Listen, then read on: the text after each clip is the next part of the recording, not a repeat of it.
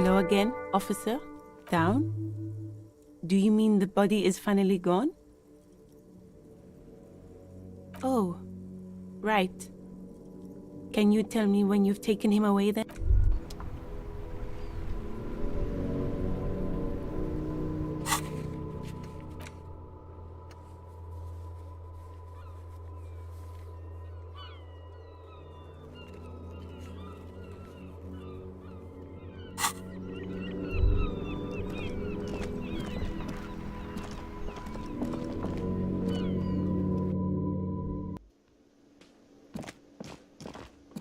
Hello again, sweetie. Yes, dear. I'm a paraplegic.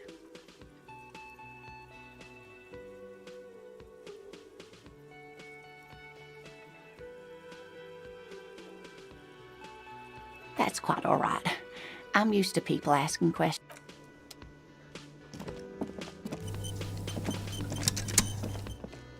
Real mature, man. What exactly were you trying to accomplish? You do— Damn, your feet thought we got away.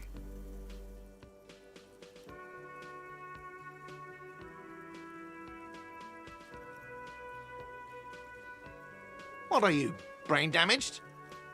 Money is what grown-up people use to pay for things. Things like this hostel room, or 8 bottles of potent blend and 9 packs of Royal Extra. We use it for everything, really. Yes, it is. No, you see, that's 40 cents. Cents are a form of currency 100 times smaller than the real. I'm not even going to— Yes, it is. He demonstratively suppresses a world-weary sigh. You know what? The stupid drinks you've had are on the house. You know why? Because I know you can't pay for them. Not because you ran away. Now, I still have to charge you for 3 nights and the broken window. That's 100 square. Not entirely cool. You still owe me 100 real. If you don't have it by tonight, I can't let you back up there. Now, what the hell did you want? I assume you wanted something to come back here.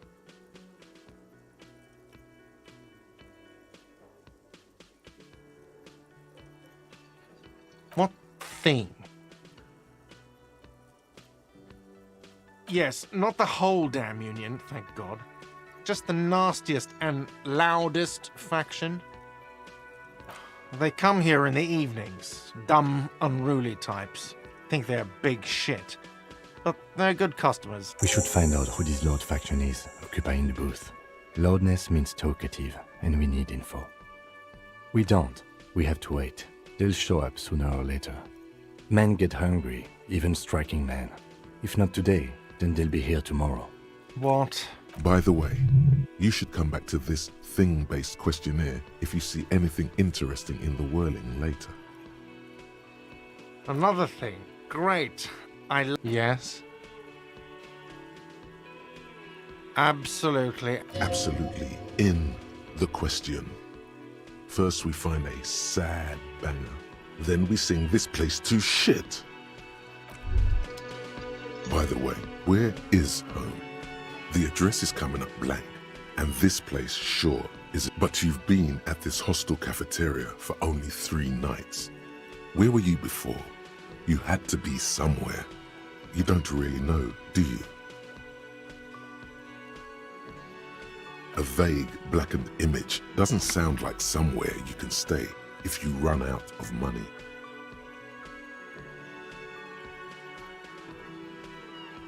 You can try. Run some addresses in your head when you get the time. Maybe a street or an apartment.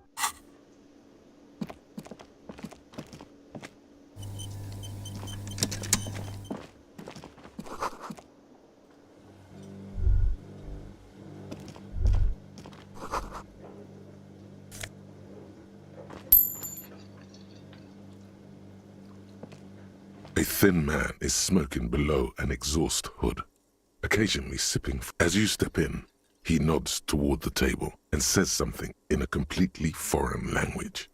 The only words you can make out, it must be his name. Goranci.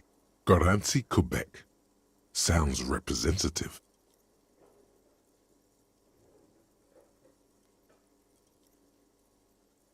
Each of his pots in turn.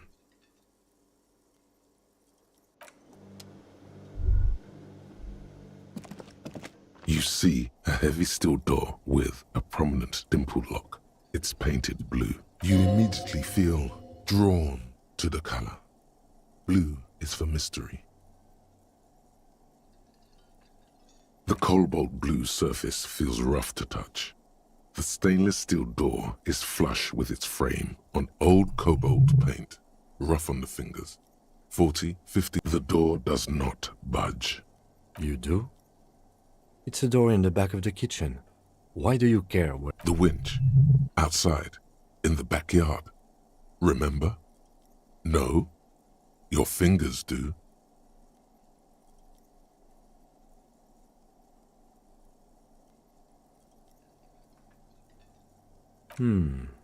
Well, if there was a winch, I suppose we could look into it. As a side investigation. If you say so, Gart is the person to ask about this. The cafeteria manager.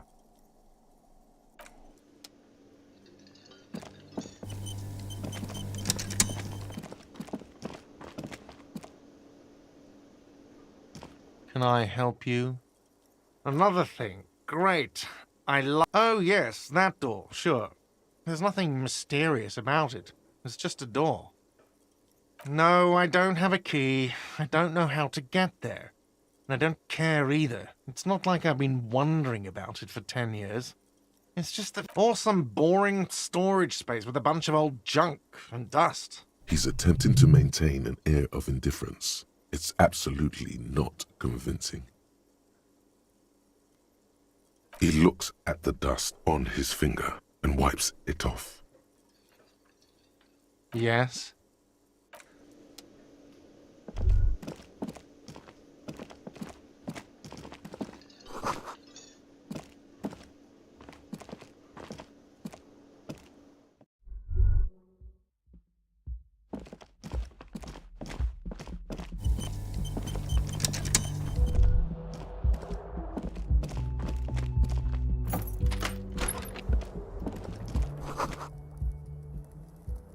Kim also tries not to look at the pile of taped viscera on the carpet, or the weird suitcase on the hat rack, or the potted plant dying in the corner.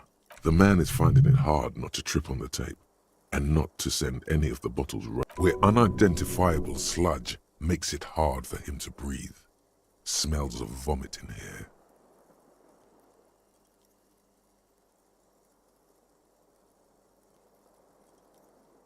He takes a step toward the door, like he'd like to leave. The bed is cold and not... The option to go to sleep becomes available every night after 9 p.m.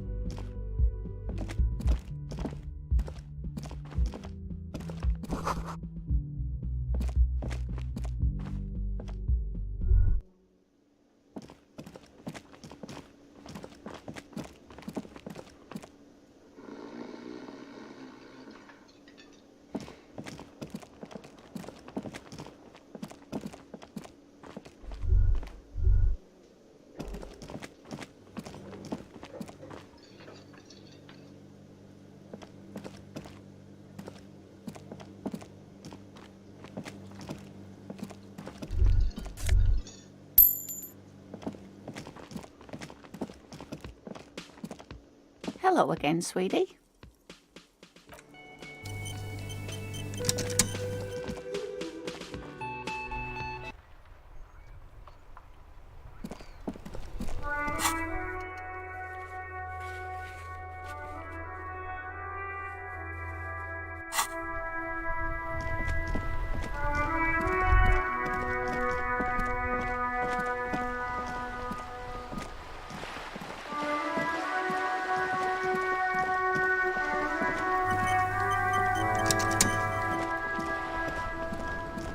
Life doesn't need to be a struggle. I'll be with you in a moment, officer. Let me just finish my sandwich. Talk. Have you no shame? Whining about your back every time you bring out the measuring tape. René, you're a man with a fork in a world of soup. Please, let's just try to enjoy the game, all right? I'm trying to, but you keep breaking my concentration. You're old. I can see that. We're both old. Now stop grabbing your ass like it's a girl. These manly men are playing balls. This is a ball game. Grab a ball and play it. Don't ask questions. Shoot first. No, you got this. There's the ball.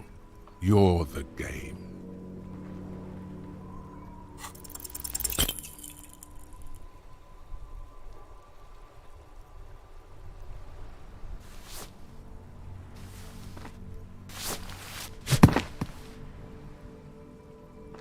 This felt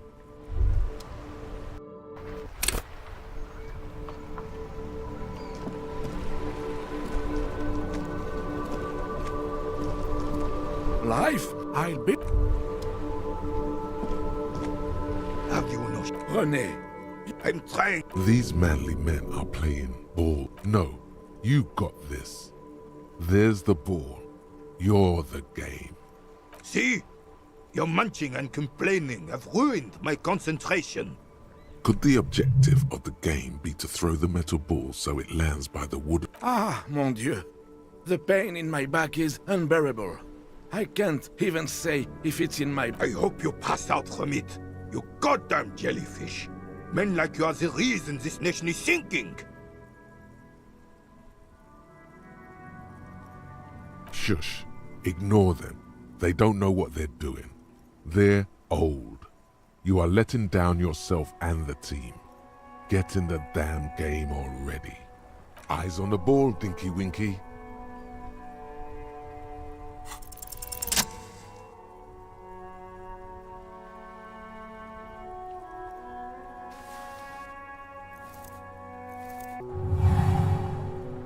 You are immediately surprised by the ball's lack of weight. No matter. You'll make it work. God, this is right. You feel the familiar tremble of excitement and adrenaline that precedes every victory. Time has frozen. A chilly breeze ruffles your hair as you stand there, feet firmly planted. All sounds, smells, even the wind, everything fades until the only thing left is the union of man and ball. West, in the Grand Couronne area, a sharp overhand left from Arsène Luc Edelbrock sends the Samaran heavyweight champion, Kostya Miasnok Kostanicha, flying to the mat. The crowd goes wild. Revachol loves her heroes. The cold metal ball is surprisingly smooth against your neck. It has a pattern on it, probably a sponsored ball. Yours would already, your muscles are adjusting to the weight, the nervous system calibrating, until you and the ball have merged into a single entity. The man ball is ready. An embodiment of pure motion, a fine-tuned locomotor running at maximum efficiency. Behold the fear and confusion reflecting in the eyes of the two feeble geezers. They are in awe of your superiority. You are a god to them. Some would still say you're a cop, but I guess we're beyond that now.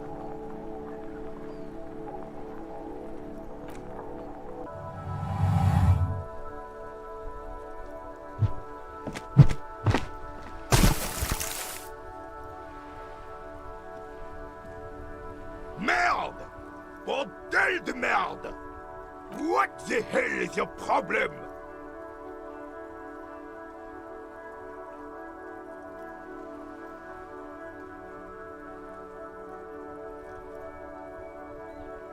I don't care if you are a cop.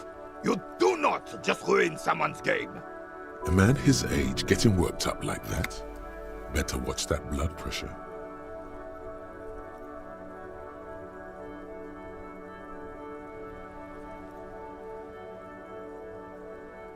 You vandalized our game, son! We can't play pétanque with 5 bull! Well, it damn well isn't. It's pétanque. You ruined a pétanque game. We want our bull back. Take it easy, René. This is just a misunderstanding, isn't... Of course there's harm done, you orange slug. You owe us a goddamn bull. Good. Mistakes are forgiven when men at least try to right their wrongs. I believe you will try. Now, why did you approach us? Yes. The terrain here provides an interesting variety to a familiar game. I do. Fire from heavy artillery. Why what? Because that's what happens when communards hijack your country, execute your supreme leadership, and turn your capital into a slaughterhouse. You use heavy ordnance to clean up your home. Commies, communists, socialists, anarchists, call them what you like. They just chose a name to feel special. Senseless sentimentality. Sadly, no. It was the foreigners who brought them to their knees. We fought valiantly. Too valiantly. So valiantly we got licked. Should have fought dirty, like they did with their suicide sex cult propaganda and mad anarchist women strapped to shrapnel bombs. We didn't though, and we lacked caliber. God bless him, but the suzerain's cannons simply weren't big enough.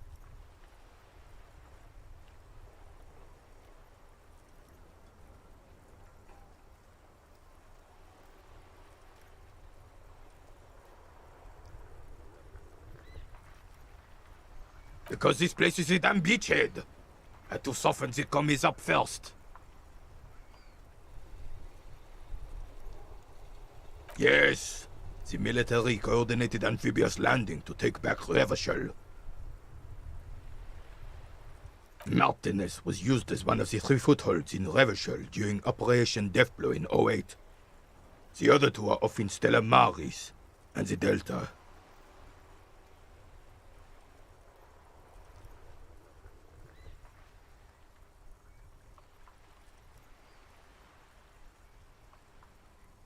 This here is Blood Ground, where Coalition boots first made landfall and cleaned those rabid dogs out. Most likely, we're playing pétanque on their mangled corpses. Blood ground. You got old René going there. Like he isn't hungry enough already.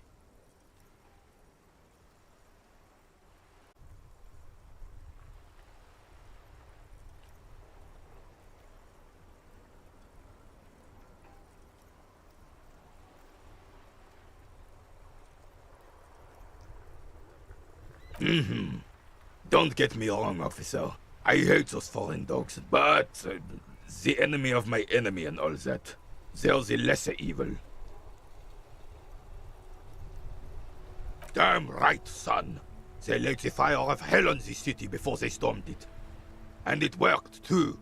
He approves of this radical approach, knows it was necessary.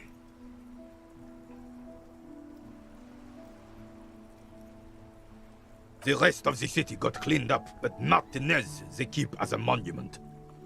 And now the Union Socialists are practically running the place. Well, it's your own damn fault. You, we, the Coalition, Revachol, whoever you want to blame, never finished the job. Officially, the party never surrendered. Of course they still hold influence. You don't even begin to truly understand the players on the table, let alone the specific circumstances surrounding the... What do you think?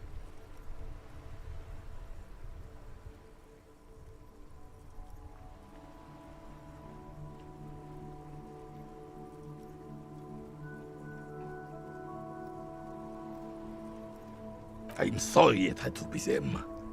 After 8 years of fighting those hyenas, boiling cats for food and drinking piss in the mountains, I would have preferred if the Right Honorable King Guillaume returned to Revachol, or even if that damn clan Frissel had risen from the grave and led us. Sadly, that was not the case. Instead, all that is just, holy, and beautiful in the world was wiped away, and now it's neon signs with toothpaste ads everywhere. Foreign influence peddling garbage and stupid music on the radio. This is just what the commies wanted. This was damn Frissel. He was the king we couldn't protect. The Carabineers failed him, and the crown. He died in the hands of the Hyperlay, in a very public execution. He slouches as he says that. It makes him smaller, admitting they left the king to the mob. A true king in both blood and mind led Revachol before Frissel. He would have been better, but the damn commies drove him into exile. The suzerain is the king! Has everyone forgotten already? It's no use talking to you. You were still in Daddy's balls when it happened. When we took our last stand against the filth and rode the cavalry straight into gunfire.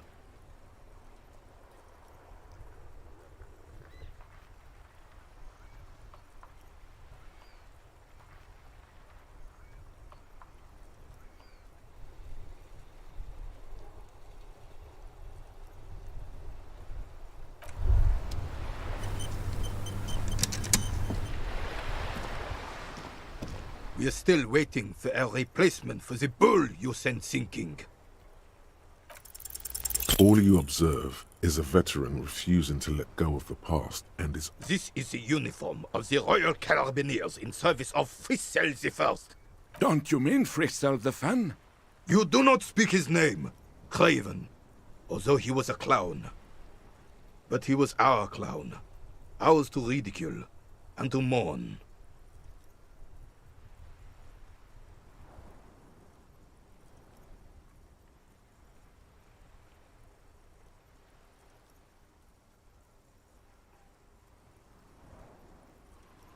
There's something you missed. You'll get to it. Don't worry.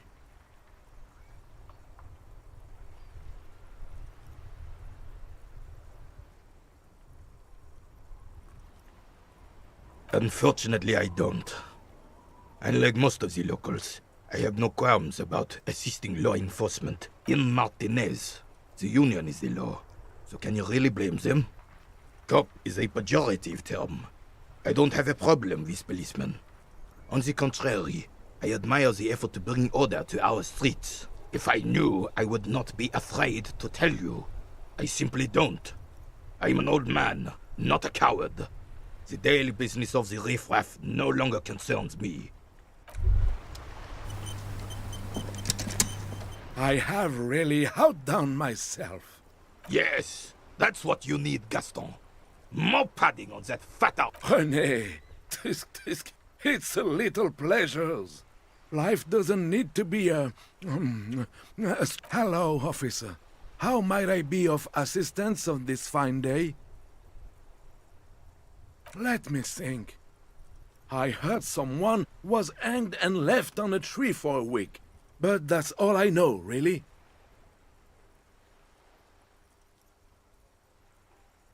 No, officers, I'm sorry. Then help them, you wimp. You have plenty of shoulder with the ghost caviar in the Union. Someone must know something. I wish I could, but I just don't know anything. I always keep... Respects?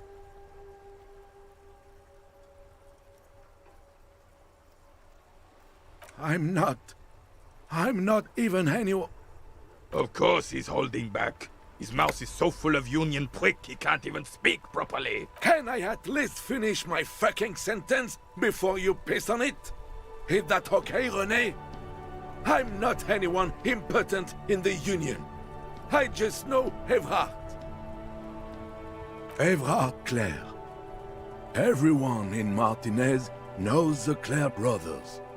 I taught these boys human studies and What do you know about history? You never witnessed history. Only heard about it years later, when it had already moved on. The old soldier mumbles something under his breath and turns to face the sea. The blind leading the blind doesn't even begin to describe it, is what he said.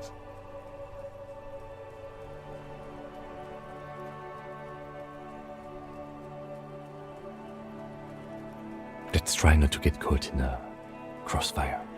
Lest we leave riddled with bullet holes. This animosity is ancient.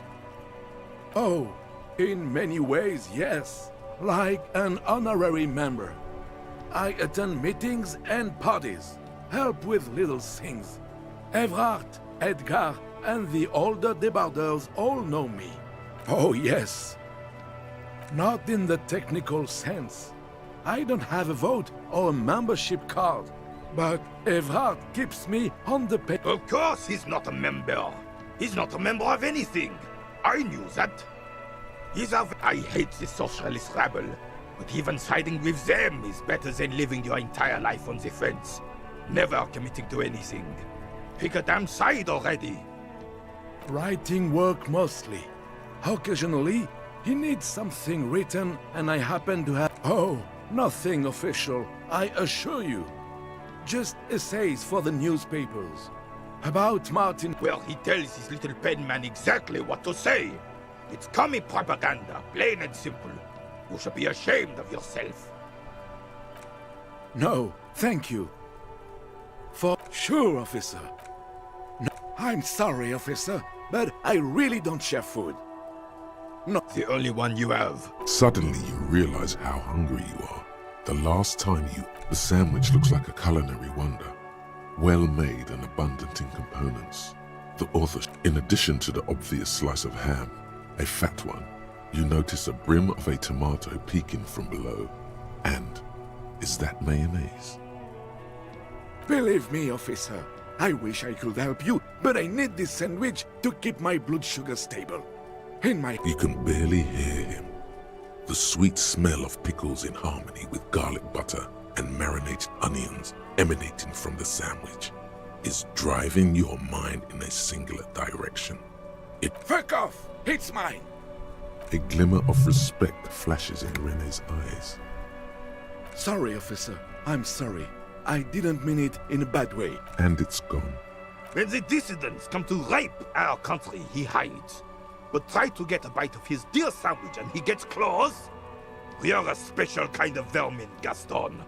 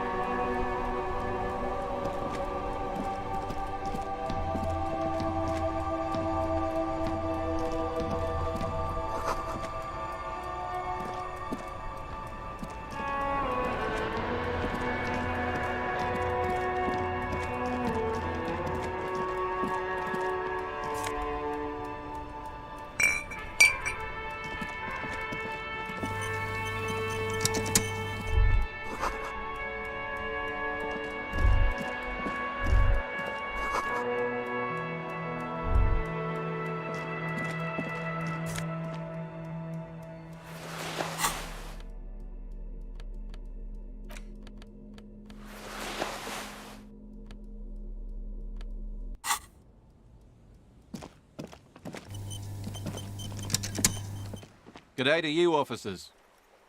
A burly man hangs out by the waterlock, carving up a generous serving of salami with an old hunter's knife. His eyes are fixed on a man stranded on the other side of the waterlock and on an enormous billboard that has fallen down into the canal between them. His posture is relaxed. Despite his powerful build and a knife in his hand, this man resorts to physical intimidation only infrequently, if at all.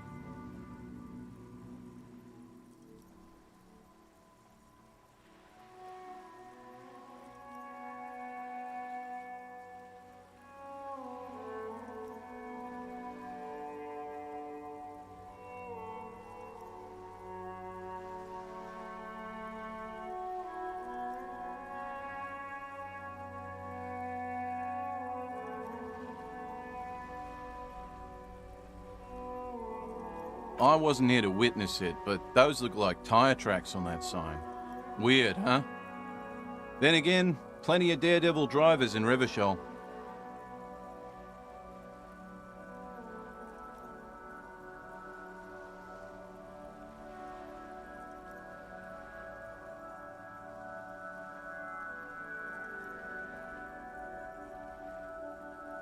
The words daredevil driver sound ominous to you.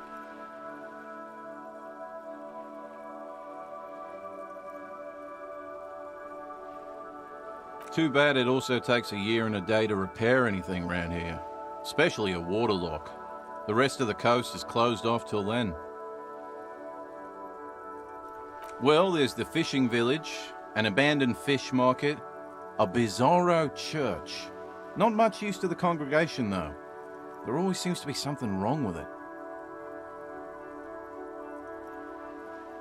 Yeah, not really much else.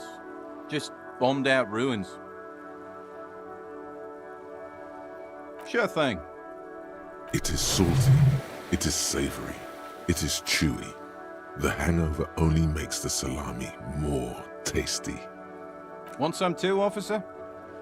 Why not?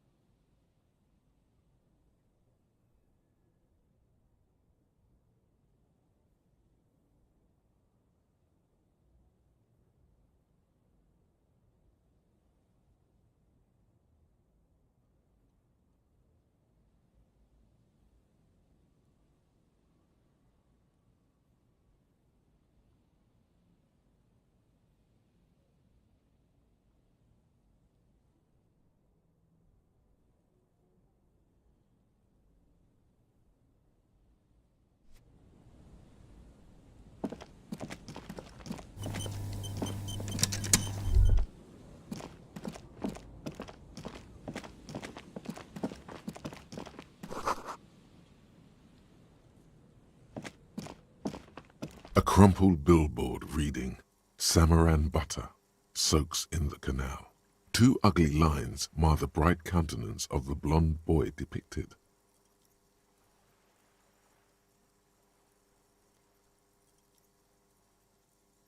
The sign billboard has fallen on the waterlock, keeping it open, and thus out of order.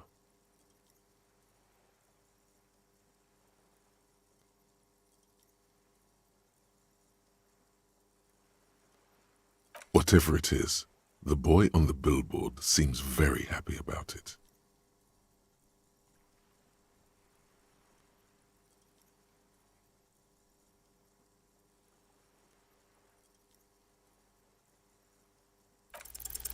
Judging by the size of the impact and the parallel lines of burnt rubber, the cause was probably a motor vehicle.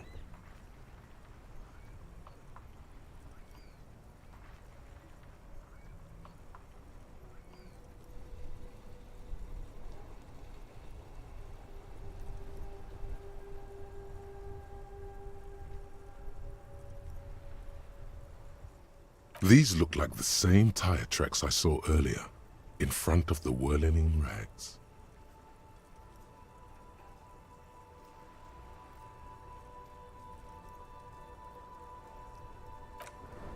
Side slip marks indicated that the vehicle was traveling up the crater at 35 kilometers an hour.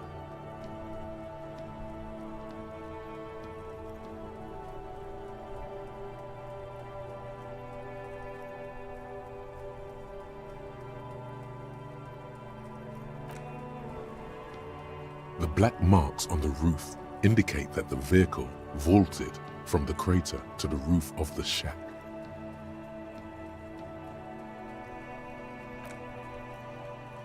The panel served as a takeoff ramp. The vehicle soared through the air, hitting the billboard and upsetting the posts. Then it continued its flight, taking the billboard with it. The sign broke the vehicle's fall into the canal.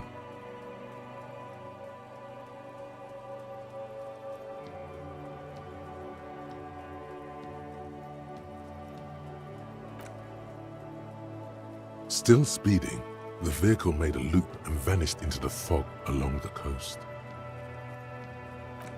There are 2 good candidates, the Caprice 40 and the Linéaire G22. It's about the right size, and the tire marks look like they came from the skinny tires frequently found on that motor carriage. Very sturdy but light motor carriage, more likely than most to survive that jump. You'd have to follow the tracks to be sure.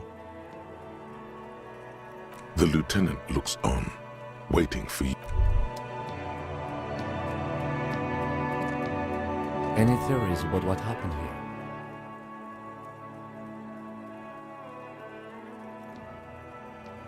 What kind of car do you think it was? That's quite likely, from what I can tell. We're not traffic cops. Should we get back to the murder?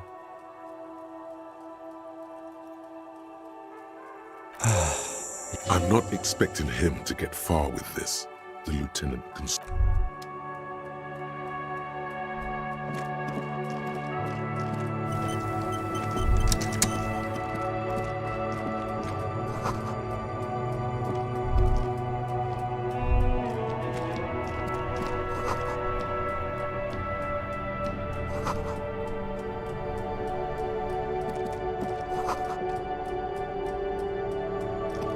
You see a Samaran street vendor surrounded by a motley assemblage of goods, when the name Sileng is embroidered over his breast pocket. Happy shopping, officer! Everything's cool. The goods are cool, the customers are cool, the place is cool. And one more thing, office... From out on the bay, a cool wind gathers. It sweeps into the city, tugging at the textiles hanging around the stand. You're very cool. Bang, bang, bang, bang! You feel a twitch in your index fingers. There's a finger shootout brewing.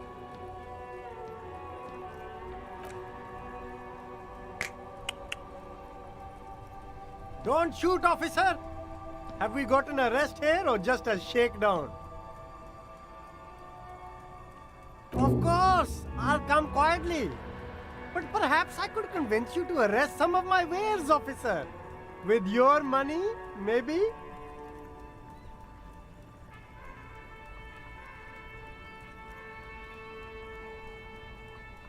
Only the coolest goods in Revachol.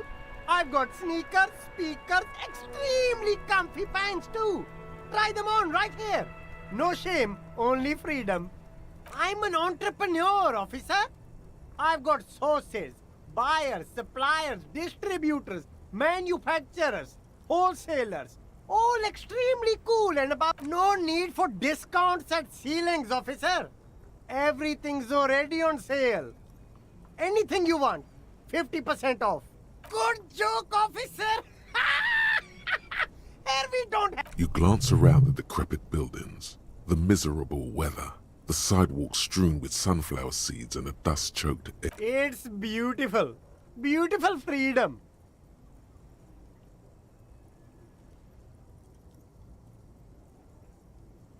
That's right. Revachol is the best place for an independent self-employer like myself. Anything for you. You mean these delicious pre-packaged shelf-stable meal kits? Really easy to cook, no hassle, really cheap too. Buy some, try them out. No problem here, officer.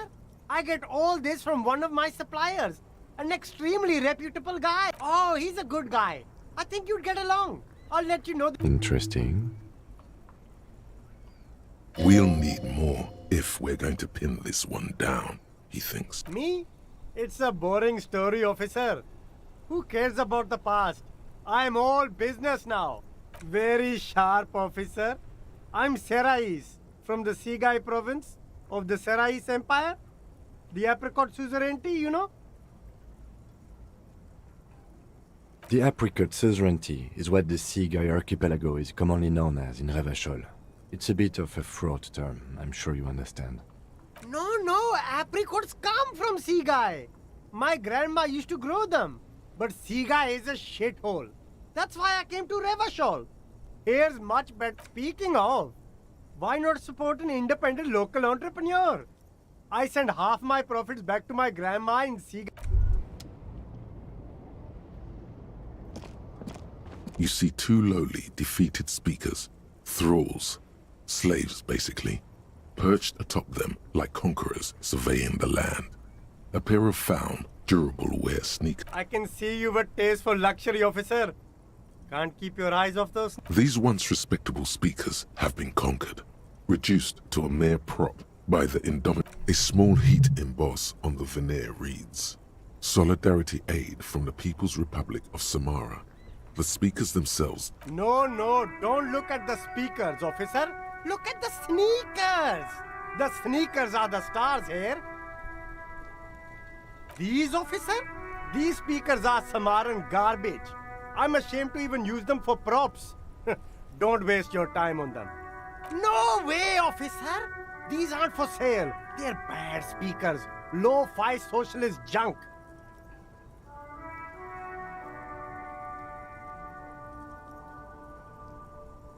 Well, if you want them, but see, they are the pedestal for my sneakers. If I let go of the speakers, where will the sneakers go? I can't. If, on the other hand, you wanted to buy the sneakers too, I could maybe throw in the speakers for little extra. 50 cents? A pair of found ultras. The design is impossibly sleek and simple. A futuristic... Those sneakers, mister. Those sneakers are the latest found sneakers. Super air, super fine, super...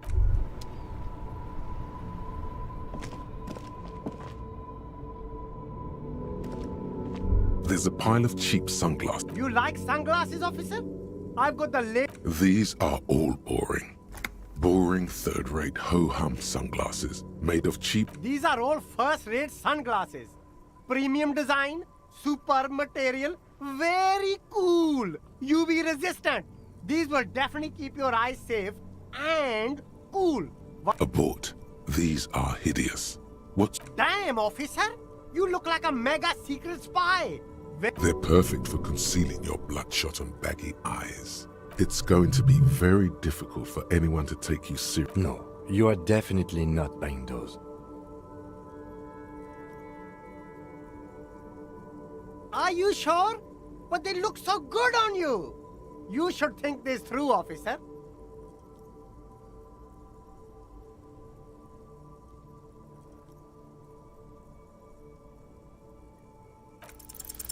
No luck. All you find is this lime-colored cellophane. Oh, that visor is perfect for you, officer. Here. Hey, at least it might actually offer some protection against the sun. Not like those cheap plastic shades. I hope not. You don't like it? Sure, Square Joe. No problem. Let's get you some real shades.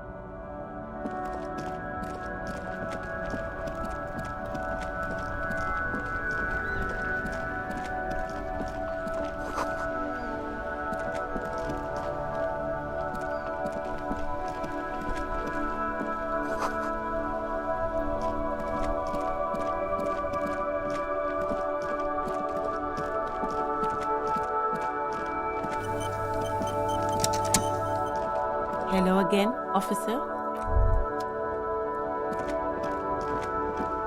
I am a gander and a hunter and a gatherer. Feel like a traveler from another planet. Hey there. It's the jam, my man.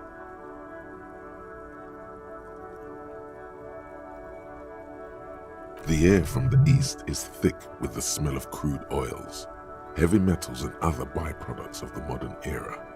It's a traffic jam for the ages. Harbor gates up the street are shut tight, no explanation given. Workers on strike, scabs agitating. Meanwhile, we're all stuck here in long-haul limbo for days upon days upon days. Upon days. Yeah, exactly. Feels like forever. Like I was born on this here roundabout and this was all I ever knew. Just me and the metal and the tires, the oil and the fumes of mazout.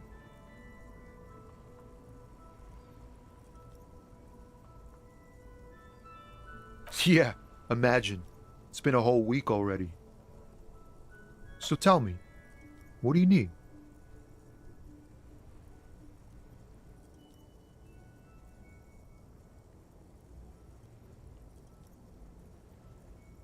It's like, whatever's going on over at the docks. Workers got a blockade set up, making demands. Going on strike would probably help you dodge a bullet or two. Maybe you should. Cops don't get paid much and the hours are long. Plus, you can get shot. The RCM is a self-managing organization that operates on donations. We promote our own leaders. It would be like striking against your own mother. Okay, but do continue. You were asking about the strike?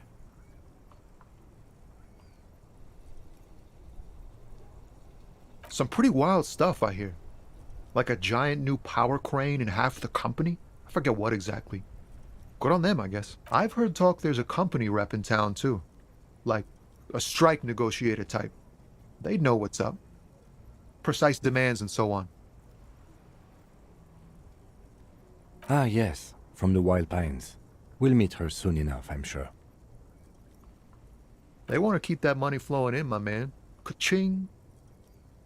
Anything else? Yeah, this ain't really my area of expertise. I just do my job and get paid. Us lorry drivers, camionneurs, Few still hang around here waiting for this mess to end. Most have scurried off somewhere to get drunk or high. Or laid. Not that I blame them, really. Not my thing. Chasing transient pleasures is a drag these days. I prefer the examined life now. Thinking, reflecting, observing. What's better than chasing transient pleasures? The more transient, the better. When he tries his best to look nonchalant, but there's a rigidity in him, as if trying to conceal something warm and deep beneath a cool exterior.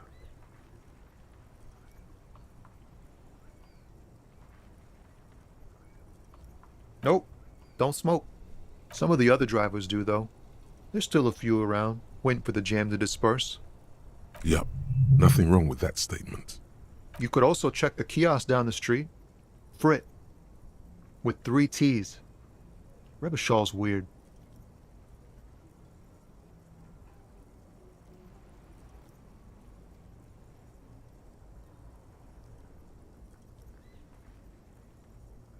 He ain't one of us drivers.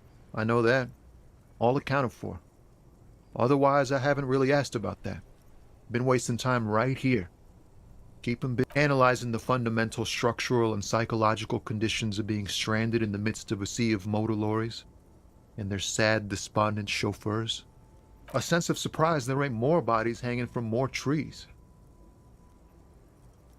Oh, high-grade narcotics, illegal firearms, stuff like that.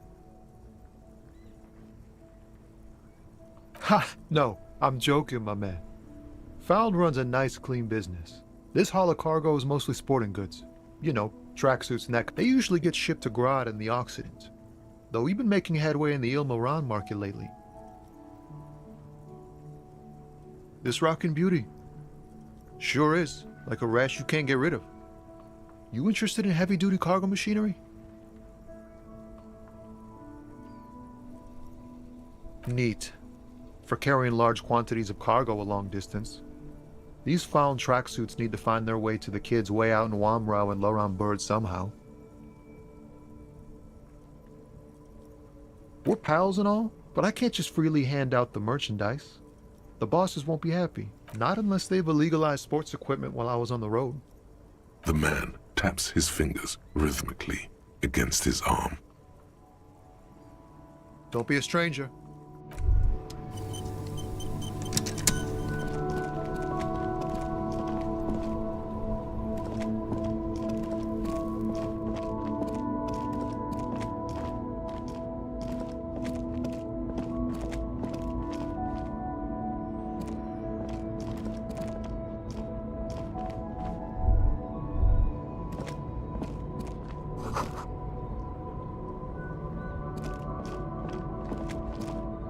An old monument stands in the middle of the traffic island, pointing toward... An old monument stands in the middle of the traffic island, pointing toward the sea.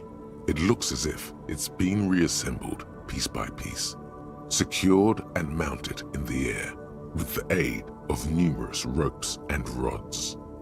A silver plaque on the statue's pedestal reads, "I am Philip III, the Squanderer, the greatest of the Philippian kings of Revachol, son of Philip II, the opulent, father of Philip IV. As you look up, you notice something about the statue. There are some odd indentations on the king's chestpiece. Something with great kinetic energy seems to have impacted the cuirass, around where the heart is. A bullet? Okay, I can't see it, but I take your word for it. Well, Martinez is riddled with bullet holes. This place saw a lot of action during the revolution. But the statue is recently renovated, so maybe a joke? Target practice or a political statement?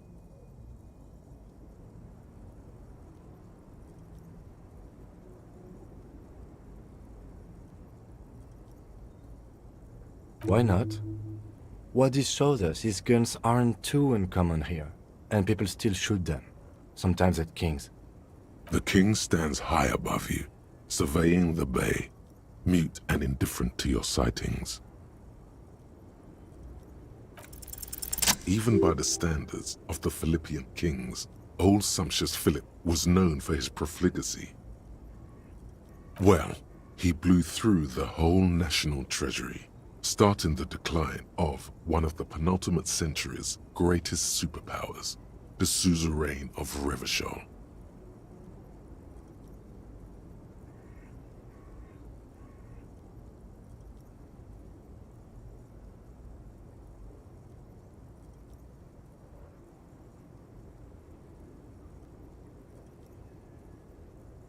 His own maladministration foreshadowed the fall of the monarchy during the anti-centennial revolution, an end to his family line and the monarchy on the Insulindian Isola.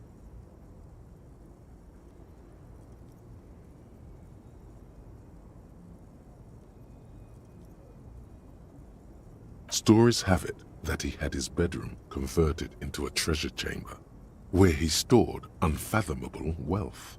Krugerrands, bars of gold, ornate weaponry, armor, and various chalices.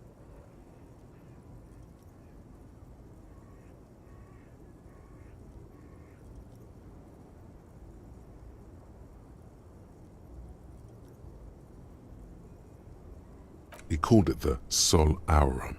It was obscene. There were whispers he slept on a huge pile of gold-dipped feathers, like some obese dragon, instead of a bed, like a normal person.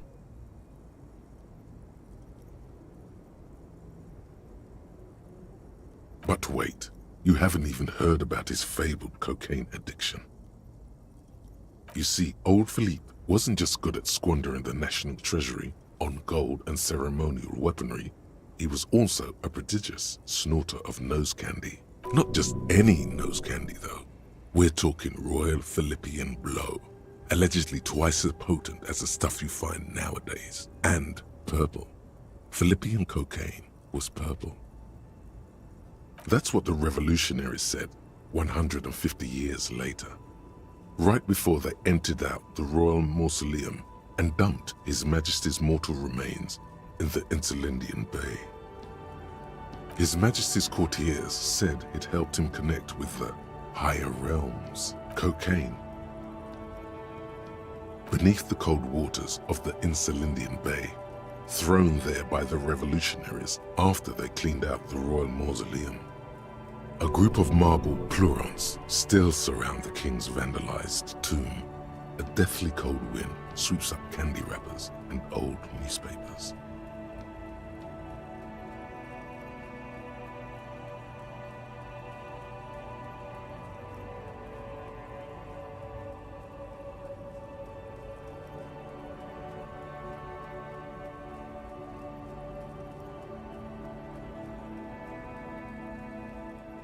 The original was blown apart by communards, then further damaged during the landing of the coalition's airships during the turn-of-the-century revolution, when Martinez was leveled.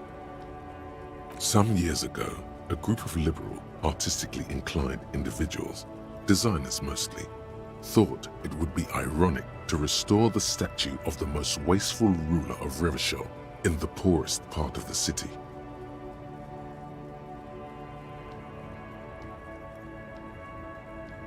The statue is supposed to capture the moment it was blown apart, like an instant frozen in time, a rare butterfly trapped in amber, floating on a sea of shit.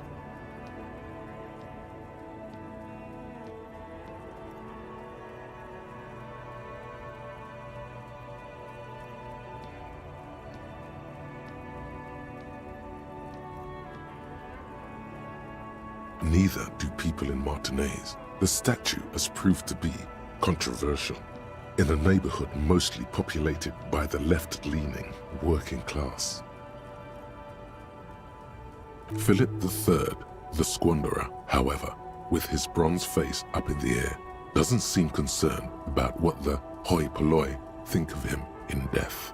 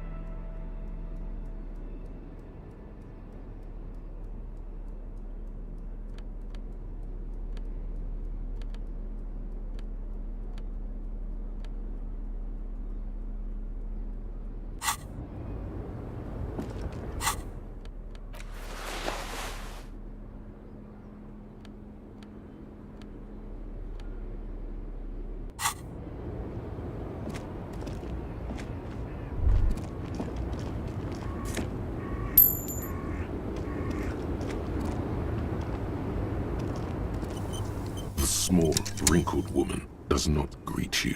She nods along to something on her radio. It's the warmth of a winter night's fire. Maybe she could give you comfort and shelter, some cigarettes and food money. Maybe she's your... Nothing. Her smile. Just keep no. This one is a monster in disguise. Wait. She's just a distracted old woman. Better to leave her alone. Why? I just...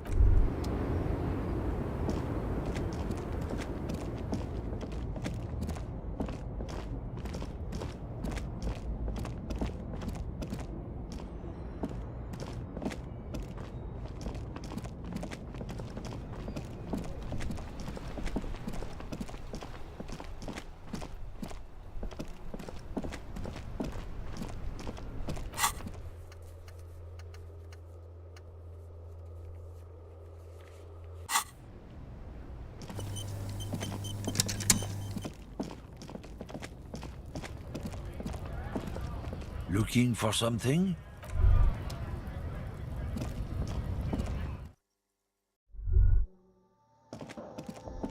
You see several packaged raincoats fill a low shelf beneath a display of croissants and juice bottles. The raincoat... What is what? If you want to buy one, then it's only 4 real. Her attention is drawn to the raincoats. You see several Here you go.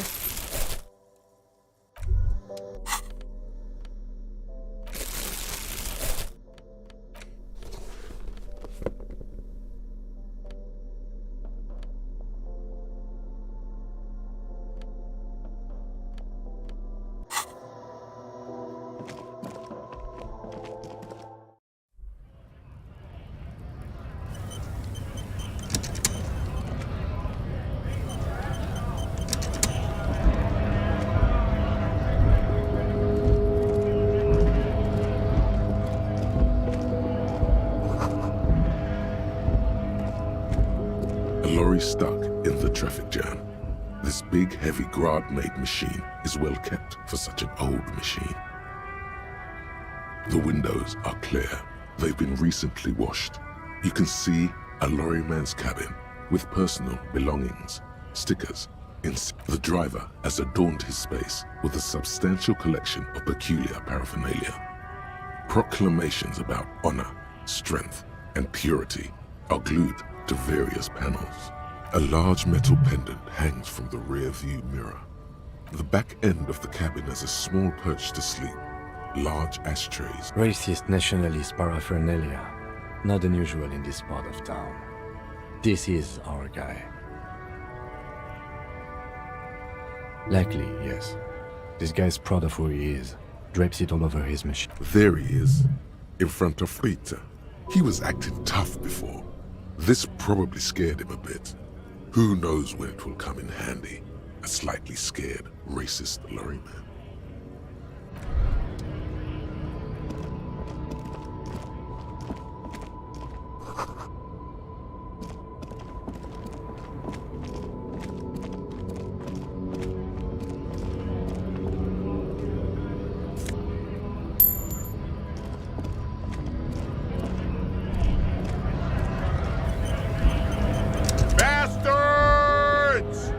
Have a right to work! Hold up and stay frosty, everyone. Cops are here. You here to fuck with us? Beat the honest worker down. We're here to fight for a cause. Stripes usually have problems with people who have causes.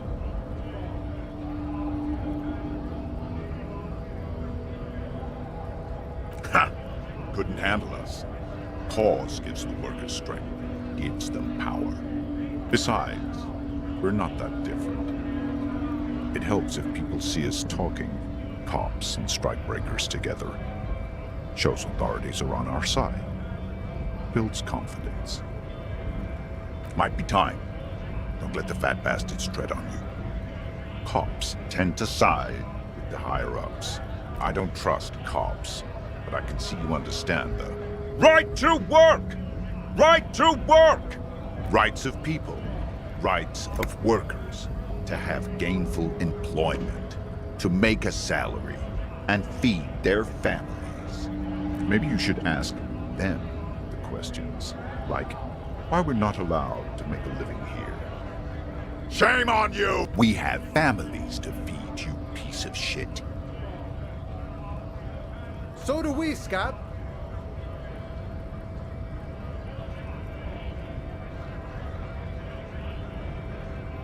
Honest men and women with rights to work, to be useful, not toys for corporate interests.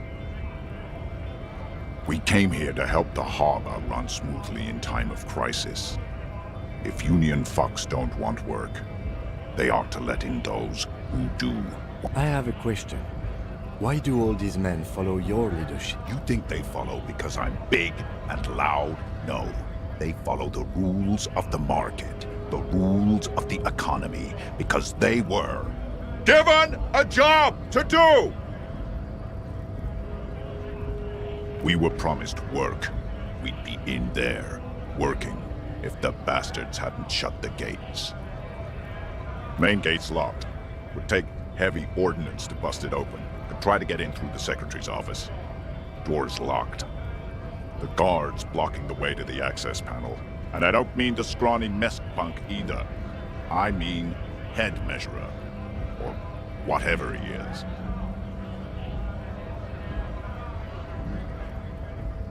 Huge Seminese guy standing up there on the overhead passage. Won't let anyone by. The access panel is right behind. Bad. Standing on a narrow bridge, he's got a strategically advantageous position. And he's trained. I don't know how the Union has a trained killer up there. But that one's no joke. And my men are tired and hungry. They're workers. No. Why don't you go arrest them instead? I'm sure It would be better for the neighborhood if you went home, at least for now. No! They will give up eventually. Or get drunk. Leave the When a bunch of ungrateful, lazy cockroaches can't get their act together, decide to block honest work for other people.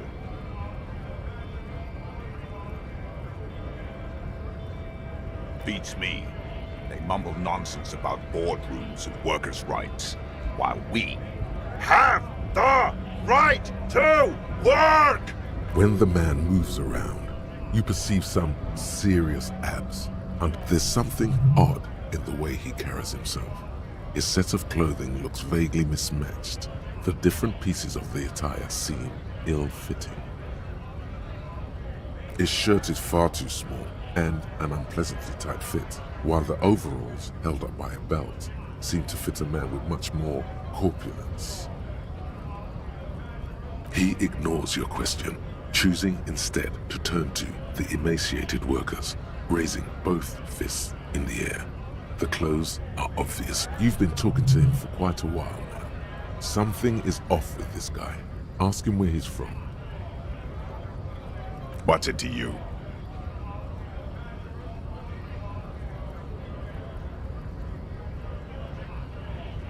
Big mess, caused by union greed.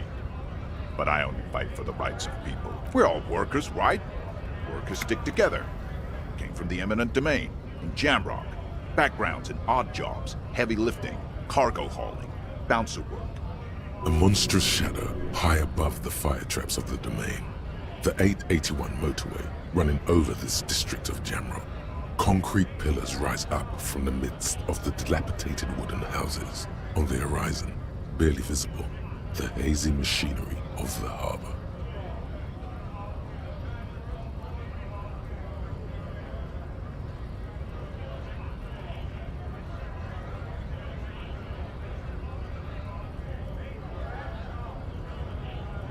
Life in the domain is even worse off than in Martinez. The cold air is stiff from the fumes of the motor carriages and lorries. Below, broken down, battered people mill on the dusty streets with no purpose. Yet amongst them, there is no sight of this man. Nowhere.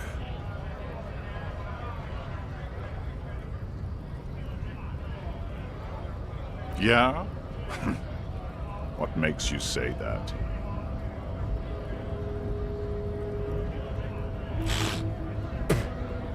They know me.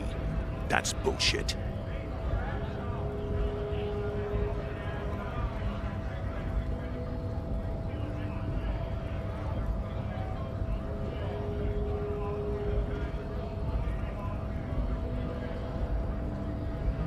Have fun. Union shits are on full strike. Don't think they're going to let you through the gates. Why you want to meet that fat asshole? I know nothing about a murder. Wouldn't put it past these harbor bugs. They right to work! It's shameful. Cops doing nothing. You should bring backup. Open up the gates for us. Blockading gainful employment for workers is a crime. We are not picking a side in this just yet. Pity. Let us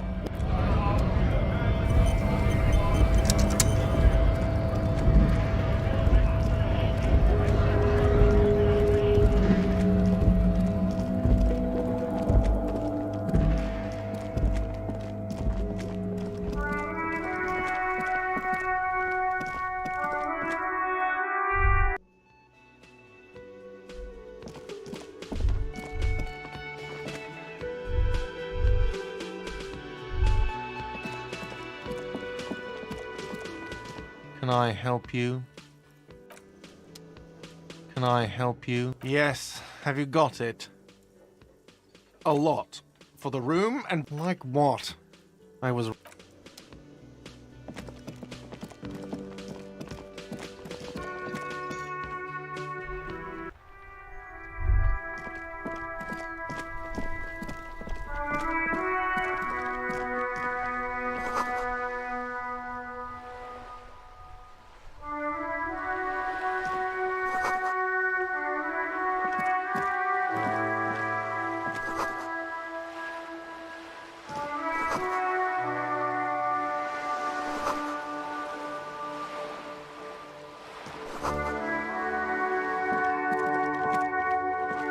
Hello, sir. Step right in. The store is open. Are you interested in a new and exciting book? It's a bookstore, sir. We sell books, postcards, and some board games. It's called Crime, Romance, and Biographies of Fame. Whoa, whoa, whoa, whoa. Hold your horses, little girl. Board games are like little games on a table, made to pass the time. There are several different ones, but sailors here mostly buy cards. A postcard is a small cardboard picture. You can write a few words on the other side and send it to your friend or beloved. My pleasure. Anything else you'd like to know? Okay, sir. I'll try to answer any questions you have. I hope they're about books. Oh, kings and queens and generals of old, or artists and writers, or musicians, those kinds of people. There's usually something extraordinary about them. I think that's why people read them, to find the secrets of their fame. I don't know about that, but I imagine life is great when you're famous.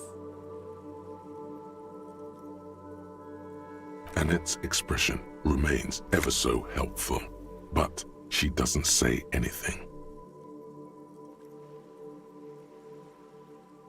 Okay. Oh, I think that's why people read them. I don't know about that, but I imagine life is great when you're famous. Okay, sir. My name is Annette, sir. My mum, her name is Plaisance. She owns the store. She's inside minding the register or organising the stock. Feel free to step in and browse our wares. I'm signalling that the store is open. Otherwise, people might not know. They'd miss out on the crime, romance, and biographies of famous people.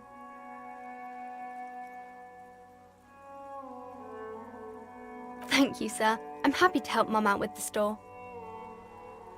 I do my studies at home at the moment. I have to help Mum keep this place running.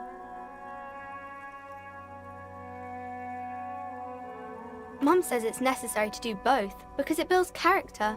Mum says a proper worker is dutiful. That's how you get ahead in life. There is stress and unease behind these words. She's reciting etiquette. Mum says it's peachy. She was a little afraid at first. There's talk about this house being cursed. Behind her, the window has been boarded up. You sense the boards creaking, twisting for a second, and some kind of doubt in her tense shoulders. Cursed in the way that makes them say that no business has ever really thrived here, sir. That they all go...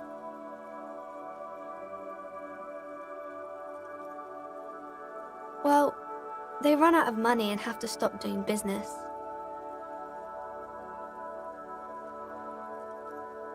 We can go into the bookstore and ask about the case, but I don't see much more to look into here. Yes, please do look at our wares inside. The postcards and board games you asked about are also there, sir. It does not manifest itself in any way. It does not exist. I liked it better when we were asking about famous people. No such thing. Anything else you wanted to talk about, sir? Nothing really, sir. Mum doesn't allow me to sneak around in the back rooms or the cellar. I don't really know what's there. Maybe I can tell you about some of our books instead. Crime fiction is about murders or burglaries or things like that, and the work of a policeman or a private detective who's trying to solve a crime and catch the criminals. And it's kind of like a puzzle too. You can guess who the criminal is or how the good guys are going to catch him. You don't look much like a policeman. Didn't mean to offend, sir. Sorry, sir. It's just that you don't look like Dick Mullen.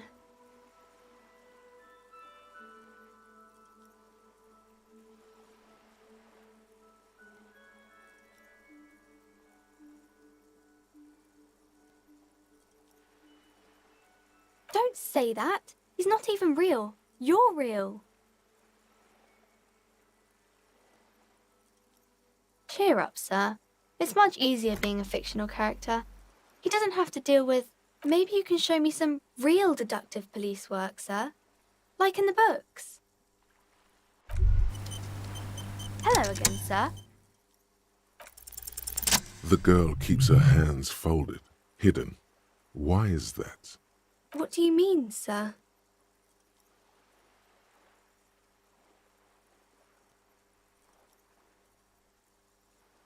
She looks around anxiously. Her hand, the lieutenant stands by, looking at the two of you with little interest. She brings out her reddened hands, her nails frayed, nearly chewed down to the flesh. And you knew this from me keeping my hands folded? Well, that proves nothing. Anyone could do an easy deduction like that.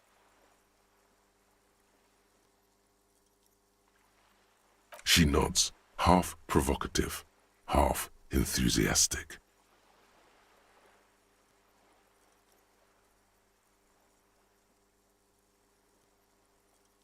Maybe so, sir. Okay, I know it's a bad habit, and I shouldn't. It was okay, sir. There's more that can be achieved here. Ask her to do the same. You're quite sober. The lieutenant does not flinch at the comment. He does not flinch even a single bit. He is intensely not flinching. It takes effort. I sure hope you are, sir. There she stands, swaying on her feet, assaulted by the early spring breeze. She smiles at you. Hi, Ace Detective. Are you here for more books? Because you know each other. She's been talking to you so openly because you've talked before. Yes, I stand in this spot all the time. You've been running around all week, sir. Sometimes without your shirt on, asking people questions. Of course, you stopped by a few times. You certainly look better than the last time I saw you. Yeah, but you don't have party eyes anymore. Party eyes. Yes, of course. That makes sense. You know, like a cat in the dark, all big and wide-eyed. It certainly looks odd on a man. The swiveling eyes of a loony drug addict. That is what she meant. You were... Fuck yeah. You should get some party eyes right now. Snap those sequins on you, boy. Oh, baby, that's not what you have to worry about. Worry about the important thing. I didn't know I had to do that. I'm glad I could help you, sir. It's the type of book where there's a rich lady and she has to choose between the good man and the bad man. Or there could be a story about a poor lady getting a rich man. It's about man and lady business, sir.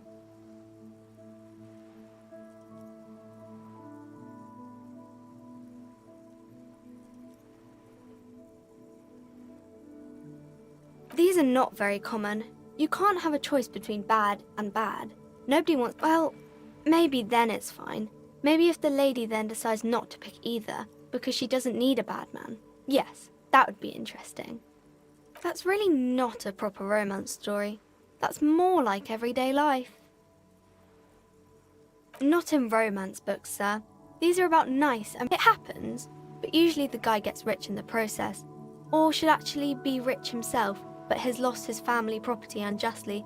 Those are unhappy books, for most of the pages. I haven't read many of those. Maybe you should ask Mum.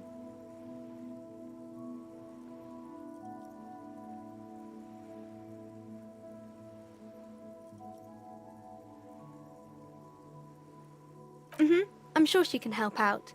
Anything else? Maybe some about other books?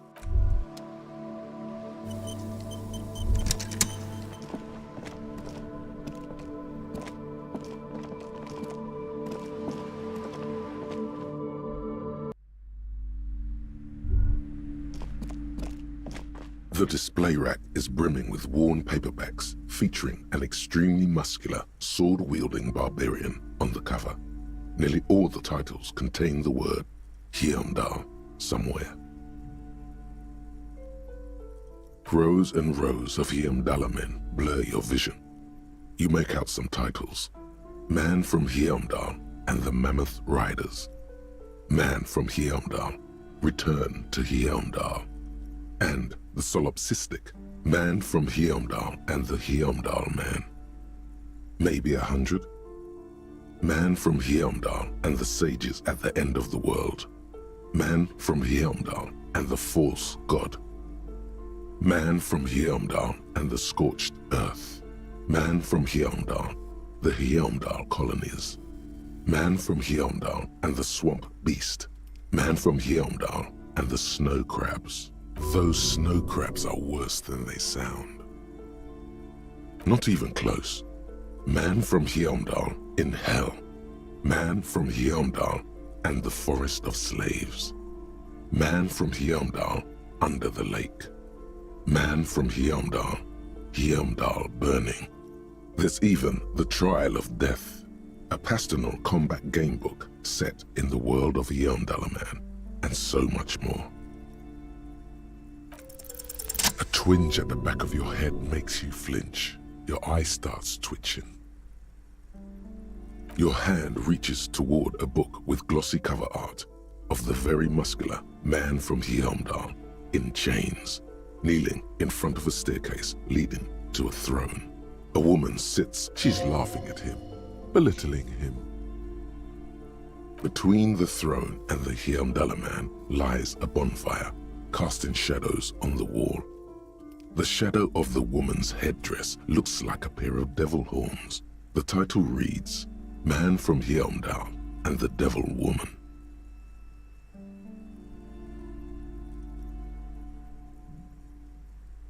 The display rack before you is burdened under piles of Man from Heimdall novels.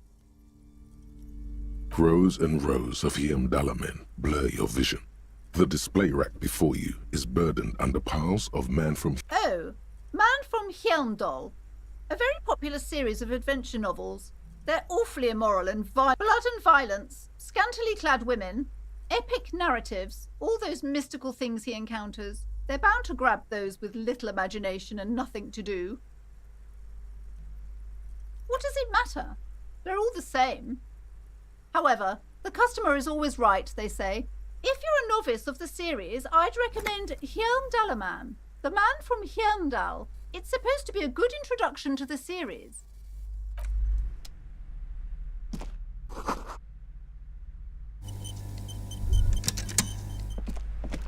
A small mountain of colorful board game boxes. There are numerous types of games for all ages.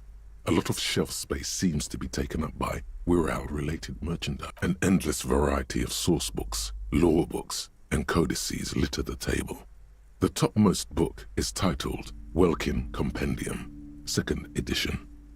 There's also a large hardbound tome with intricate cover art, The Hunters of Katawak, Boreal Creature Compendium, and a Pick Your Path adventure game book titled Tales of Wirral, Cavern of Velkrag.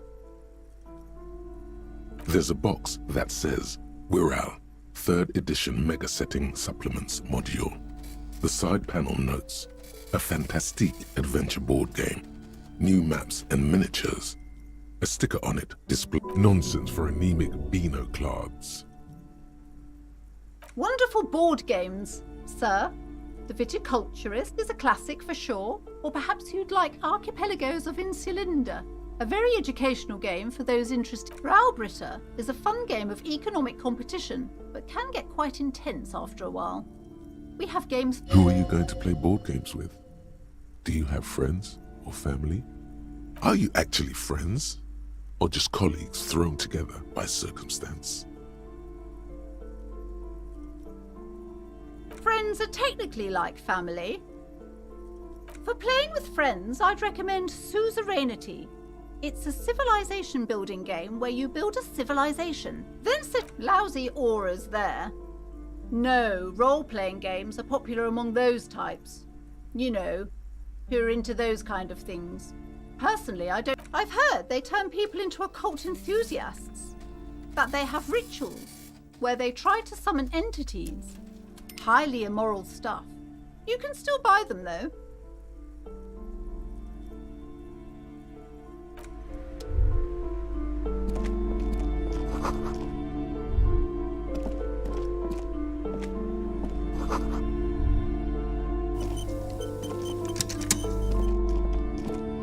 Welcome to Crime, Romance, and Biographies of Famous People. My name is Plaisance. Be welcome, and please take responsibility for the energy you bring into this space. I am the proudest owner of our little shop of culture.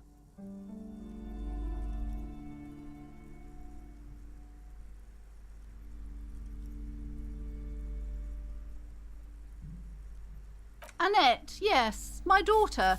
I hope she wasn't slacking off again with her nose in science fiction. Tell me, was she at her post doing her job like a proper girl? Oh, shameful girl. What is she up to this time? Wonderful. Did you talk to her?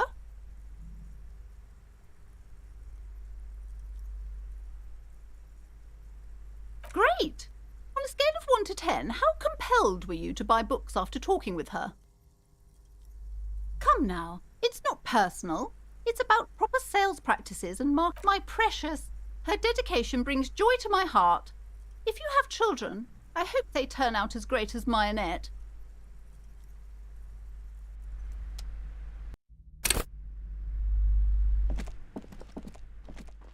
Welcome to Crime. Be welcome. And please take I am the proudest owner of our little shop of culture. Annette, yes, my daughter. Wonderful. Did you talk to her? Great. On a scale of 1 to 10, how compelled were you to buy books after talking with her? I guess it's better than nothing. She'll have to try harder next time. Mind your own business, sir. In our society, people don't get to tell each other how to raise their children. It's none of your or anyone's business. God, I've told her not to do that. It's disgusting. And I told you to mind your own business. This economy is a mysterious force, like cosmic weather, mysterious and harsh. She can, if she has enough willpower. This is what's called growing pains. Come on, ma'am. It's obvious she can't do anything about it. You are placing an unnecessary burden on a young child.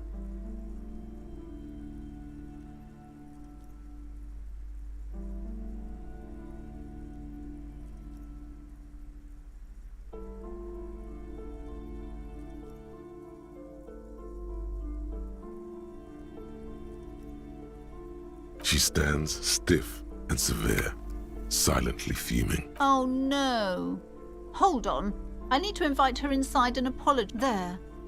I don't know what to say to you. My husband, he tries to teach me business lessons. I have what my mother called a dull mind. All this stress. Yes, I'm afraid so. A real treat she is. It would be nice if she had... No, we couldn't have afforded... A glimmer of sadness blinks through the well-crafted exterior.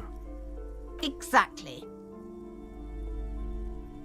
Yes, my husband is a successful entrepreneur east of the river. If only he were more involved in the business we're running up here. No matter. Soon we'll both be off for Grand Couronne. It's a proper place to live. One of the most peaceful neighborhoods east of Jamrock. You may know it for its massive housing project. Your head feels light and dizzy. A cold breeze caresses your flesh. Monstrous buildings loom over Grand Couronne. A cold wind howls in the empty halls of homes built upon delusions. There is no life in Grand Couronne. No one can afford to live there. Most of the buildings are empty at the moment. It's a great opportunity to get ahead of the crowds. Better times ahead for sure. He made the initial investment. Since then, he's been what you might call a silent partner. She's been too busy helping me here, so she studied at home this trimester. This is a temporary solution, of course. I assure you, I of all people understand the importance of education. She will be back in school the moment The woman looks aloof, her features much softer. Occasionally she glances at her daughter's silhouette. Goodness, you were already doing good, browsing the shelves. Why'd you stop? Don't you feel compelled? Go, go. Get back there. The book, everything is on the shelves. Take a look yourself. She smiles and nods, seemingly relieved.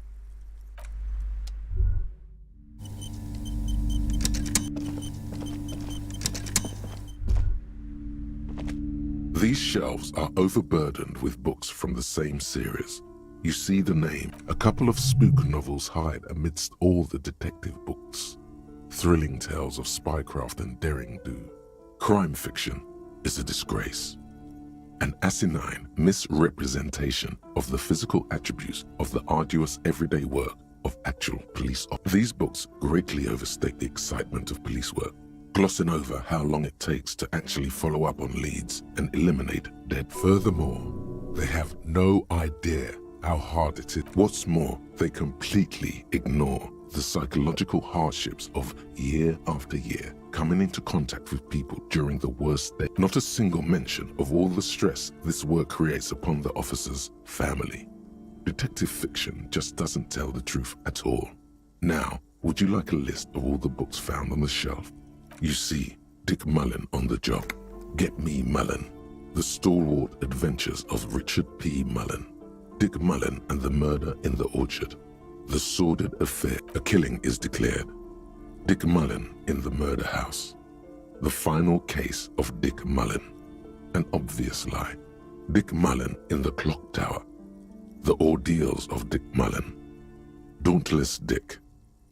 Dick Mullen's funeral pyre. Oh no. Turns out he faked it to solve a case. Yes, there's also The Dame Who Did It. Farewell, My Mullen. Faking death seems to be a common trope in the Mullen series. The Morbid Tales of Dick Mullen. Tragedy Calls for Dick Mullen. Another one with fake death. And, of course, Dick Mullen, the murderer.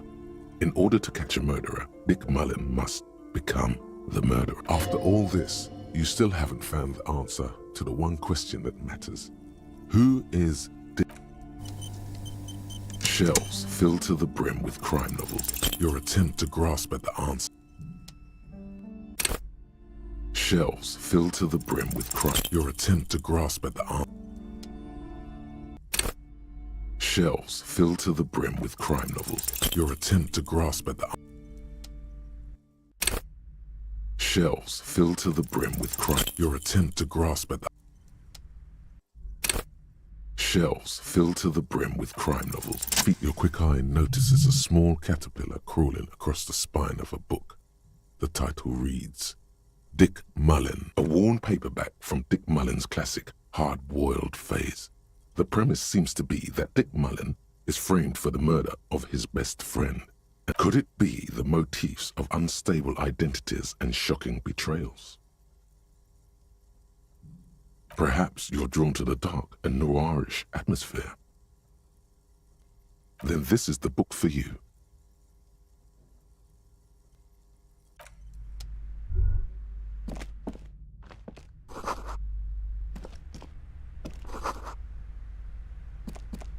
The plaque on the shelf reads, Browsing through all the books with all their names makes your head spin.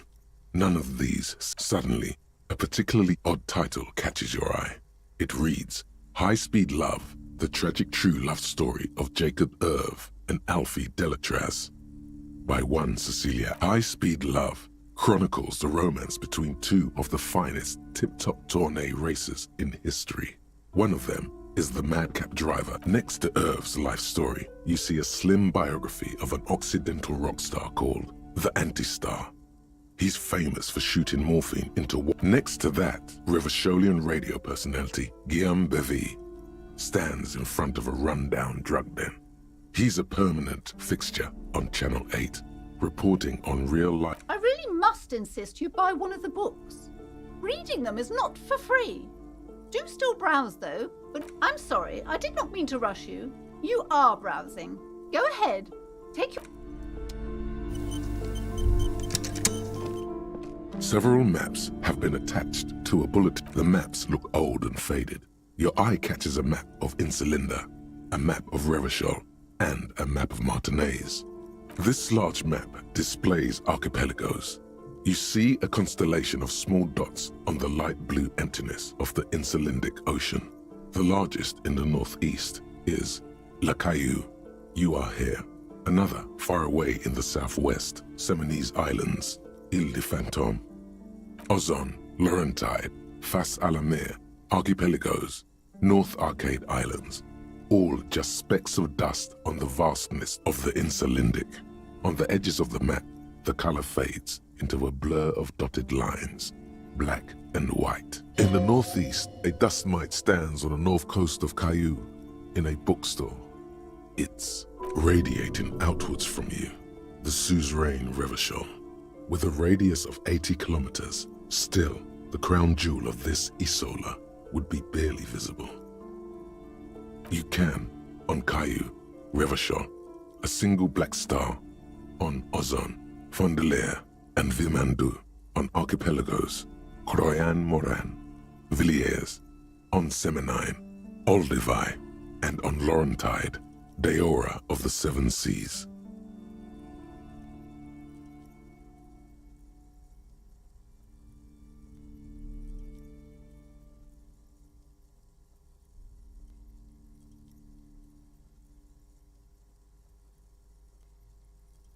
The ocean breaks apart into a tangle of cosines and azimuths, all pointing into pale nothingness.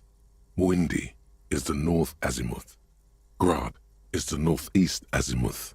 Samara is the east azimuth. Seol is the west azimuth. Isolas, they're called.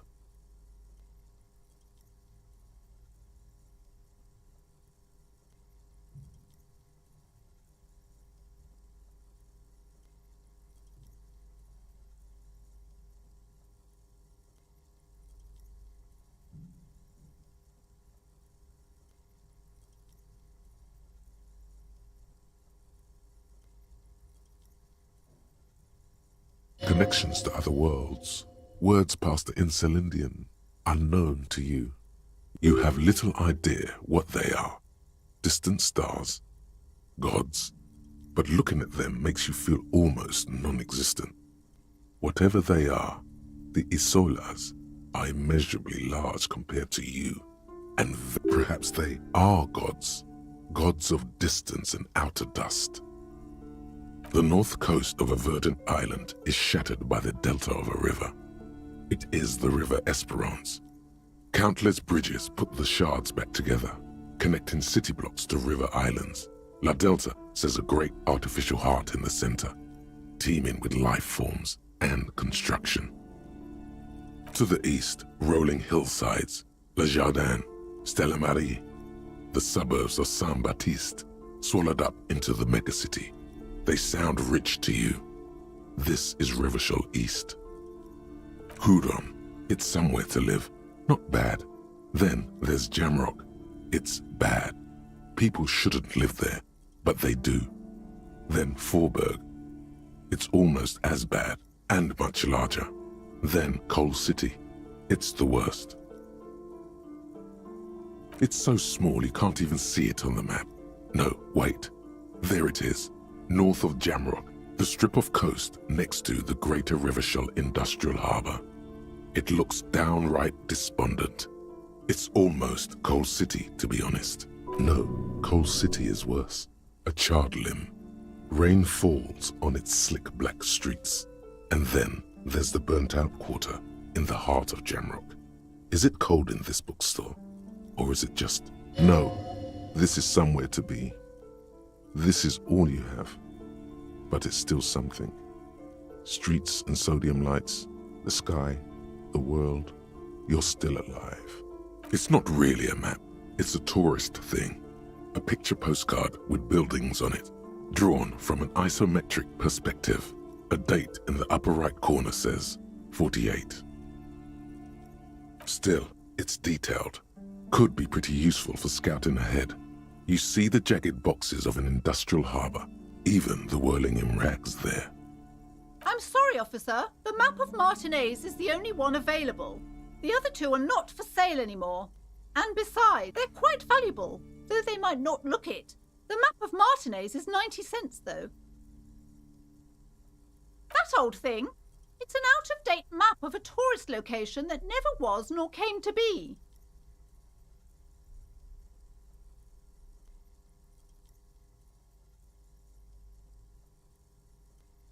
From when some design studio people tried to spruce the place up 4 or 5 years ago. They also renovated the horse statue, set up those coin-operated viewers, and designed the new street lamp. They didn't get that far, for some reason.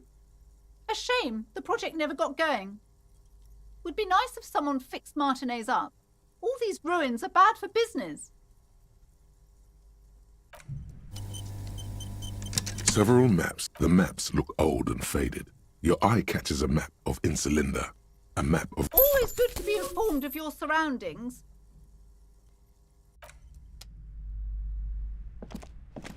This bookstore is not strictly about crime, romance, and biographies of famous people. Amidst the various books, you find one written by someone named Matthias W. Dundas.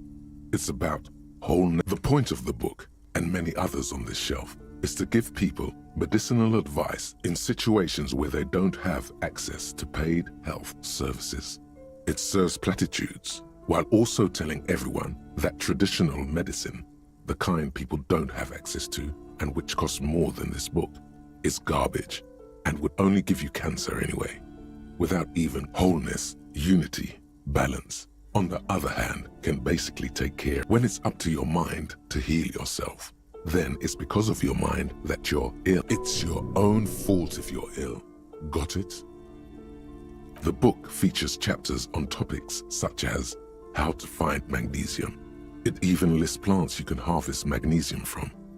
How to continue drinking if you're an alcoholic who has destroyed his liver. There's even a chapter on the ancient Seraïs tradition of using duck gallbladder, preservatives, to treat and prevent sexually transmitted diseases.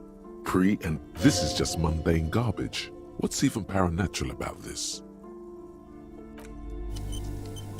This bookstore is not strictly about you sense something ominous.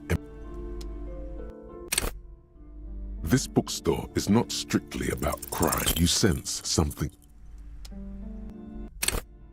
This bookstore is not strictly about the throbbing in your head increases with every passing moment you gaze. Suddenly, as if out of nowhere, a small green book becomes apparent. The book contains very little explanation on the matter. This knowledge the book contains descriptions of various pseudoscientific therapies, alternative medicines, and folk remedies involving the Pale, also known as Pt.2. For example, it recommends vigorously swatting one's naked body with a venik or hand broom, made from the leafy twigs of a young birch tree from the near Pale. Even better if you can find someone else, preferably a large man dressed in nothing but a towel, to thrash you while you're spread naked and helpless on a cool slab. It is supposedly invigorating and good for the circulation. It also recommends consuming distilled spirits like vodka or whiskey that have been aged in the Pale. Readers are instructed to cover these jars in a shallow hole just inside the Pale and leave them there for 30 to 60 days, depending on the potency desired. Among other benefits, it is alleged to restore a damaged liver to perfect health. Is it any more improbable than anything else that human beings put their faith in? For general health and well-being, readers are encouraged to take regular strolls through the Pale, though a sidebar cautions readers to limit each stroll to less than an hour. These strolls promise to cleanse the mind of worries and the body of toxins, especially if the perambulator performs this ritual in the nude. Nudity figures prominently in a number of these. This is exactly what you need. I don't know. I don't want to be the party pooper, but this Pale territory sounds sort of dangerous. There's an entire section devoted to cures for men who are struggling to perform their marital obligations. You close the book and return it to its place on the shelf. Sir, please, no browsing in that shelf. That way, I can't have you end up, like, opening a police store next door and stealing my customers. Oh no!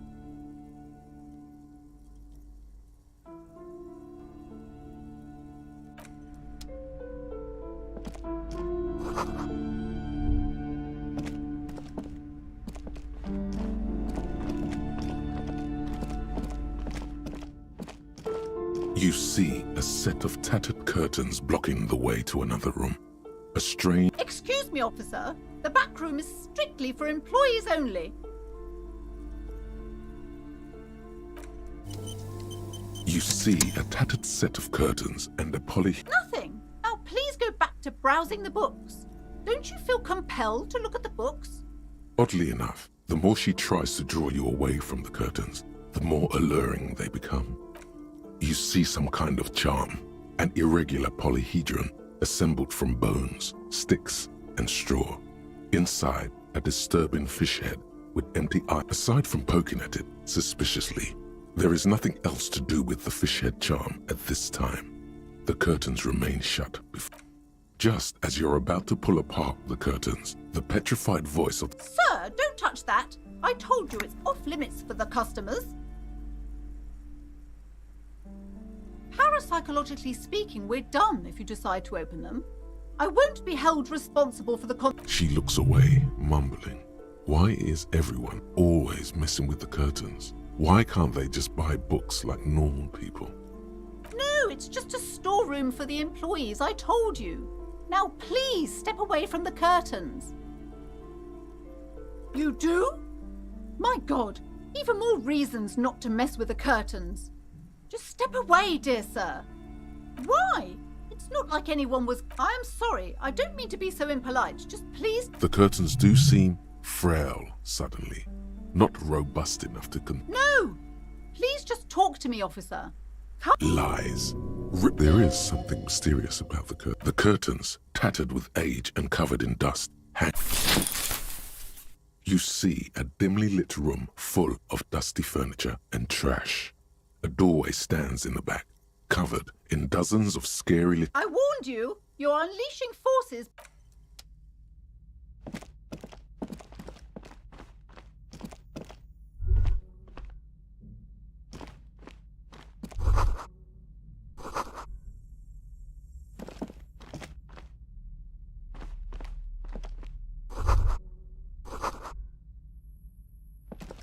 A heavy door with a missing handle stands before you, covered in dozens, if not hundreds. What if you just break it down? That's right. Take in your surroundings. The room is dimly lit and littered with old barbershop rubbish. It's made of a solid block of wood, but only an echo. A hollowed-out, dark echo. A heavy door with a missing handle stands before you, covered in dozens, if not hundreds, of little oddly shaped trinkets and charms. It appears to be locked. Ow, shoot.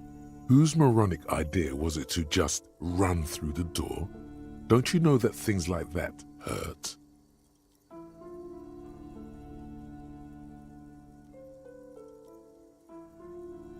Are you alright? What is going on there? Are you really? I warn you, don't tempt the spirits office.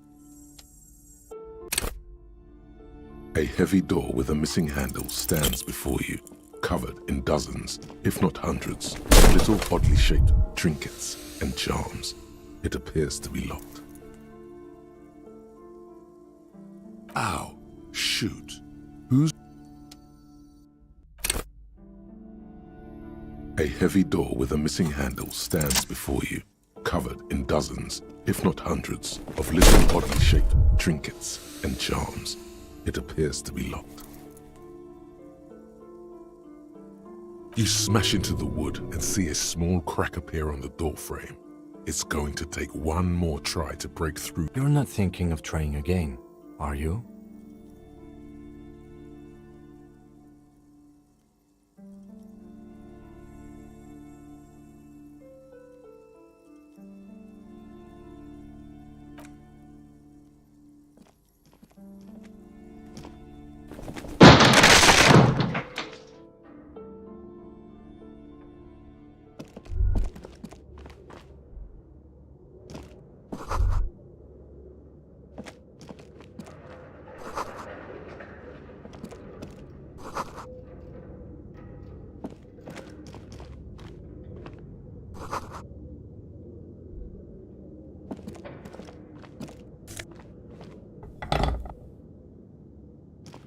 Barbell lies on the floor.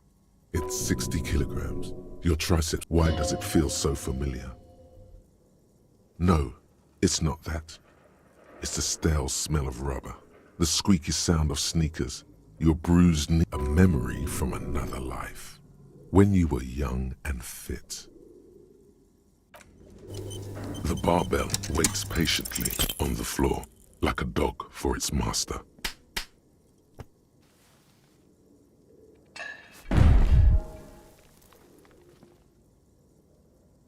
You manage to hoist it off the ground, but the barbell feels wobbly and dangerous. Even your body has failed you. It's a miracle you didn't injure yourself. Proper weightlifting gloves would definitely afford a better grip.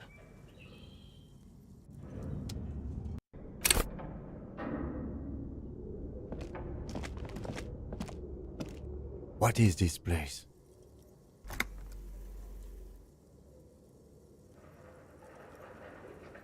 No, it's a gym.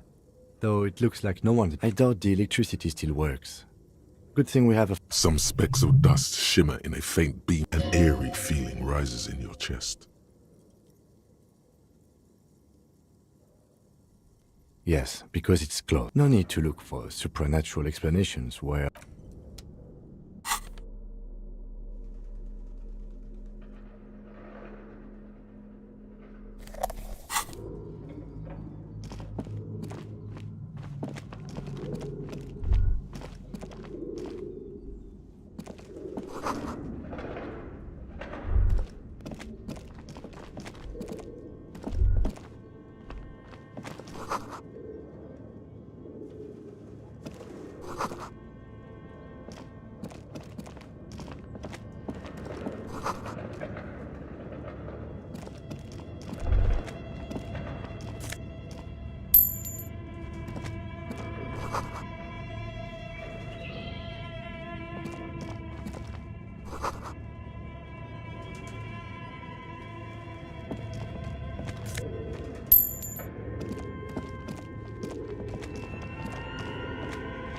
Your flashlight slides over an old green chalkboard covered in scribbles, sketches, and schemes. Like some of the writing has faded with age, but you can still make out sections here and there. Photos and drawings. These lithe, pointy-eared creatures appear to be different types of welkins. You make out autumnal candle welkins, casting, wax-baked, translucent welkins, with organs shining under their skin, and even ether welkins, hailing from the vast emptiness of sidereal space. Who are all those creatures? Fantasies of a tortured feverish. One of the welkins, towering among the rest, appears to be different, however. It's Vara Hamira, a high welkin, his face white and scarred like cracked marble. This is clearly a welkin supremacist. The note says, all non-welkin races will be purged. The Haldor, the Twarg, the humans, and even headless men, all of them, purged. Imagine a world filled only with welkin. Green welkin. An inordinate amount of time has gone into drawing these little welkin creatures.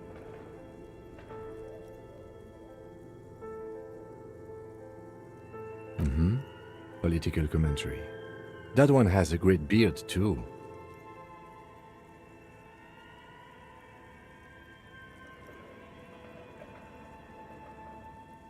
This looks like concept art for a project. It's not really real. Some people really like building a world, I think, even if it's just for a game. Just look at those details. So much effort. The photo collage depicts barren, icy landscapes wrapped in perpetual night. You see permafrost and glacial landforms, dead trees grown in. Entire oceans have been frozen from shore to shore. There are pictures of settlements on dried-up riverbeds, abandoned in a storm. Animal corpses in the dark. Albeit dark and cold, this vision also feels cozy in its own way, like eggnog or morphine. A much-needed respite from our... A pinned postcard reads, the heat death scenario. A desperate fight for geothermal energy engulfs the world. As this is a monthly calendar from the year 50. Cryptic words like sprint, daily minimi, and GPI span the marker-drawn grid. The grand scheme of production. It looks a bit like an academic calendar. Only as time goes on, the numbers in the boxes grow rarer and rarer. The board becomes an empty snowfield in the final. Looks like they didn't make it. A note in the bottom left corner of the chalkboard says, see the prod schedule filament. The handwriting is only partly legible, but you can still make out 3 slogans. Call in, tune out, Wirral untethered, and heat death of the The full text reads, heat death of the universe is the new black.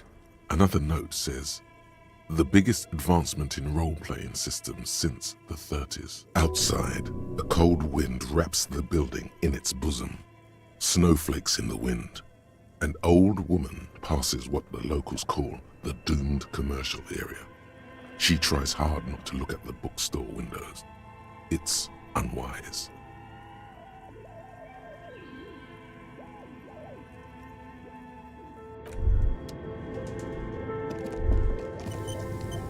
This old fireplace is covered in lines drawn in blue and red marker, the mesh spreading over the stone like blood vessels on alabaster skin.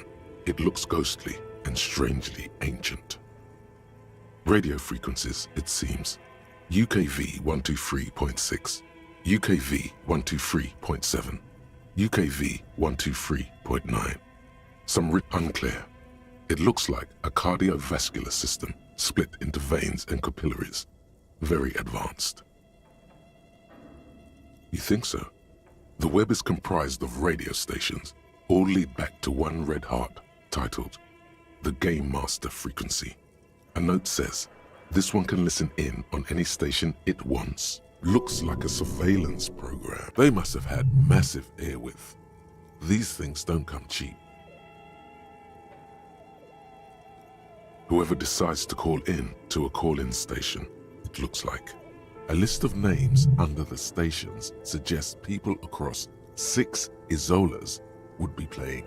Muindi, Insulinda, Kotla, Grad, Samara, and even Ilmara.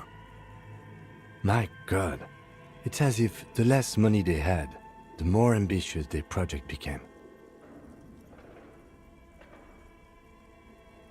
Exactly. This schedule, I know doom when I see it. The company was running out of funding.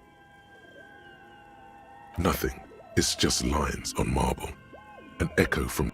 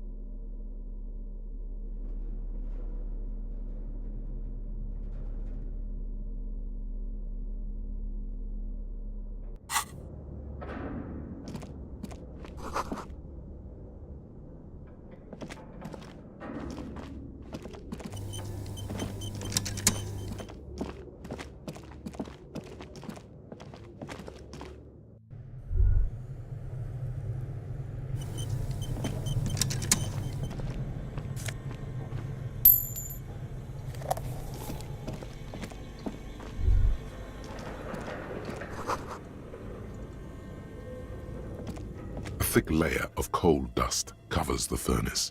Looks like this furnace has a face, and it's a face of agony. It's dark and grimy here. In the darkness you can hear chatter. It's coming from above. The echo is so prominent, it's impossible to discern what the... What are you doing? Wait, really? We should investigate, see if someone's upstairs.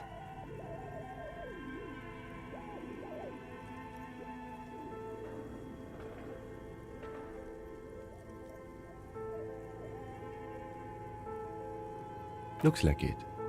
Looks like no one has used it in ages. No signs of any recent fire. A lush layer of coal now covers your skin. Maybe you could paint something with this coal.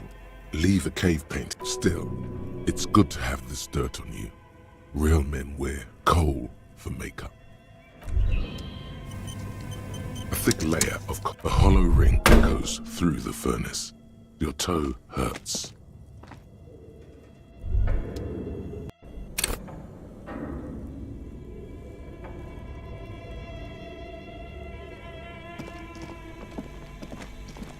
You see a terrifying ice bear with a strange compartment in its belly. This ice bear is a hyper-carnivore. A gust of freezing cold air rushes to greet you. You hear a low grumble as the lieutenant takes a peek inside. His hand has found the holster of his gun. The shelves are empty. All you see are crumpled ice cream wrappers with the brand name, Revachol Ice City. A handwritten note has been attached to the door. The fridge is huge.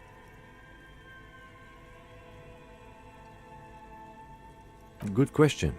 It looks like an ice cream fridge. Somewhere in the past, it's summer. 5-year-old Fifette lets go of her mother's hand, change jingling in her pockets as she hops towards the ice cream stand right across the plaza. As she makes her way to the market stall, the girl starts crying. A ferocious ice bear is guarding the fridge, its paws raised to ward off any potential. Her mother rushes to soothe her, but Fifette doesn't want ice cream anymore. She just wants to go home. The ice bear stares at them as they leave the plaza. A gust of wind flies one of the wrappers right past. I know. What an unfortunate mark. What is even worse, the bear is still costing them money to this day. The fridge buzzes with energy. The electricity bill on this thing must be catastrophic. A friendly cartoon bear smiles back at you. From a glossy cellophane, the paper still smells of vanilla and chocolate. You pocket the note and the little fridge magnets keeping it on the door.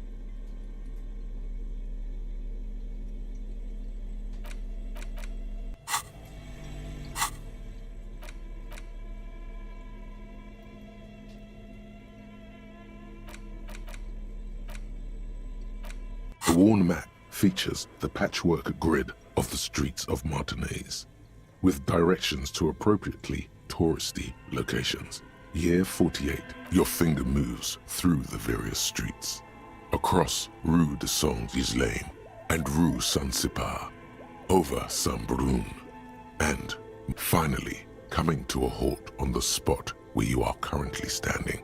Although the map gives no... For a more detailed view of the map, go to your journal. The note is written with a blue pencil on a piece of lined office paper. Does it say anything interesting? This is tangential at best, but the lieutenant's detective instinct, someone has scribbled, S. I can't believe the off-site copy is still here. The illiterate ginger kid keeps stealing stuff from the studio, so you'll find the filament memory with the off-site copy in the frozen ice cream maker. Please take it home, ASAP. It's important. I'd do it myself if I lived in a civilized place with a freezer. Take care, Sully Swaff. It belongs inside a radio computer, storing its memory. It's like a tape. You listen to disco tapes, right? It's like the production schedule you found. Only this one's an off-site copy. Really? You don't have a single guess? Oh, I'm sure that child would love to get his hands on the filament memory. Even if he doesn't know what to do with it, he'd probably try to pawn it for speed, based on our encounter. I don't know. I assume it's somewhere close to the Ice Bear fridge. Someone who owns a radio computer? My guess is... An intricate web of blue lines. It still kind of looks like a map of the stars in the night sky, but gone. For you to discover. You've gotten as far as you will without assistance.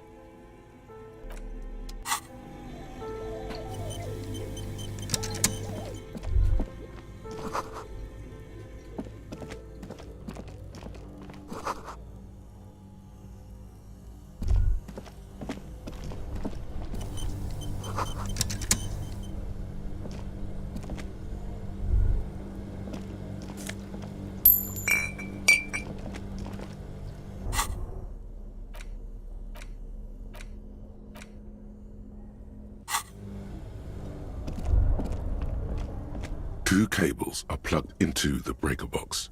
The red one leads to the Ice Bear fridge and the black one to the ice cream maker nearby.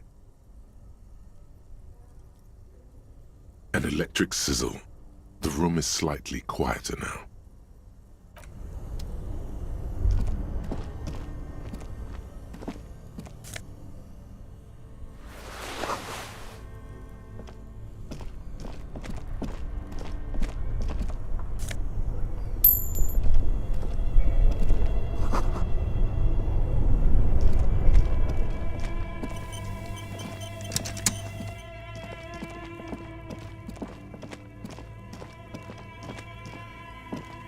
The bear's eyes are dead and empty.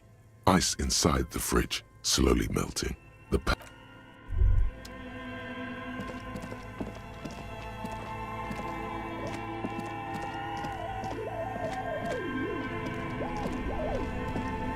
This orange machine is buzzing like an old submarine. It has a hand-cranked ice cream churner on top and an electric freezer that appears to be frozen. You slip your fingers under the frozen lid, but the ice is too cold for you to get it. No, this is going to need something else. Some kind of super pry bar. If you want to try again, then you need to have the pry bar. Equip the pry bar by...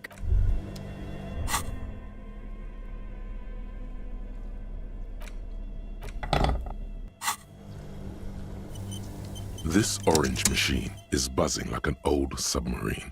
It has a hand. Turning the crank feels oddly satisfying, like stirring your chest. It's all gone now. You'll never become a poet.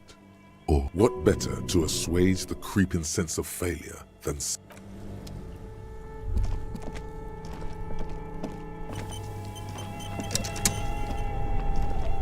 Only the black cable is plugged into the breaker box, while the red one like something close to you. Why did you do that?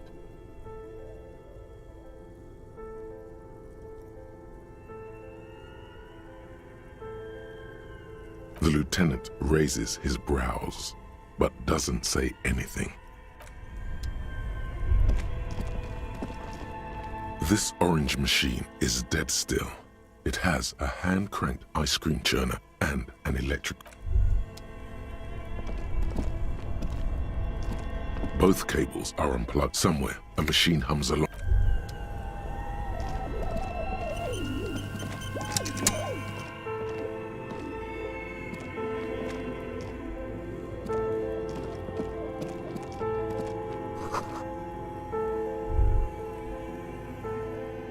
A few bricks have fallen off, revealing a compartment behind the wall.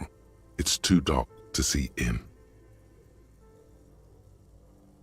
Seems like an old bunker from the revolutionary period. Look at all those rifles. There is, yes. And there also appears to be something inside the hole. Interesting. Do you want to take a look? Your hand reaches deep into darkness and spiderwebs, rummaging around. You find rust. Most of them are rusty and inoperable, like the rest. But one catches your eye. A bolt-action model with... That's a rare sight. Seems to no longer be functional, but still a beautiful thing in its own way.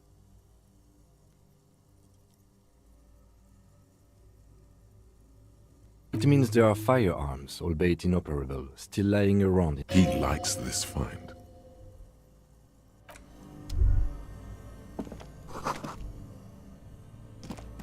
A few bricks have fallen off.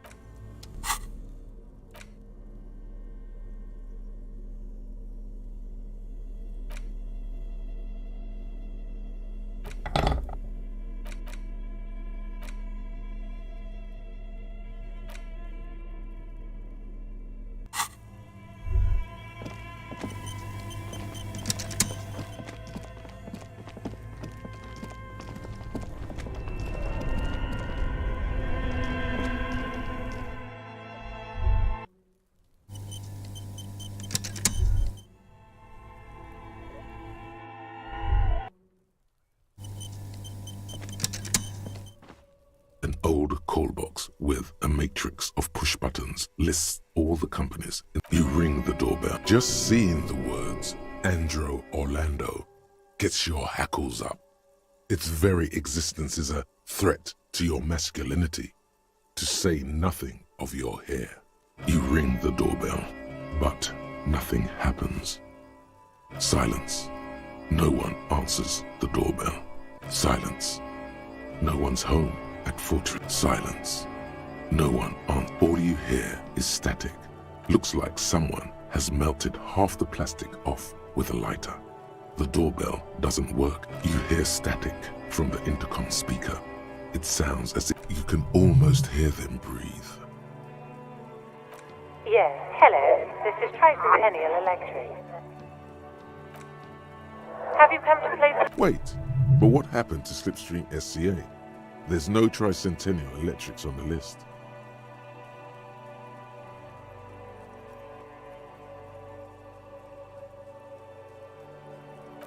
My God. The lieutenant exchanges a look.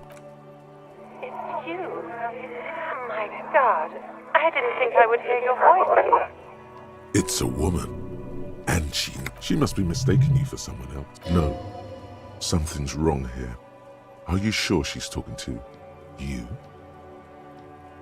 Michelle, just please. Sounds like a ghost. Wind blows through your clothes and you feel detached from your surroundings. Why did you even call? I don't understand. You've been gone for months. I thought you didn't care. Ever since I came to work here, it's different. As if my mind's been wiped clean. A spot of static overrides her words. When she speaks again, It's so nice. It's so nice to be able to finally speak again. she sounds like she's about to cry. The cold is deep under your skin, as if you were talking to someone who's 100 years away, somewhere inside the building. Water is flooding the cellar floor. She doesn't answer. Silence. The only thing you can hear now is static and waves washing ashore on the bay. Another seagull passes by. I don't know what happened either. We should probably stop playing with this thing. You press the number sign on the keypad that terminates the call. 12 name cards on the call box read.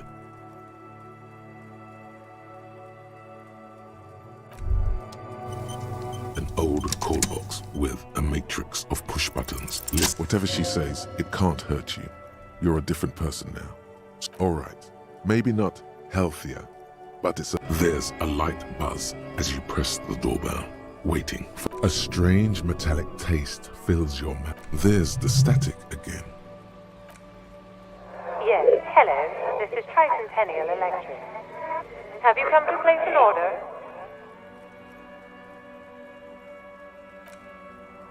My God. Here come the bad vibes again. Relax. Distance yourself from it. It's you.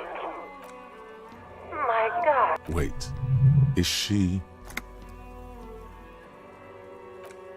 Michelle, just... Why did you even call? I don't understand. You've been gone for months. The voice from the intercom doesn't answer, but you can hear her breathe. Your hands are getting cold, and your breathing becomes visible, forming small silvery parts. Ever since I came... As if my mind's been wiped clean. It's so... And then it hits you.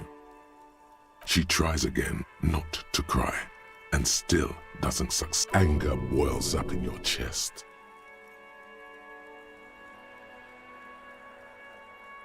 Her sound melts into the static from a long-distance phone call. From time to time, you can hear people talking. This is where you hung up the call the last time, but the recording is... The phone rings in the office with an old-fashioned chime, and someone walks by in a pair of heels. The static is like a warm blanket wrapped around the sound. No one replies, but the static grows stronger like rainfall. Then a female voice speaks out, completely. For 300 years I have been here, volatile and luminous, made of sodium and rain. If you want me, you can find me on the beach. Donnersernia Ball.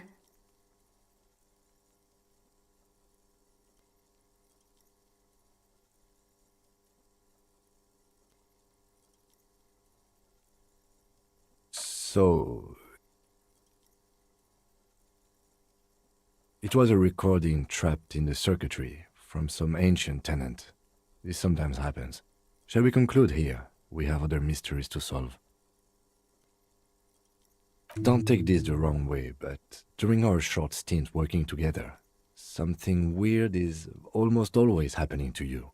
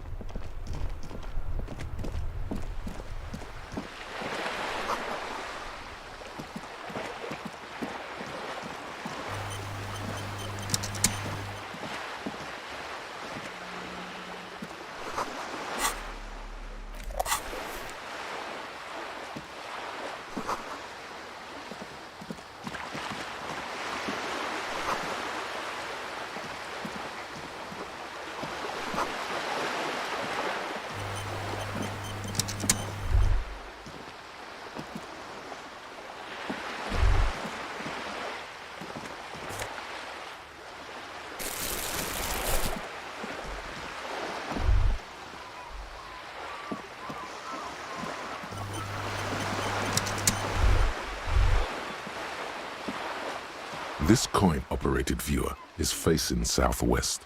Its coin slot is full of fossilized bubble. The metal feels cold and wet under your palm. Probably some kids. A simple but clever... A thick layer of graffito covers the lenses. You spell out the word Onuk written on the other side, with N and C scribbled backwards. Under the graffito, a sea of blues and greys appear. Behind the water lies a coast studded with concrete and reeds. On it, a church on stilts, lanky weather-worn wooden planks, an X-shaped cross. The church looks old and weather-worn. Around the large wooden building you see chunks of sea ice.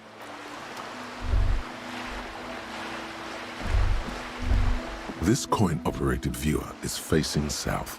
Your money disappears into the coins. The curtains on the display open. You lean in to catch the view. The lenses shift. The ghost sharpens into an islet in the bay. In the ruins, a man-made structure is visible. It looks as if it was a Really? I don't have the eyesight to make it out.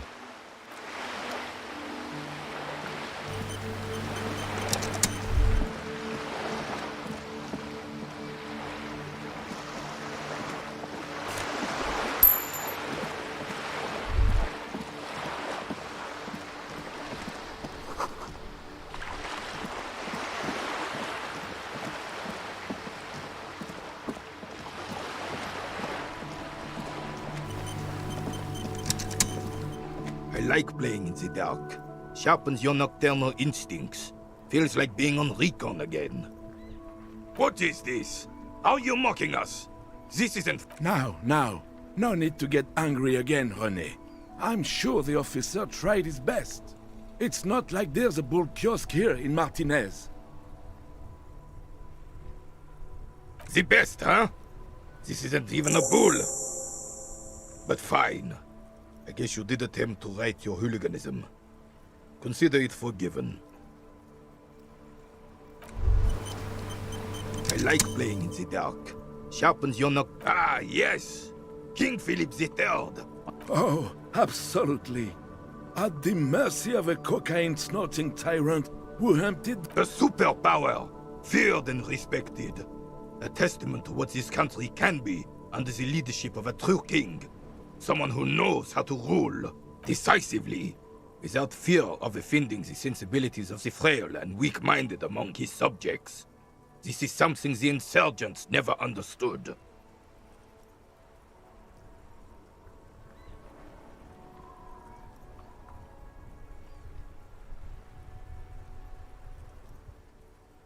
You haven't lived as long as I have, son. With age. And the worst part of that, officer, is having to spend your days playing pétanque with an angry... The carabinier doesn't reply, but his entire being communicates. Unbreakable. Right. It's a Bell McGrave. 4.46 caliber. Breech loading. His moves are quick and precise as he first checks the weapon, then aims it at the sea. This one's inoperable. The bolt spring is missing and the mechanism is jammed shut. Still a beauty. Where did you find her?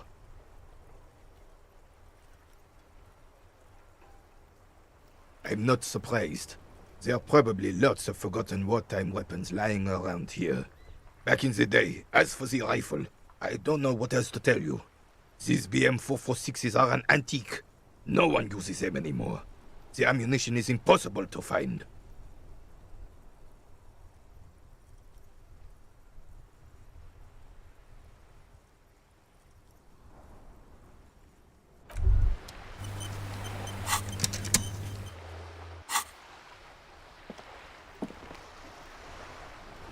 I like playing in the dark.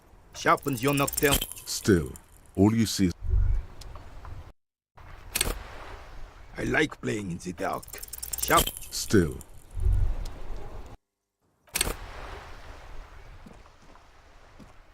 I like playing in the dark. As René turns from you to his partner and back, the medals on his chest rattle and glare. He keeps his two. The larger one is shaped like a cross, while the smaller medal resembles the sun. A crowned head in front of two crossed rifles. The medal hangs from a small blue star inside an orange sun. It has the word... For bravery. For doing my duty in the heat of battle. For looking my mortality in the eye. When men like Gaston here hid in the bushes and shot them. He saved some muddy princeling who foolishly strolled into the front line in his gown of velvet and gold. It was on the first months of the revolution here in Revachol. Unrest was spreading like wild. King Frisel, thought he could end it all in one decisive strike. Sent his cousin, Drisson, to put an end to the unrest. Alas, the young Drisson was all piss and no vinegar, wearing a tunic of purple velvet and cockatiel feathers to battle. Even his rifle was gold-plated, shone from 5 clicks away. Can you imagine? He really despises that Drisson fell. Purple velvet tunic. That isn't exactly camo. To keep the long and bloody story short, Drisson marched us against the partisans in Coron. And when I say marched, I mean made us walk into captured enemy territory, single file. Like toys, the rebels were smart. They let us come real close before opening fire. Suffice to say, it was carnage. I got shot in the left shoulder and went down. Just a flesh wound. But just as I turned over, the prince fell into the mud next to me. Then his horse, driven mad by the noise and smell of gunpowder, stepped on my leg and shattered my knee. It's painful to even think about. I grabbed my sidearm and shot the beast in the head. Capitaine Arnoux, le fléau des chevaux. When I came to, it was all over. It was just me and Jolas Tresson, gurgling in the blood-soaked mud right next. The Dink had taken numerous flesh wounds and lost a lot of blood. But despite missing his jaw, he seemed hesitant to die. Tougher than he looked, that one.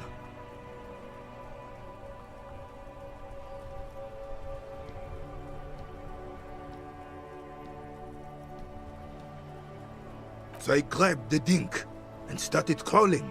Kept going until the 59th Cavalry picked us up. Through some miracle, we both survived. And the jealous freak convinced Frissel to give me a medal for... He was the commanding officer and I was on duty. Just doing my job.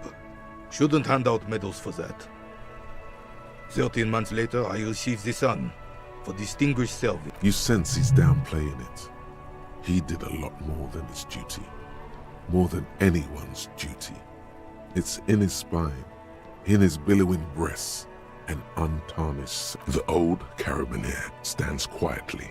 What Monseigneur Modesty is not telling you is that he crawled over 7 kilometers before the cavalrymen found him and Drisson. 2 days later that was.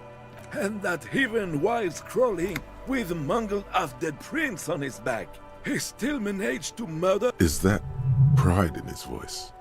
It's deep down, but maybe even unbeknownst to the man himself, it's there.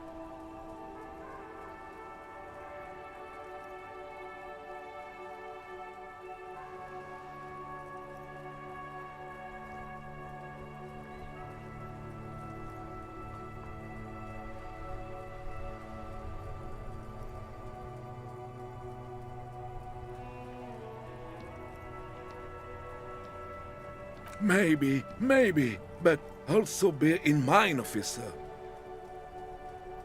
They don't end this out for anyone with a... Oh no, you have to get shot. Repeatedly. And you need to get your hand... Do not speak of what you know nothing about, Poltroon. Duty is something you will never understand. Because he was a goddamn dandy. Had no business leading men or even being on the battlefield. All royal blood alone doesn't make army commanders. He was a stupid kid, only interested in horses, hairstyles, and man-loving. The old carabinier. What more? And... Is that... Sorry, officer, but you're reading me all wrong. I'm a man of peace, and these kinds of bloody heroics are only in... How did you find the story to be, officer?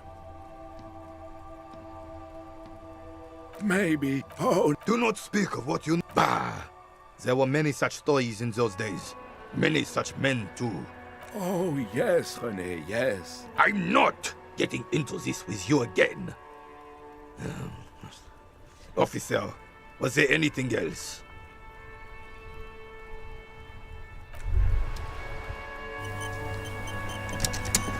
It is such a pleasure to see you again, officer. How may...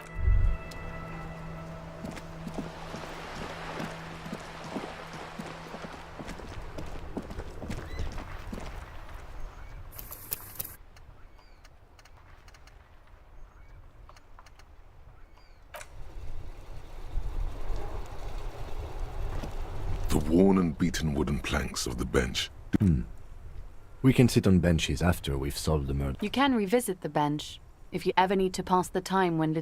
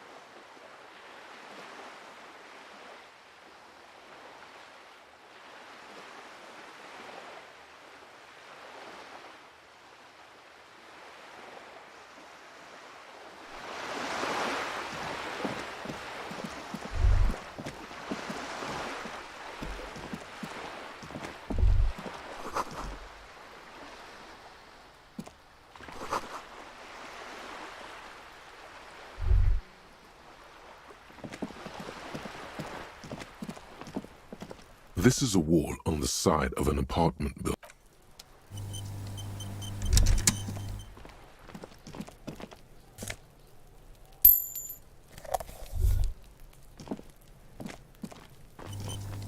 Are you trying to sneak up on me? Come. Apparently, she doesn't like people Pigs come to take me out. Trying to snuff me out. Then why are you sneaking up on me like that? It's not a good idea to scare me.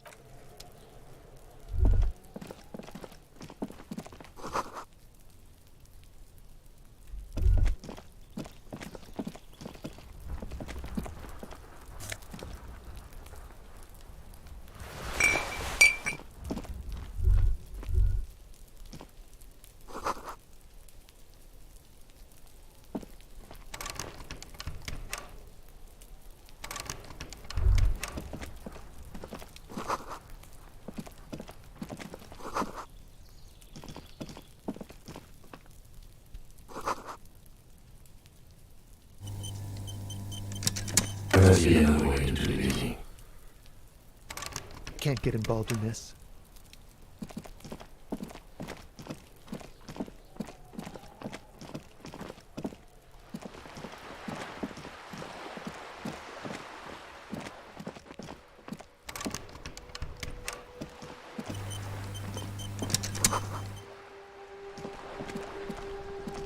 A sturdy metal door guards the southwest entrance to the apartment building. The door rattles against your knuckles, but the door rattles again, but this time. Stop banging on the door!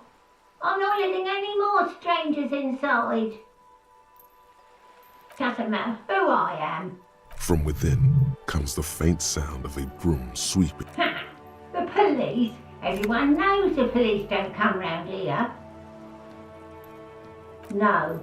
I'll go check the backyard door. Madame, I assure you, we are real. There is no reply. A sturdy metal the door rattles. Stop banging on the door! I'm not letting any more strangers. No. I'll go check the backyard.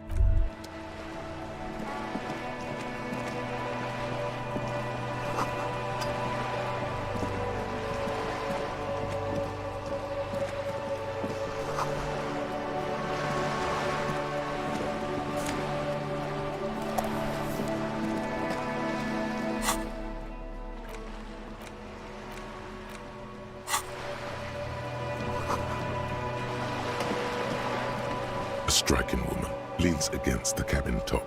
Good evening, officers. I'm Joyce. Joyce L. Messier. I represent the board of Wild Pines, the owners of the harbour. You gentlemen must be from the RCM. Beaton, my maiden name. Nothing, honestly. I've said it to every drunk in town, and you're the first one who's responded. I'm glad to see you here. Like steel, there is strength there. If she wants... I was dispatched to handle a strike, not a lynching. Anything I can do to assist the RCM in this matter? That is good to hear, madame. My colleague will take the lead on this interview. I should let you know that he is recovering from an unusual medical episode. It happens quicker than a shooting star. But did the lieutenant... How interesting. I wish you a swift recovery. In the meanwhile, you have my full cooperation, and the full cooperation of the Wild Pines Group. What we do. I'm afraid I don't speak for Wild Pines as a whole. It's a giant undertaking. The Pines' core competency is logistics. Container shipping, freight, that sort of thing. See those airships there, blinking? Those are the shipping side of things, and that is the terminal. Another subdivision deals with energy, oil and gas exploration, offshore platforms.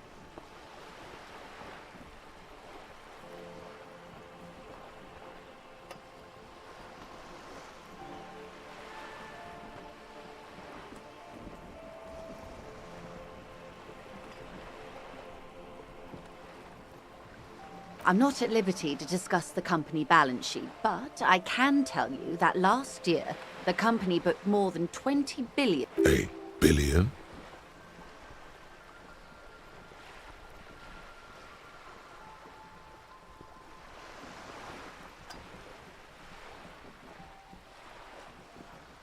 $20 billion is a large number, but the conglomerate employs 72,000 people. They all need to be paid. Then there are capital improvements, interest payments. A conglomerate the size of the Wild Pines is like a shark. If it stops moving, it will die. Then what becomes of those 72,000 families? It's a tremendous responsibility. They started as an exploration and cargo fleet conducting trade between the Samaran and Insulindian Isolas 250 years ago, when pine ships explored the South Seminese and charted Lomantang on behalf of the suzerain. Centuries of care, deliberation, and madness have gone into this endeavor. Vessels pass through the great unrest to re-emerge with apricots in tow. The logic of the system is totalizing. It's taken everything from its employees to build it.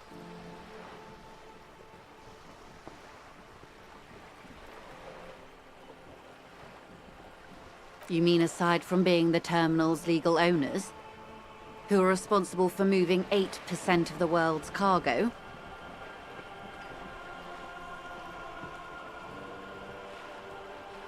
There are no minor cogs in the system. Each terminal must be accounted for, lest the entire system break. Every hiccup in such a system means thousands lose their jobs, the world over. I'm here. With your help, hopefully, says her warm tongue. Of course, Detective. You're back. Good. What can I help you with? Everything. Right up to, but not including, trade secrets. I believe the official title is Senior Labor Negotiator. In practice, I'm a grocery clerk. I relay the union's demands to Wild Pines and return with Wild Pines' counter-offer. And how are the talks going? They're not. That's the problem. The union stopped all negotiations a week ago, after... Wait, she just admitted that the lynching and the strike are connected. Now they won't even let me into the harbor. There's a 2-meter 20 racist behemoth blocking the gates. Yes, I believe there is a connection, but that's a subject for later. What can I say? The union employs a giant covered in tattoos. A racist giant. I guess that's part of their big tent organization. Let's say I was not making the kind of progress I'd... And when did you first arrive? I arrived 3 weeks ago. Yes, in the middle of February. The bay was still partially frozen then. I prefer to do these things on site. But the strike began in December. I wasn't the original negotiator here. I took over after Mr. Gaumont hit a wall with Mr. Clare, the union boss. Mr. Clare refused to speak with Gaumont despite concessions he'd granted the union in prior negotiations. This isn't the first time the union has gone on strike. Heavens no. There have been 2 prior strikes. Both times the union won significant concessions, including overtime pay and a medical plan. This time their demands are more I guess you could say, aggressive.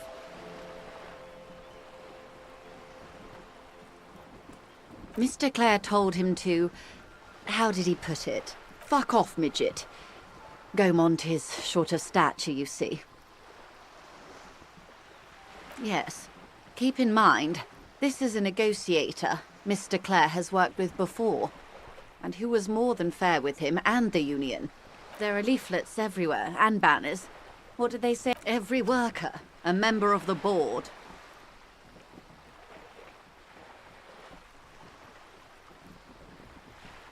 In its defense, another said, demand democracy. Pretty tame stuff compared to every worker, a member of the board. Fortunately, they explained it. Every time the Wild Pines group makes a decision about anything, it needs the signature of each of the 2,200 workers in its Martinez terminal. Just so you understand, this is but one of 22 terminals owned by Wild Pines. Essentially, not only are they kings of the company, they are also kings of the 72,000 employees of Wild Pines Group.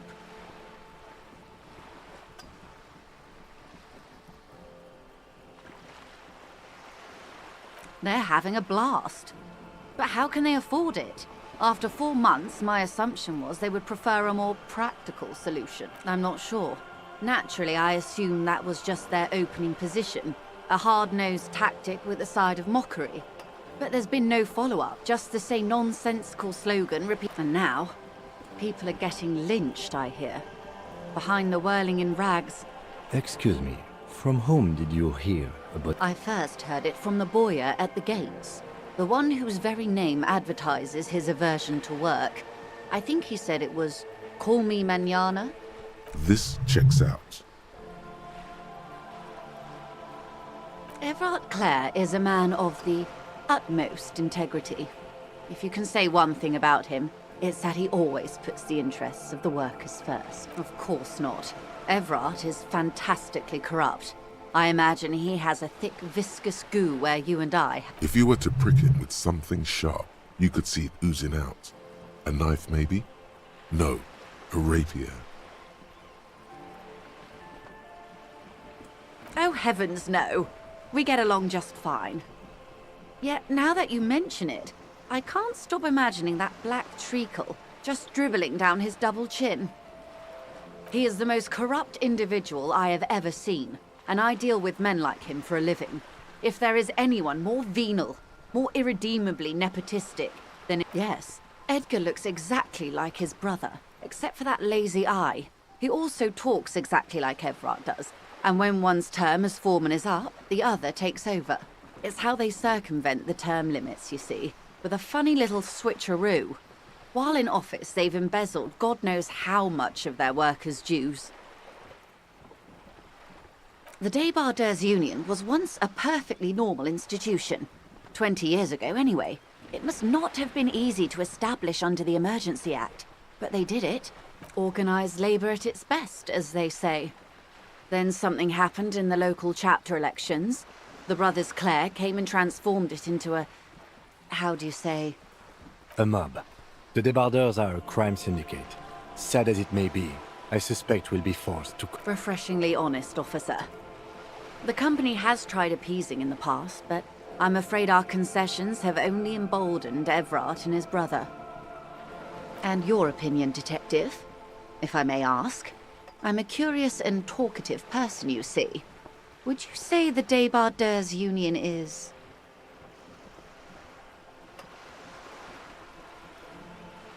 Indeed, and a hungry one. Sadly, Wild Pines have cooperated with what amounts to a crime syndicate for 2 decades. However much you feed the leech always hungers. The scabs? You mean the huddled masses of Jamrock, come to plead for work where the Union... Don't let her answer it herself.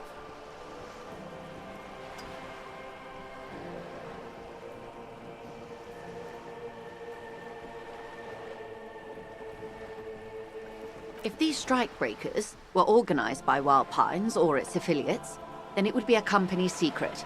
I could not share it with you. Not yet, at least. Everard Clare? Of course not. If you were to prick him with something sharp, He is the most corrupt individual I have... Have you seen him? Edgar looks exactly like his brother, except it's how they circumvent the... Of course.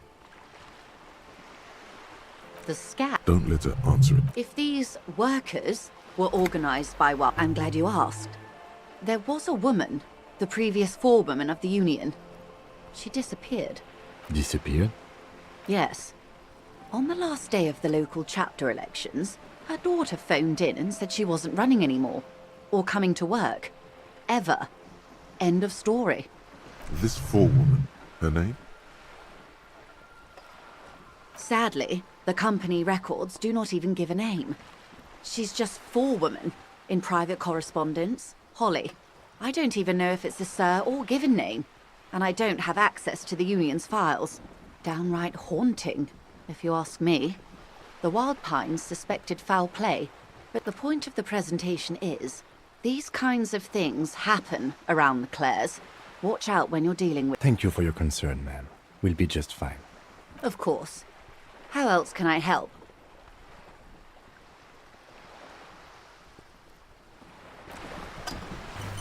You're back. Good. What can I help you with? Quite a few things, I'm afraid. The information I'm to share with you includes sensitive trade secrets. For the sake of my employer, I have to ask for your names. Of course, ma'am. We should have introduced ourselves. I am Lieutenant Kitsura, and this is my colleague from Precinct 41. I'm afraid he doesn't have his badge at the moment. How curious. Why is that, Detective? I see. So, are you saying you lost your badge during the course of this episode?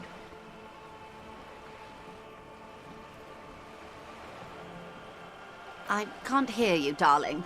Speak up, please. Oh, dear. Some kind of I do believe you, naive as that may sound. I simply can't imagine what you gain by... As I said, ma'am, his technique may be very unconventional, but he... Of course, I sympathize, but I'm afraid I simply... Hang on. She's a professional negotiator. She should be open to some sort of mutually beneficial arrangement. Feelings will guide the way. You're back. Good. Quite a few... The information I'm to share... Of course, ma'am. And this is... How curious. I see. Oh, dear. I do believe you. As I said, ma'am. Of course. Hang on. She's a professional negotiator. I mean, favors for favors. A dirty alliance of some sort. Easy. Just offer her a favor. Like I said, nice and dirty. I will be frank with you. If I'm going to break protocol, I need to be able to justify it to my superiors. They're going... You're in, but expect her to drive a hard bargain. Reports from inside Terminal B suggest it's a hub for the local drug trade. This is an open secret in Martinez. The Union controls... They're profiting from this trade. The company has tried looking into this matter before, to no avail. Perhaps someone with your authority, or you can recover your badge. Though if I may be blunt with you, it sounds like that... Detective, a word in private before we continue. Lonesome, long way home. Here we go. Home awaits. Walk past Station 41 and through the market, past the Boogie Street spearhead to the other side of the lake, the frozen eye at the center of the district. Then, past the video rental store on the corner. There, at the end of a street lined with pine trees, a small house no larger than a matchbox. 11 Voyager Road. You no longer live there. Those times are gone. And so are those people. Why did you come here? Why are you still here? And where's the dealer? You have to get back to work. That's all you have now.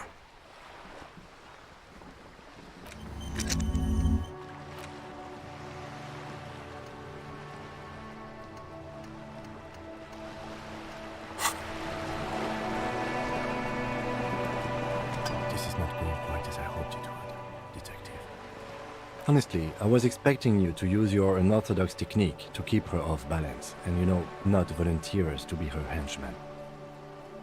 This woman is running circles around us. She might have known about your misplaced badge all along, or she's simply an adept improviser. Either way, we've played straight into her hands. No, if there is reasonable suspicion, we must investigate. Otherwise, she could claim. What I propose is, we ask her, then we investigate, briefly. But do not share the outcome of this investigation with her. We tell her it's done and demand for her information on the lynching. Oh, that would be fantastic, but do we have the time? The world is large and your badge is... You could request a new one from your station, but that would literally take months. No, if there is reasonable suspicion, we must investigate. Otherwise, she could claim we are siding with the Union. Or that what I propose is, we ask her, then we investigate, briefly. But do not share the outcome of this investigation with her. We tell her it's done and demand for her information on the lynching.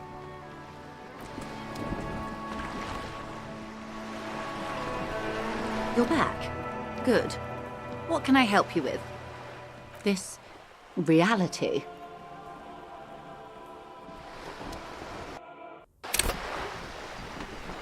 You're back. Good. What can I help you with? This reality.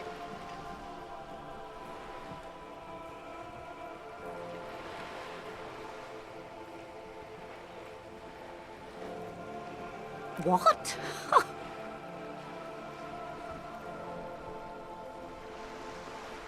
Such an acute encephalopathy just doesn't seem possible. Surely you're joking. Don't be phased, madame. He functions perfectly well. We may be here a while then. All right, you're in. Begin with the first one. You'll appear worldly. It's a neurological disorder caused by a lack of vitamin B in the brain. Symptoms include a retrograde amnesia. It's quite serious. You should get yourself checked out. Well, it's either bariatric surgery or long-term alcohol use. She nods. What this boils down to is, this reality thing is stupid. Blow this joint. Grab a... She stares at you, head tilted to the side, with a slightly... We're in Martinez, baby. Martinez is a district of Revachol. A very small district tucked away near the industrial harbour.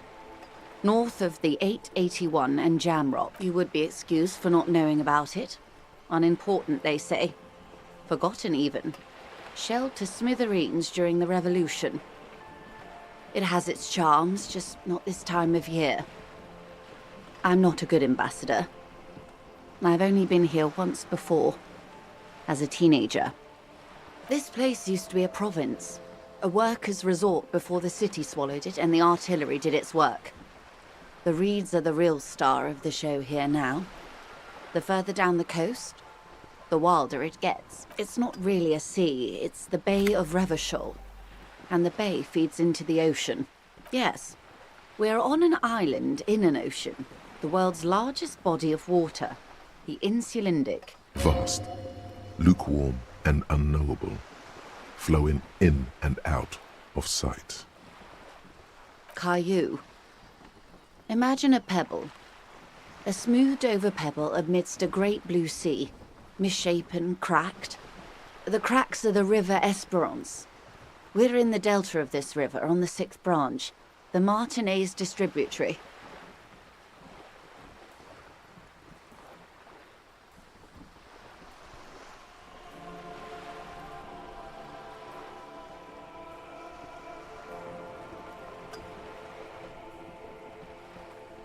It is clear this pebble is of enormous value to her. Revachol?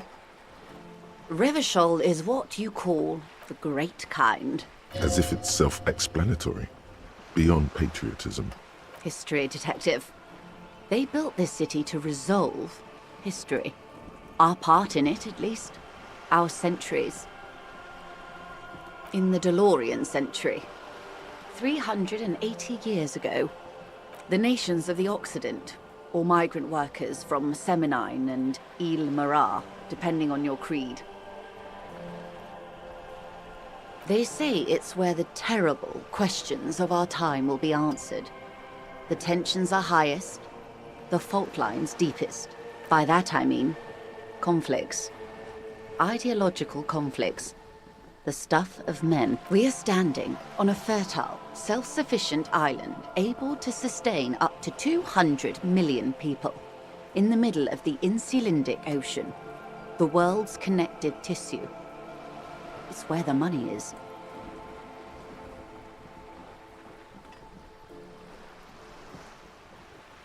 I think it's fair to say so.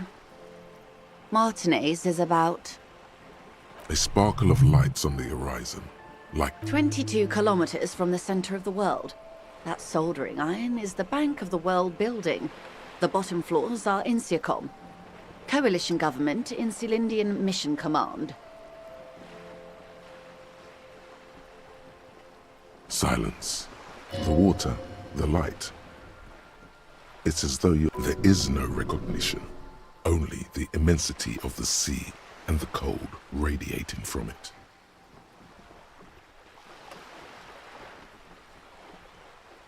She observes your eyes scanning the horizon, then breaks the silence, slowly. This is one thought you need to Was there something else you wanted to know? I remember some... This has been informative. Thank you, ma'am. I'm sure my memory-impaired partner has many more questions to ask. But might I suggest not asking them all right now? Madame Messier will be here later too, and tomorrow. Absolutely. My commitment here is long-term. It's better not to eat all your candy at once. Indeed. I'm always at your service.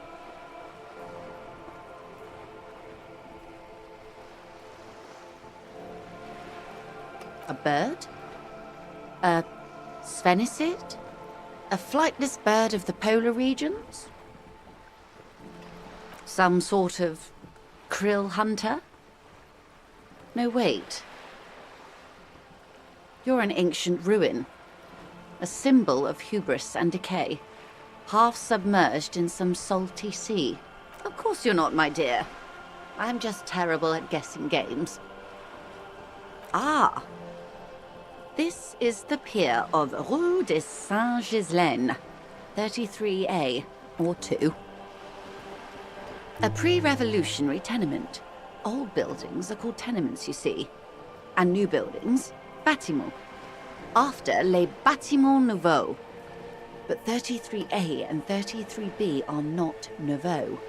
They're old. This one used to be 8 to 10 stories tall.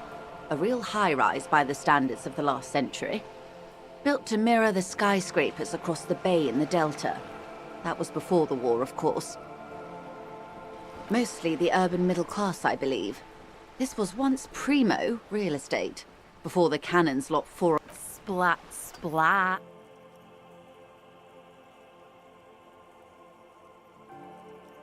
You could be wrong, but from here it appears as if she's running the brush across her throat. Wonderful.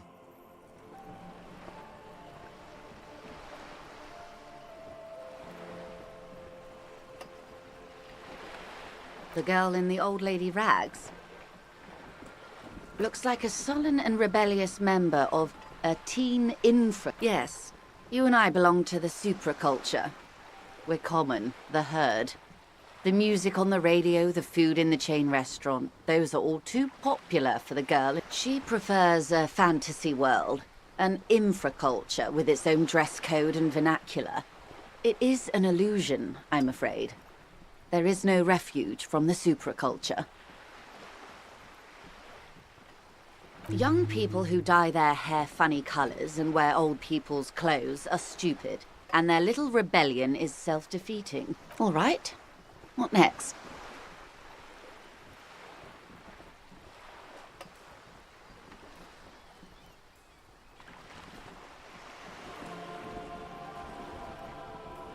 What I am not is a basic term of reality. These are unimportant times, Detective. You and I were born after the dust had settled. 1,000th of a second too late for the big time. The smile of a predator. No doubt what she's got in mind. All men are predators, dear. Nothing much to be done about that. It's all the revolution.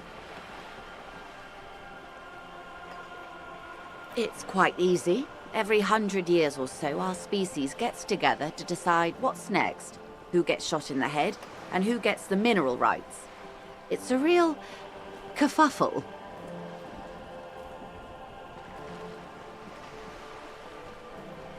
Those would be the communists. Generally speaking, 40 million people got shot in the head during the World Revolution. But the communists, they all got shot in the head. Oh, and the anarchists too. They shot them well. So well, did they ever.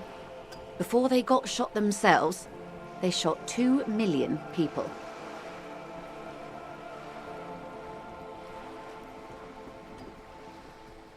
Yeah, it was a kerfuffle, all right.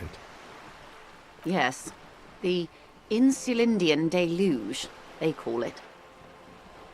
Oh, lots of people. Even the king got shot in the head, or thrown beneath a horse, or drowned.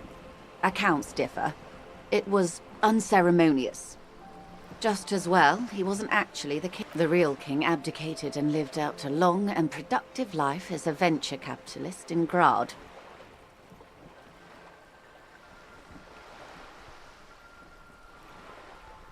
I prefer the term risk-averse. King Guillaume was nobody's fool. He could smell a PR disaster brewing. So he got out alive, and his nephew, him and tens of thousands of his wonderfully fascist kingsmen. It was a wild time. The liberals got the mineral rights.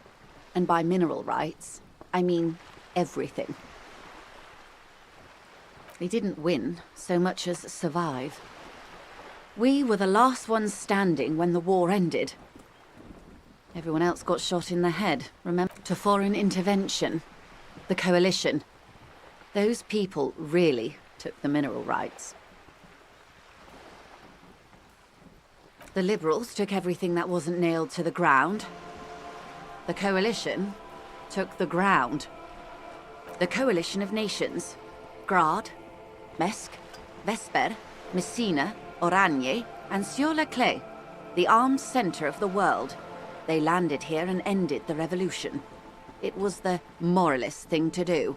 The moralists believe in keeping everything exactly the way it is.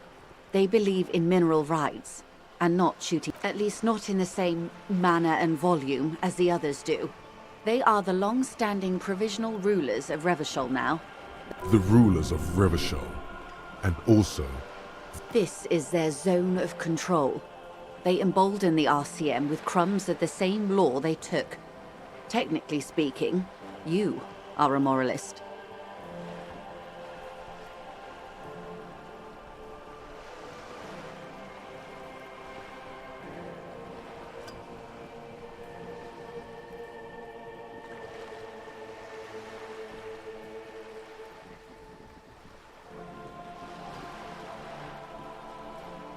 Of course.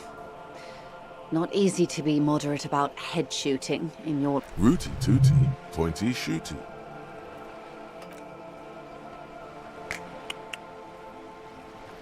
That's the way of history. The turn of the century revolution? Don't answer it.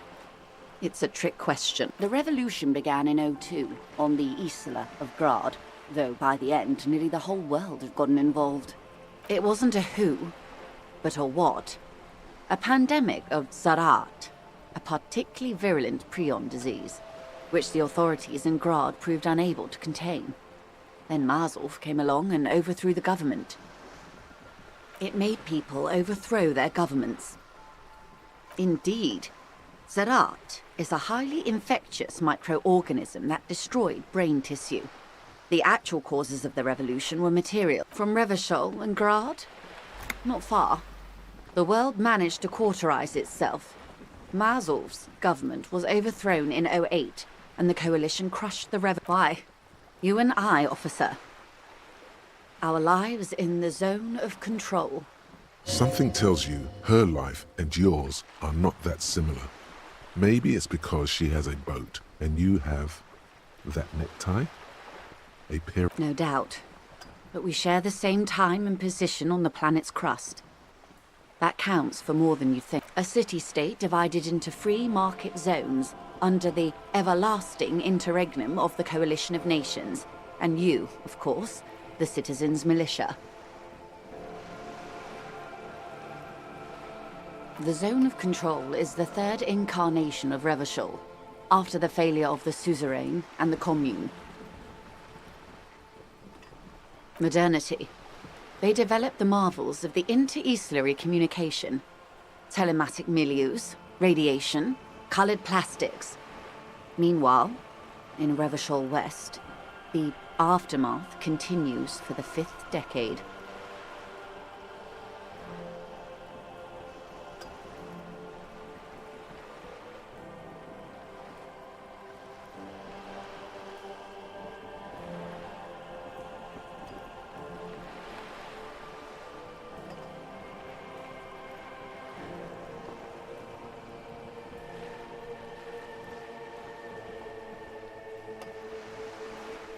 "43 years.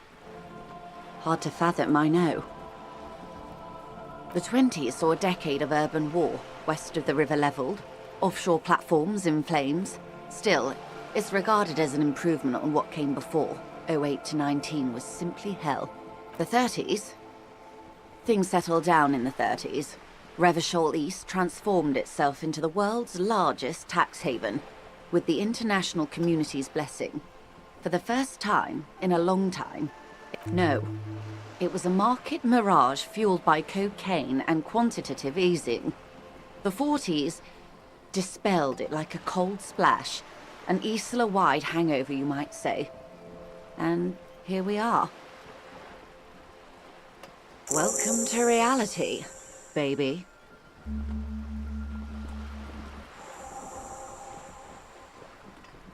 Good question. What would you have done differently?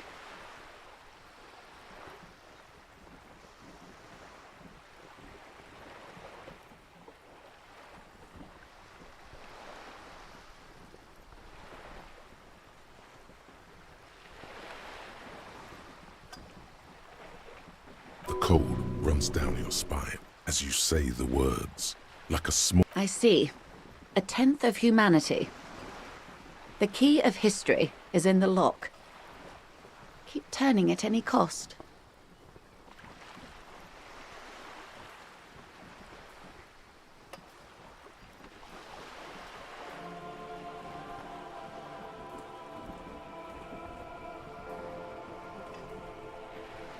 The wind stops, and for a moment, there's silence. The cold dissipates into your parietal lobe. A dog barks. A gunshot echoes off the walls of some distant... The age of man is over. Over? That's entropolism, the very height of late modernity. Evacuate this world. You may prove a truly modern... Opinions expressed here do not reflect the official position. And what is your official position? My position, ma'am? My parents got ripped to shreds in the revolution. I would have gone the same way. I was saved by being 2 years old. That's my position. Understandable. They are what they are. Anyway, enough sentimentality. Is there anything else you want to know? Glad to have been of assistance. The little that I know. Anything else?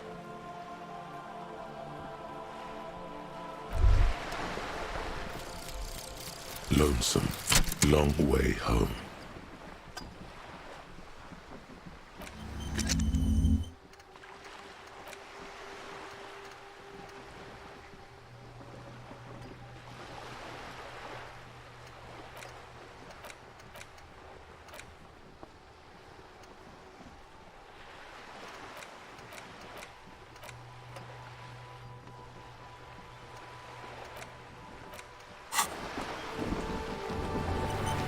You're back. Good. What can I help you with? More lessons in basic reality? She won't maneuver her way out of this one. I am the vilest of the vile. A traitor. A devourer of nations and infants. I am an ultra. She raises the corner of her mouth. It's sharp.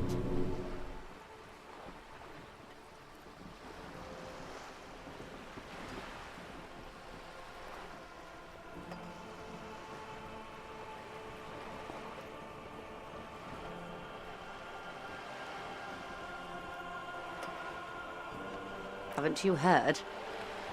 I am a nether creature of the Forbidden Swamp. One of those who pushed the king under a shit wagon and betrayed the revolution. We surrendered the nation to financial colonists. No saint person identifies as an ultra anymore. Not in broad daylight. Tell me, now that I've uncoiled... In her green eyes you see a mixture of truth and self-satire. Decades of guilt and pride.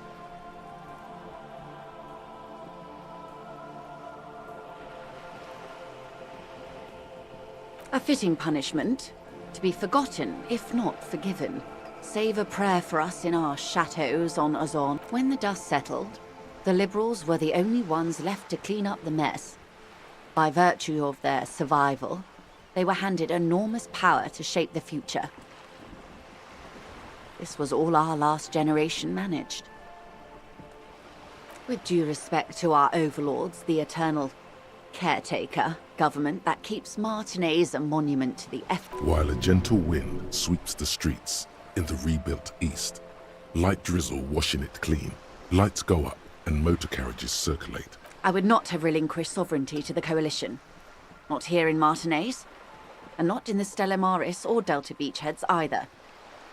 She realizes her small, cold fists. Then for my daughters, we had an obligation to defend our sovereignty.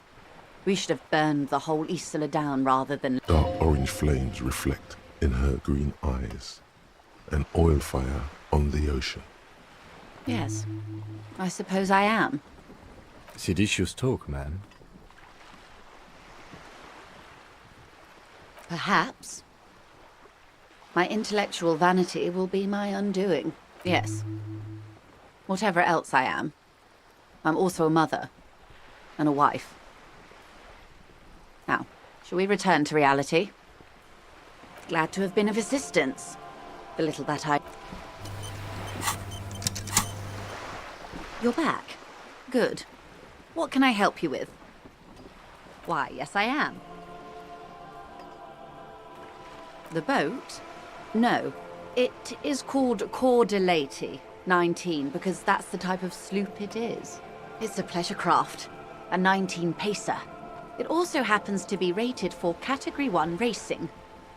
Though my sloop, I like it a lot. It's the eel's hip. I'm enjoying this part of the interview. It has so little to do with the murder we're investigating. Of course there are. We're on an archipelago. How else are you supposed to get around? Yes, we are. We are on Le Caillou.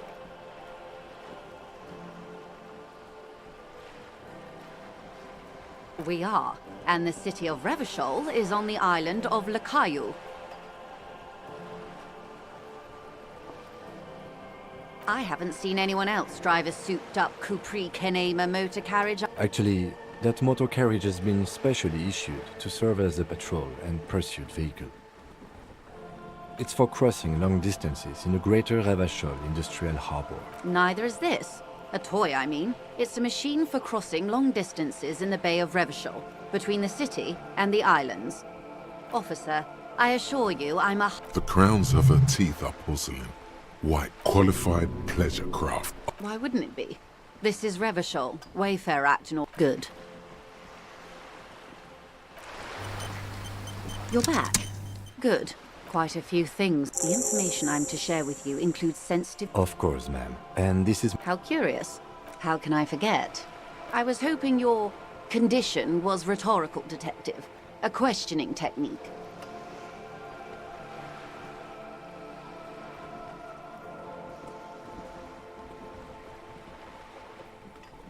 I have sympathy for your highly unusual conditions, sir.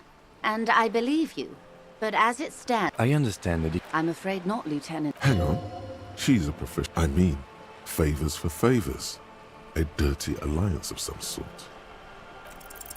Easy. Just offer her a... I will be frank with you. If I'm going to break protocol, I need... You're in. Reports from inside Terminal B. They're profiting from this trade. The company has tried... Or... Detective, a word...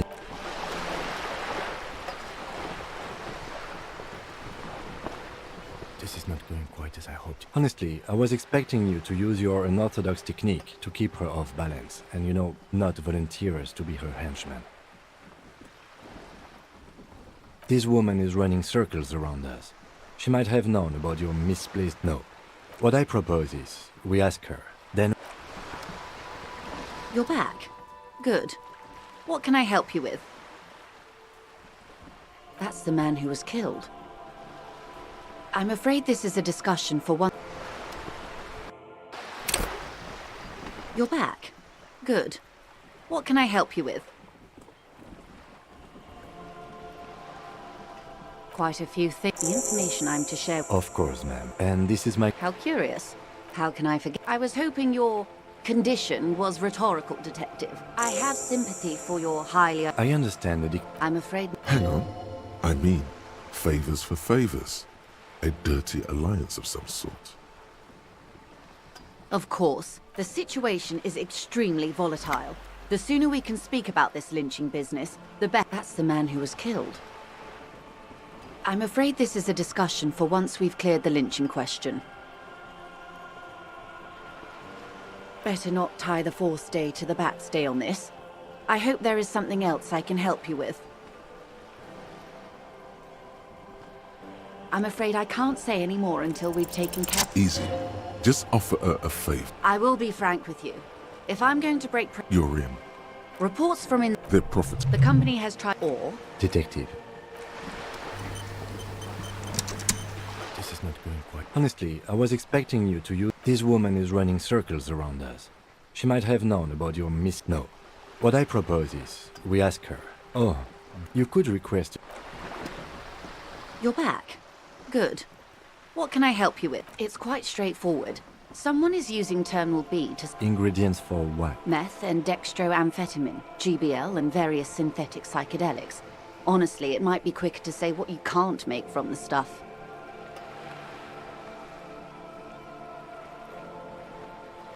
Yes. After they clear the terminal, we lose track.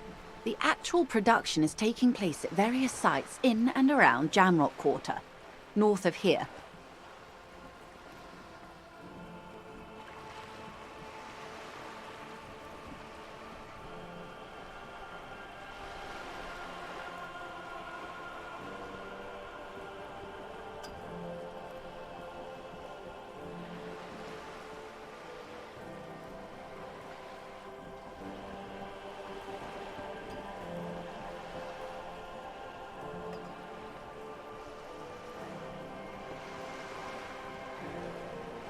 Wild Pine seems to be well apprised of the local drug trade, ma'am.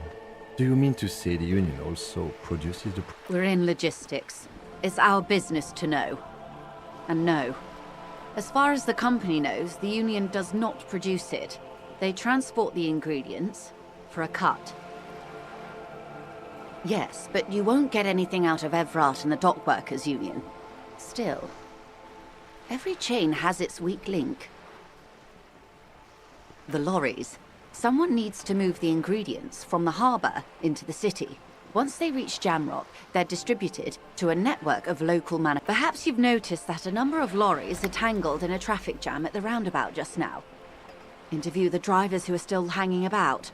Her irises are light green, like the river Esper. I'll be explicit.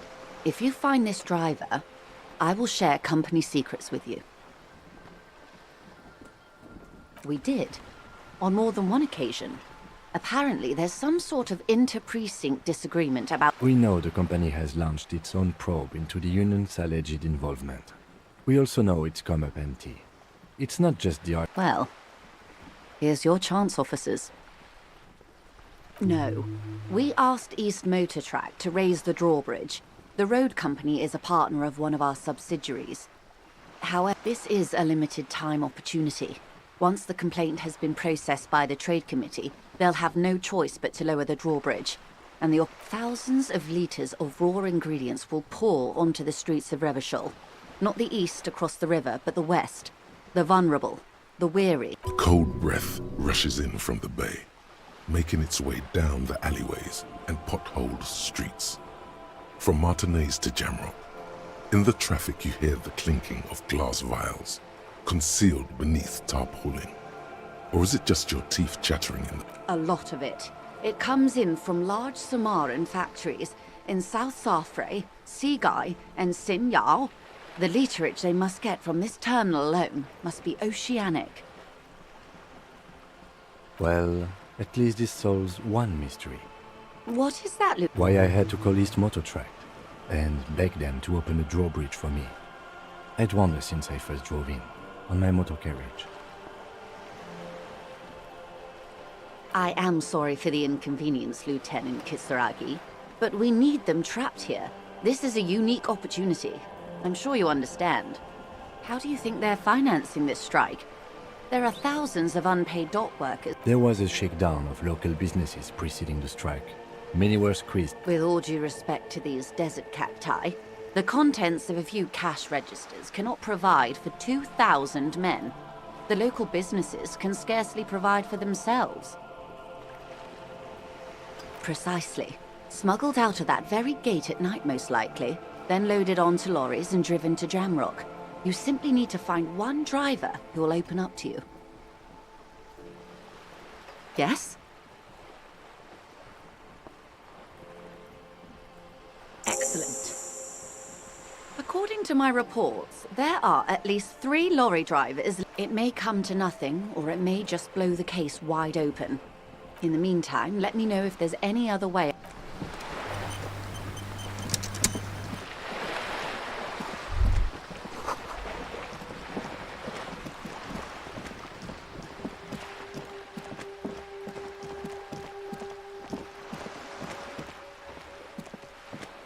Look at me when I'm talking to you.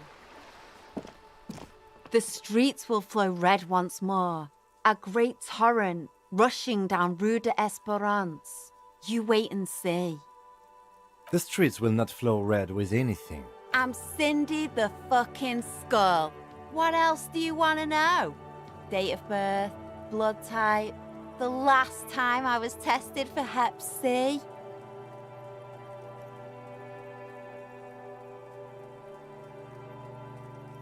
Go where? Listen to your partner, pigman. Keep your grubby hooves off little old ladies.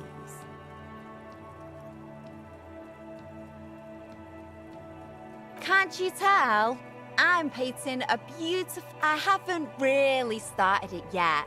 I'm waiting for the right words. Have you ever tried your hand at graffiti-o? When faced with a blank wall, most people... We rarely see pigs round here, though. Just union cards.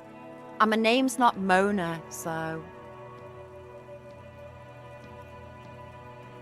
This place is severely lacking in havoc. Not even the occasional trash can fire to break... I thought I'd mix it up, yeah?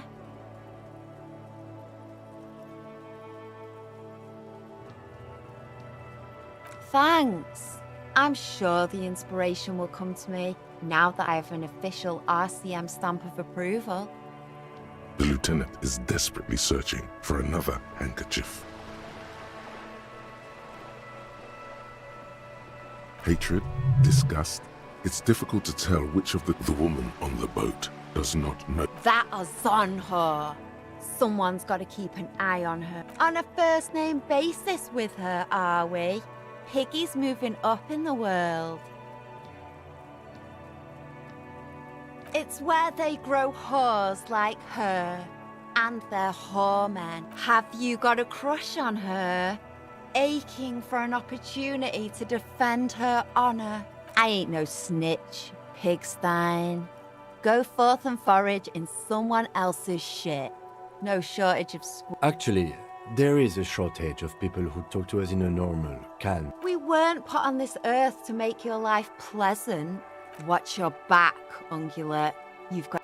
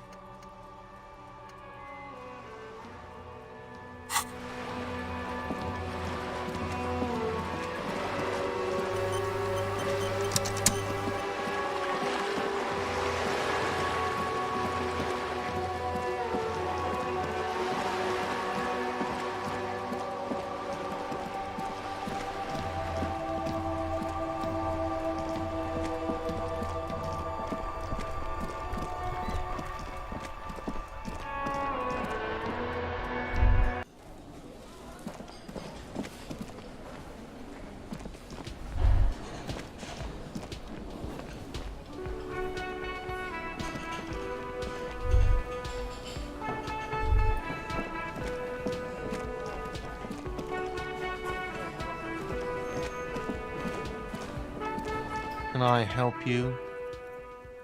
Another thing. Great. Yes?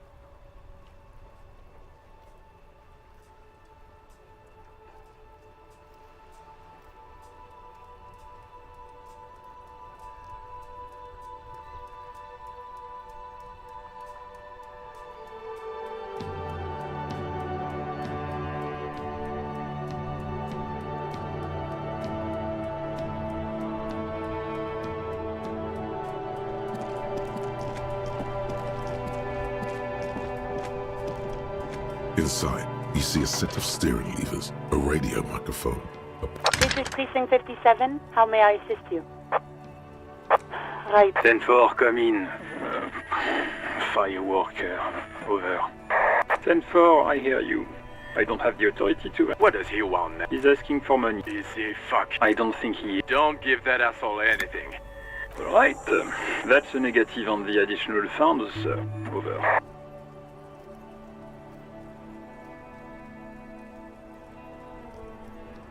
He says it's important. He isn't getting a red cent. Request denied. Nothing is working. Anything else, sir? Over. Roger that. 10...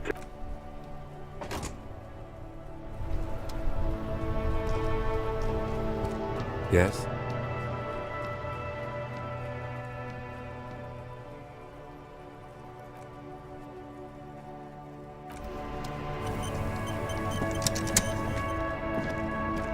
Hello again, my man. What's on your mind?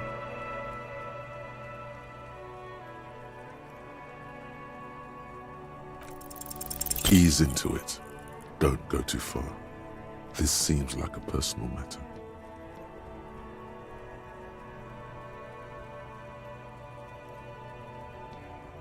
Cool, cool. We all want to know each other's woes and all. But people... Just like that, he slips out of your reach. It is possible the yelling didn't help.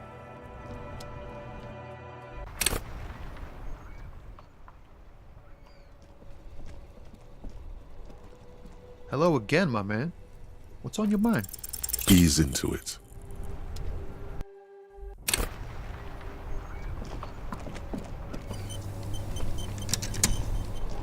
Hello again, my man. What's on your mind? Ease into it.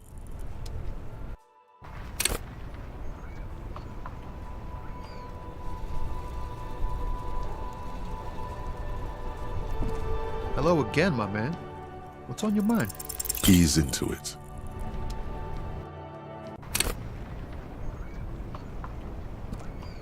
Hello again, my man. What's on your mind? Ease into it.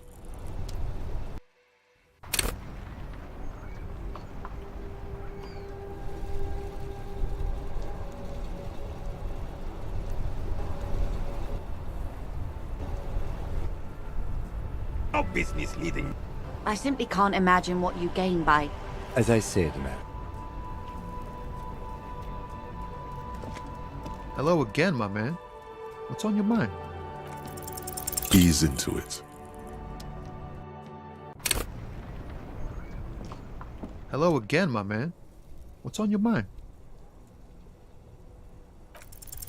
In his eyes, an unfamiliar longing. It's hard to say.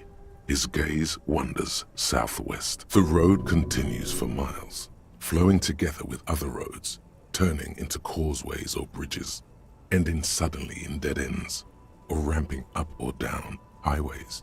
It forms a crisscross pattern above the Jamrock Quarter in the form of a raised motorway, and then the never-ending sprawl of Forburg, high above buildings, new and old. The air filled with to the old south, to the farthest outskirts of Revachol, through the checkered fields of farmland, upstream to the river Esperance, past Montmartin. The border approaches. You cannot see. It's out of the city. Up ahead, the mist blocks all sight. A gale blows across your cheeks. Excuse me? A flinch jolts his frame. The question has touched a nerve.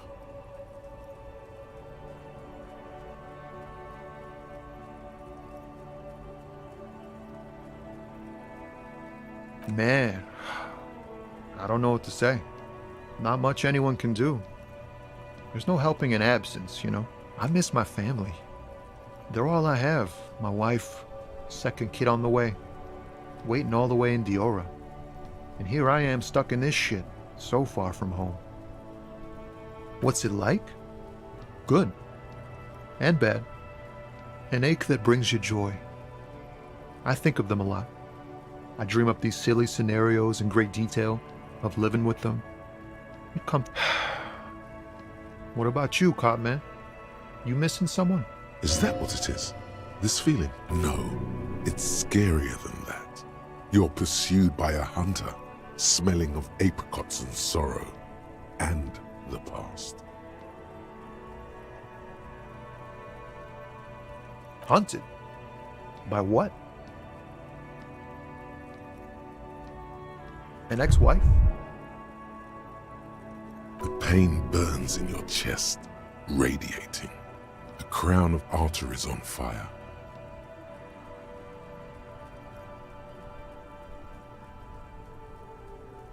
Plainer hunter? Wow, that sounds really bad. I hope that doesn't happen in my marriage.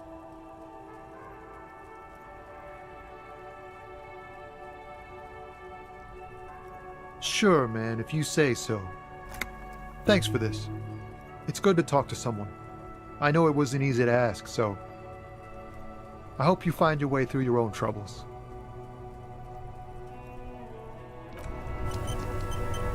Hello again, my man. Ah, man. Me and narcotics go way back. Had some good times surfing the psychic waves of my own conscience, but those days are behind me. There are other addictions in my life now. Why the inquiry, my man?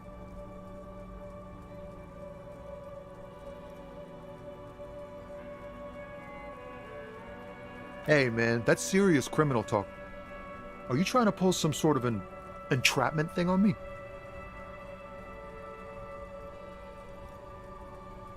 Then what's your deal here?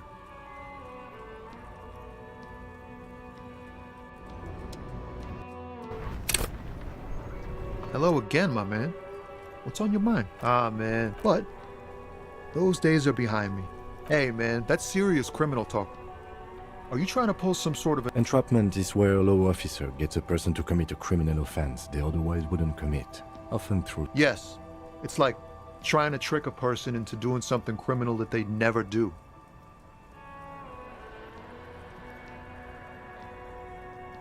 Then what are you trying to accomplish? We have a credible lead, sir. Someone on this roundabout is waiting for a bulk shipment from the harbor to load it on their lorry and drive it. Not me, man. No way. I don't need any trouble. Shit's bad enough anyway. This jam's got folks up in arms, and I'm afraid gotta guard the stuff. Bosses don't look kindly on missing cargo, and it gives me time to work on my rhymes. Working on these rhymes clearly leads to muscular atrophy. Make sure you don't get hooked on poetry. Look, man, I try to stay away from the criminal underbelly of Revachol. I'm a guest here. You really need to find another man to probe with those questions. Hello again, my man. What's on your mind? Your best verse? That's brutal, man. No, stop. He's already mortified. That's, In the name of God, what are you doing?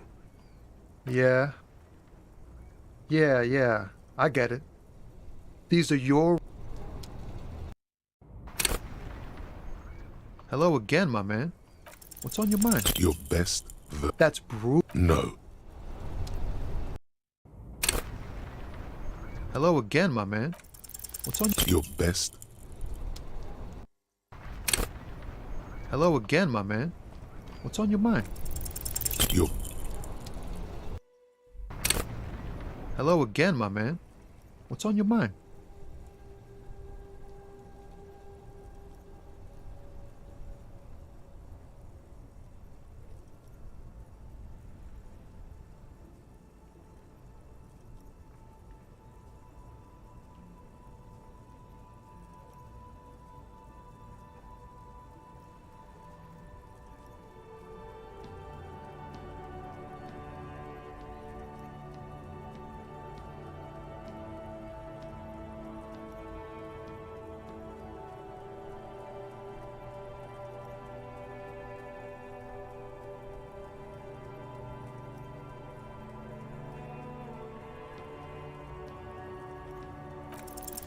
Your best verse.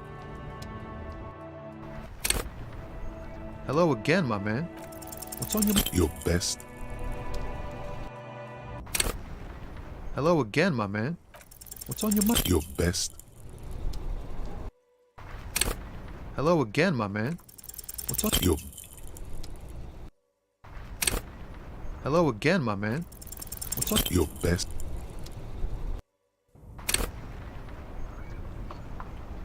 Hello again, my man. What's on... Your... Hello again, my man. What's on... Your... Hello again, my man. What's on... Your... Hello again, my man. What's on... Your best. Hello again, my man. What's... Your... Hello again, my man. Your... Hello again, my man. What's on... Your... Hello again, my man. Wait. There's something here, stored away in some dusty corner. It starts like... Whoa. What else? Silent communion. That's good. Dang. That's some great shit. You came up with that yourself.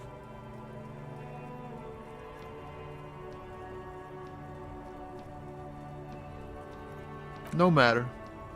Great verse is like that sometimes. Ephemeral. Just messing with you. It's cool. You're an okay guy. For a cop. They're more often in the fists than rhymes, see? Let alone honesty in verse.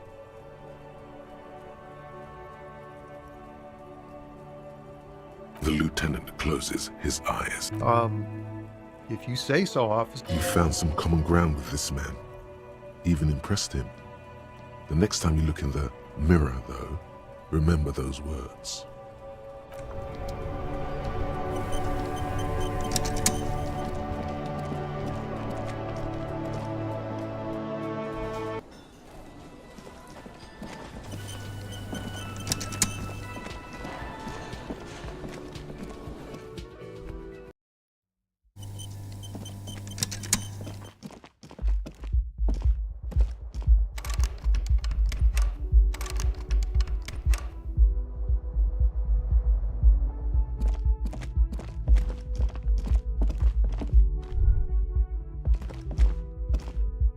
The door is closed.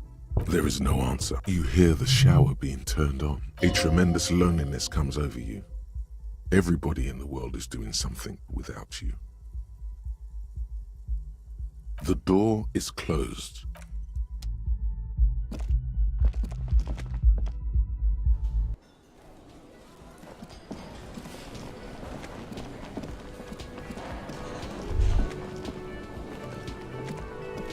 You see a heavy steel. The door does not.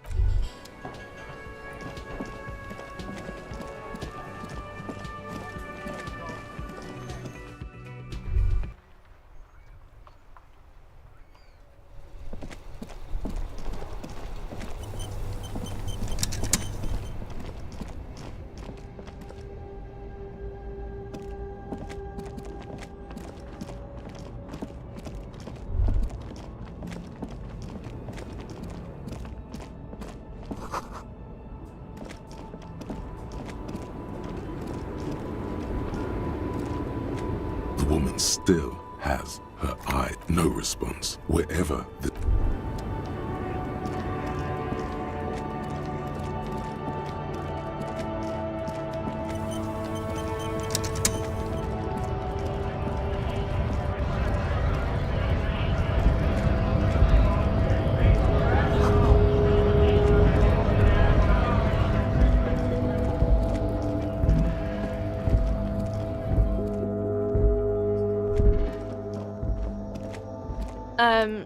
Is this about the questions again? A warehouse? I don't know. Maybe. I don't really care what Frit does. She scrunches up her face into an expression. Fine. Frit doesn't have a warehouse. Just a little back room here. Okay?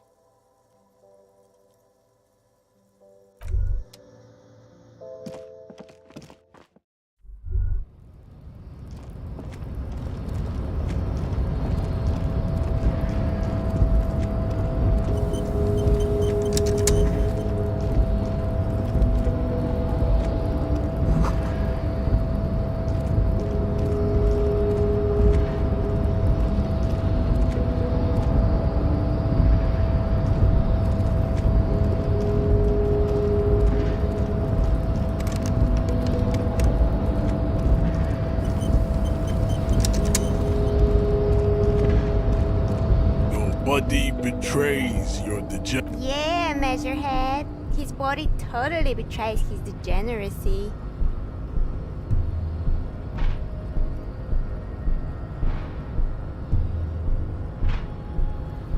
Are you admiring my mom? It must be frightening to stand in the shadow of this racial pinnacle.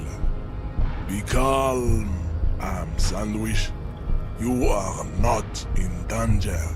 What is this androgynous? This merely standing up makes you sweat profusely. Stop it! You are embarrassed.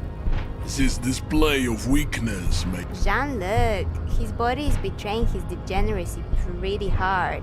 Maybe you have succumbed to Al Ghul. You reek of it. An invisible sword of Al Ghul emerges from your throat. You cannot see it. It's not good. It's like a rat crawled into your stomach, got drunk and drowned.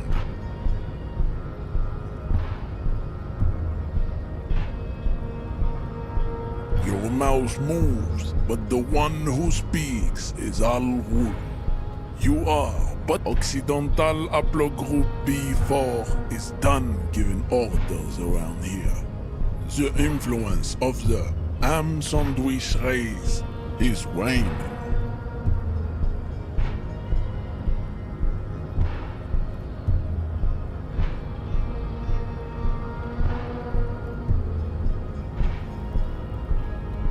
The ethanol fungus is deep within your nervous system, pulling the strings.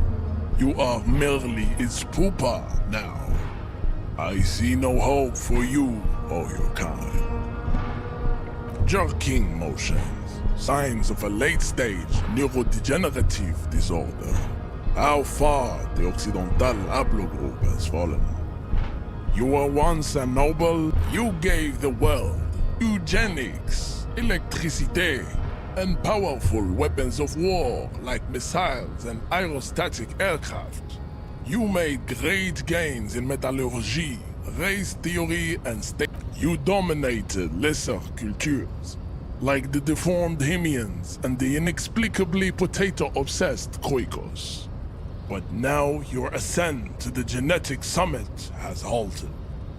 You will be superseded. It is, baby, yeah. You know it. There is a button right behind him, just out of reach. It must be the one that opens the door to the harbor.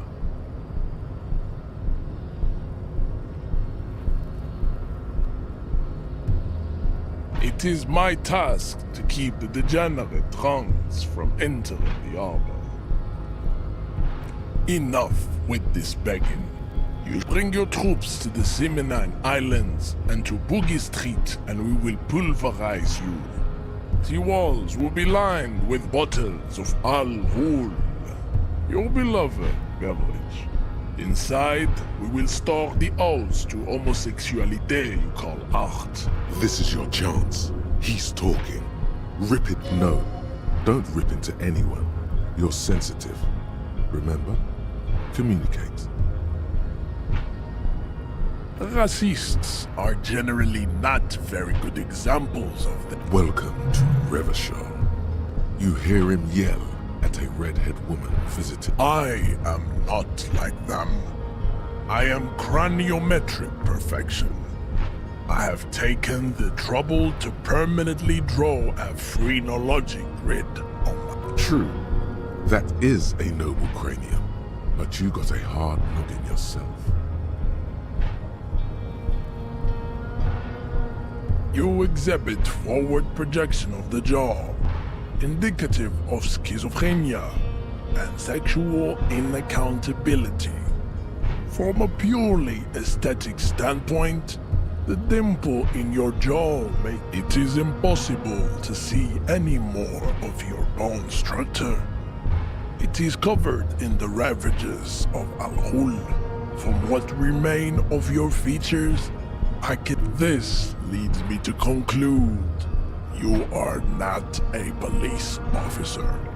You are a common criminal, an offspring of murderers and sailors from Sur-la-Clé and Vesper. Your racial heritage is uninteresting.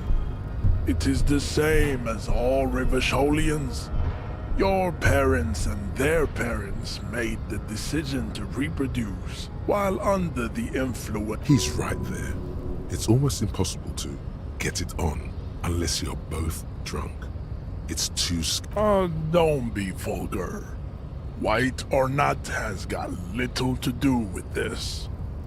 The race enigma runs much deeper than that. Mr. Claire is a man of vision and means. Also, to serve is noble. It takes discipline. Your petulant individualism has only contributed to your race failure. It is lax and moronic. Jam. Individualism. You have gotten these ideas from degenerate youth culture, have you not? You have picked them up from rock and roll. Offshoots of the Seminese people invented disco while having sex under the influence. I am not surprised you enjoy it so much. This has happened to many of the side products of the inevitable cult. The South Island race, haplogroup A4A. We are the rightful masters of the Insulindian archipelago. We descend from the Areopagites of ancient Pericarnassus and arrived here 4,000. We are the future. That is all you need. I am a descendant. The narrow streets of Ulembuir are with me in my genetic dreams. I see young Seminese women walk into the grey mass on Ile de Fantôme, waiting on immaculate conception from the pay. No. I have heard about it on the radio. I'm from Couronne, and no, it is not just in Revachol. The city is central to the Siministra. You have heard enough about our phylogenetic secrets for today. I think this racist is better than the last, but the next racist will be the really good one.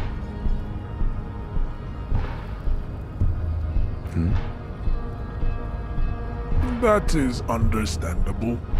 The previous racist was probably... These cops are just jealous, Jean-Luc.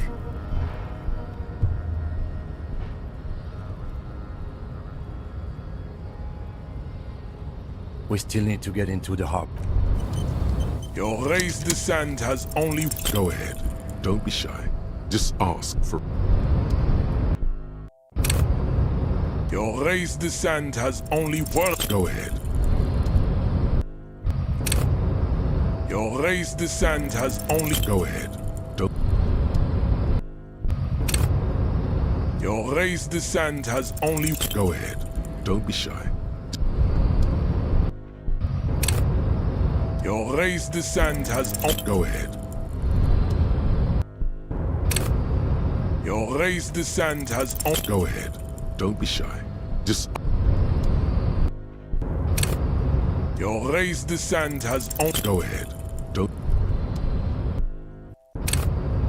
Your race descent has only worsened since I... Go ahead. Your race descent has... Go ahead. Your race descent has only... Go ahead.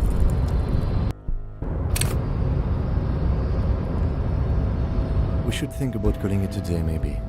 The nights are still miserably cold this time of year. You should take care of that, then. Let's talk to him anyway. An officer of the RCM shouldn't be sleeping in the street. Your race descent has only worsened since I... Go ahead. Your race descent has... Go ahead. Your race descent has... Ask what kind of races there are first. Classification is core to this stuff.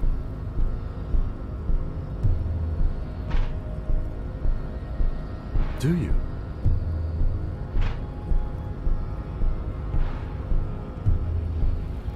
There are 3 categories of race. Type A, the heroic races. Type B, the servile races. And the vile CF race cauldron of pederasty. Which those are the Simonese, the Areopagite, and the Occidentals, excluding the Maun, of course. The Maun are riddled with eczema to the point where they find it impossible to smile.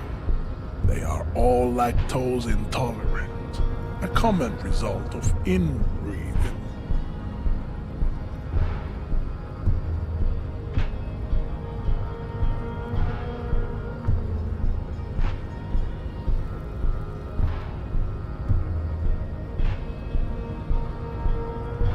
A receding genetic pool has led the Maun on reprehensible street parades. In Maun cities like Stadskanal and Vredefort, wearing wooden clogs on their feet and little green tassels on their hats. You know them by the names of their nation-states. The Oranese, the Gotwaldians, and the Königsteiners. My people simply call them the Maun are proof that you can have too much Occidental racial purity and tassel-centric culture. Inbreeding has led to a lactose-intolerant subrace whom no one can take seriously.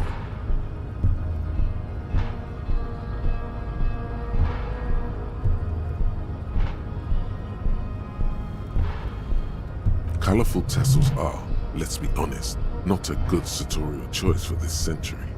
You might want to avoid wooden clogs too.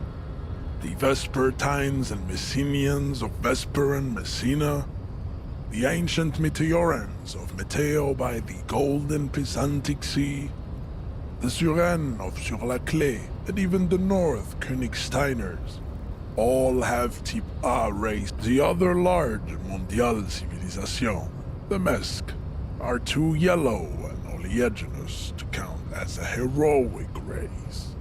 True, they are violent and expansionist, overproduction of sebum. Sebum is leaking into their brains, making them listen to El Mariachi music and eat. As proven by the Maun and the Mesk, Occidental Type A is in retrograde. The Simonese and the Areopagite are on the ascent. The indigenous people of this, the Insulindian archipelago. The Simonese inhabit the southern islands. I am Simonese, from the stock of Ulmuir on Ile de Fantôme.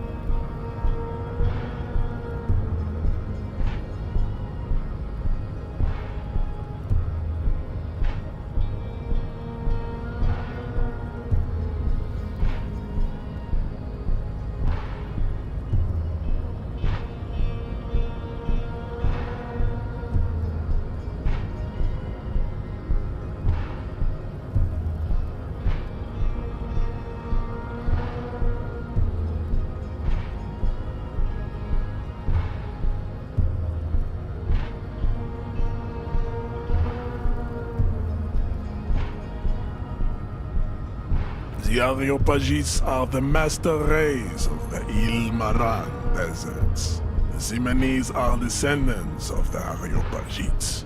We came here during a heroic migration from Ile-Maran to Ansuland, thousands of years before the lactose-intolerant Maun. The Areopagites are sleek, long-headed. The Simonese are powerful, mesomorphic. The former is an immutable progenitor, unchanged since the Super Isola of Pericarnassus. Ancient brains rest in their slender skulls. The latter is perfected and adapting. Together they form the Simeno-Areopagite or Simeopagite super race. That is... Nature was not capable of more. Type B are the unheroic races, amorphous non-competitors of the great race. The Khoikos and the Vacholier, they are mud-colored people. To an untrained eye, the Khoiko appear white and pinkish, like a ham sandwich. But look into their eyes and you will see. They are of an indistinct, muddy pinkness is a racial quality that has to be earned through centuries of advanced ballistic warfare and cultural domination that the Grad people have undergone for drinking al-Ghul and smoking the degenerate tobacco herb and for eating pot. The Khoiko, the countless micronationalities of Grad, are all inexplicably obsessed with potard. The only thing they like more is dividing into microscopic. The Vacholians, halfway between Type A and the racial cauldron. Two makes to know right from wrong.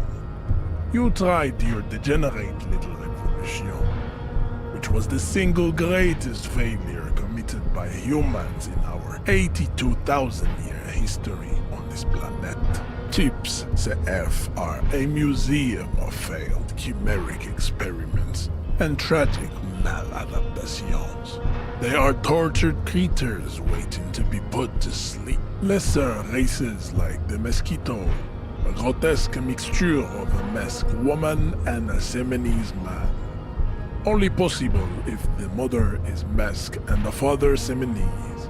The other way around, they fed. The mosquito is born sterile, like a donkey. All they have left is to ride customized motor carriages with hydraulic suspension, listening to aggressive El Mariachi music to vent their impotent despair. Then there is the Simino Koiki Chimera. Are you sure you wish to know of the Simino Koiki Chimera? The Koiko, as you know, are very servile, especially when they meet the rich man. Racial scientists have toyed with the idea of crossing the Simonese with the Koiko. This will never happen. The Simonese and the Koiko may have similar interbreeding problems as the mosquito. We will never know precisely. No, but enough. It is cruel to entertain ourselves. You understand nothing. To solve the great race enigma, you have to first ask yourself, what is the race enigma? You have not even worded the mystery, let alone solved it. We will see. Access to the Union is important for our investigation. But there... Am I mildly worried he might take it seriously, the lieutenant thinks? Yes, I am, he concludes. I am worried. You need to internalize what you have heard here today, then return to me. This clarity does not come in. I cannot possibly imagine what else we have to do.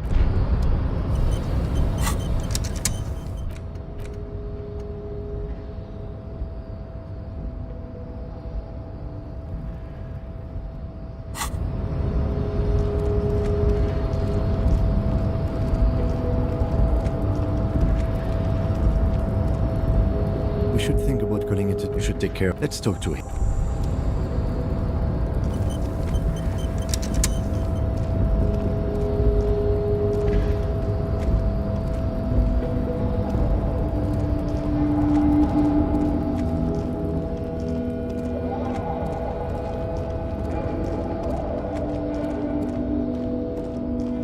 A lorry stuck in the windows are clear.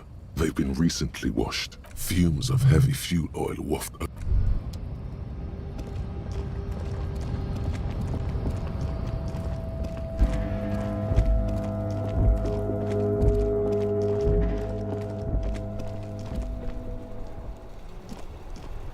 Hello again, officer. I'm a Nighthawk. What can I say? Odd.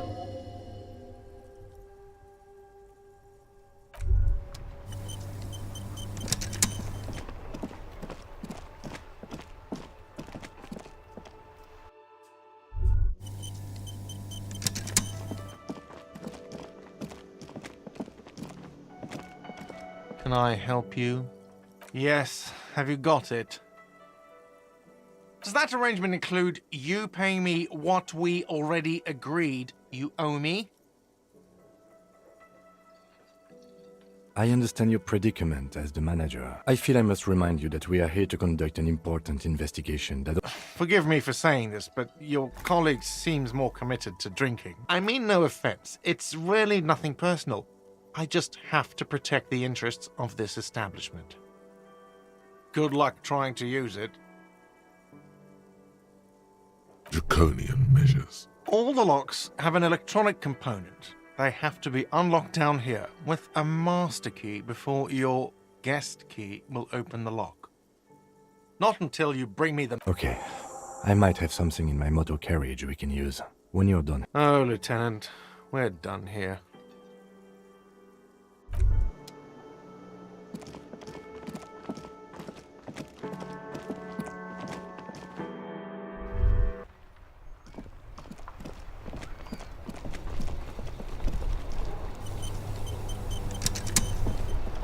Inside, you see a set of steering levers, a radio microphone, a pull-out toolbox, and I have something here we could sell.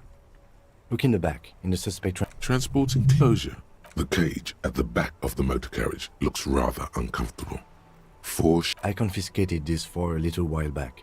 We can take them to the pawn shop down by the Martinez Canal.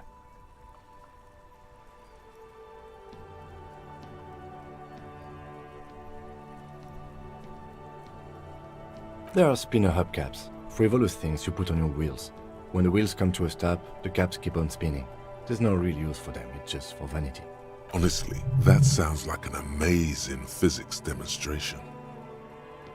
A couple of weeks ago, I stopped a young man for going slower than the speed of traffic.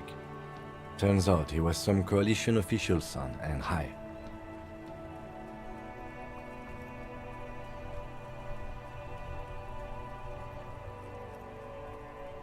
That they are. I was going to take them into evidence, but they weren't necessary for conviction. He never asked for them back. No, that would be silly. I don't know why I kept them. It doesn't matter. I couldn't put them on this MC anyway. A cup with spinners. That would be outrageous. He flashes a smile, barely visible in the dark. The spinners shine so bright they reflect on the lieutenant's glasses. All right, let's not take them now. Then come back once we realize we have to. Have this conversation again, and...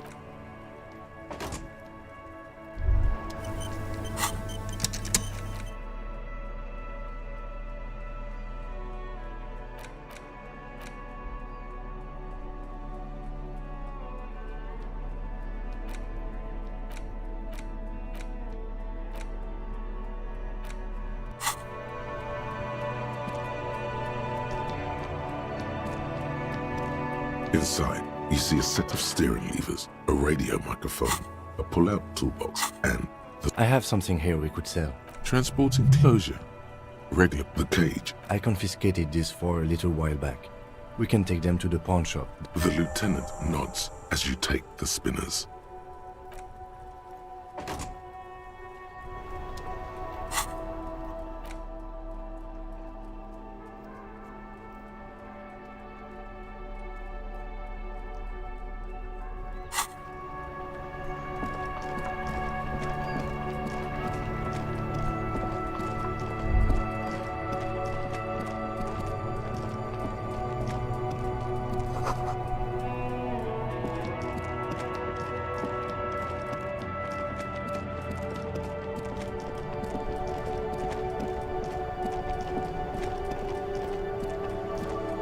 Worn and beaten wooden plank. We can sit on benches after we've solved the murder. You can revisit the bench.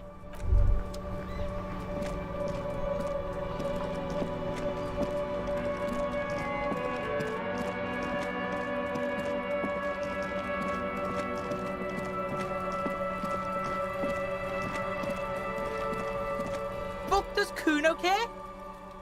Yeah, did you fucking there? Oh, that? Kuno decapitates pig. What? What is this shit? Fucking... Fuck your shit back to normal. What is this? That's where Kuno... Bet you'd like to ride the lightning too, wouldn't you? You feel tired and old. Of course you fucking can. Not everyone... That's all there is to it then. It's a vit... You could use some. Okay, whatever. Oh, don't teach him, Kuno. He's gonna use it against you, Kuno. You're not getting this, pig. Fuck you, pig. Don't do... Good call, Pigmeister. The fuck do you want? Good call, pig. Kuno does... Hear that? Magnesium. The magnesium levels in your blood are dangerous.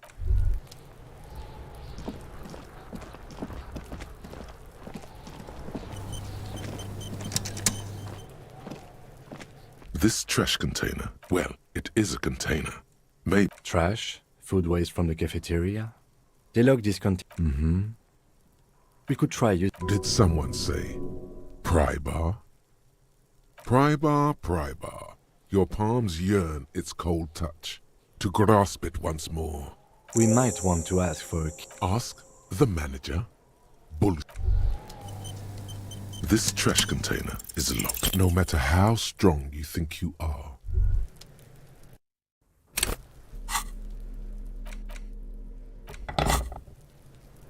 This trash container is locked. This trash container is locked. Force time. This trash container is locked. Force time isn't. This trash container is locked. Force time.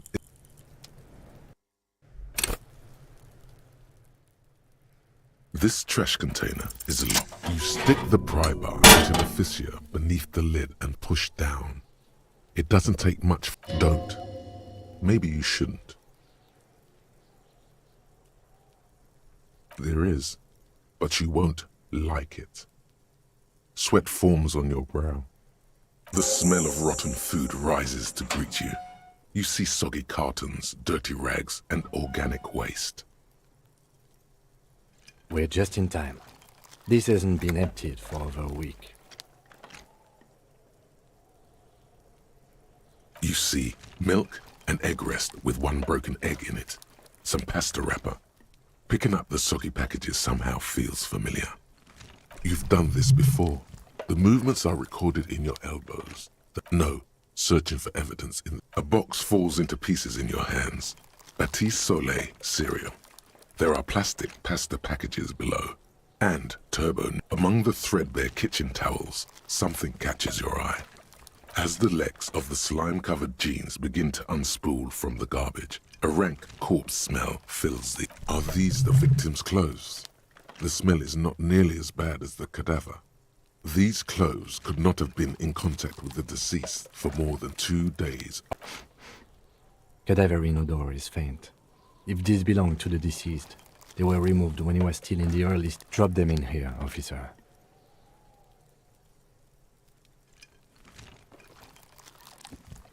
Yes, I think the clothes were taken off to get to that armor he wore, then discarded. They must have stripped him of it fast too. The guitar-marked blue jeans. Pocket empty, or emptied. He wore them with a belt, too. A white belt. The belt is missing. That's it. Do you see anything? Something slimy catches your eye. A drab, long-sleeved shirt, olive-colored, appears from the food waste. This is a military-type overgarment. No label or serial number. This is the kind of rib-knit shirt that's worn over light armor to conceal it in an urban scenario. The rest of the rags are just kicked. All right. We should go to Gart again and ask if he knows who put the clothes in the trash. It could be as simple as someone from the hostel cleaning the yard. Or that one. I'd advise against confronting that force. The fuck's he on about? Kids? See? Not really. All we know is the victim's clothes are in the trash. The lieutenant nods, then looks back into the trash container. You pick out a broken mug with an oddly racist depiction of the yellow man, only in its social sensibility. Mm-hmm. It's just nothing. What's this? A blue piece of plastic sticks out from the app. Something larger. A clipboard. A blue plastic clipboard with moist papers hanging from it. They look badly damaged, but you can still... Officer, is that your paperwork? Yes, it is. Look. This plastic has the RCM street grid on it. You've even got an autopsy form.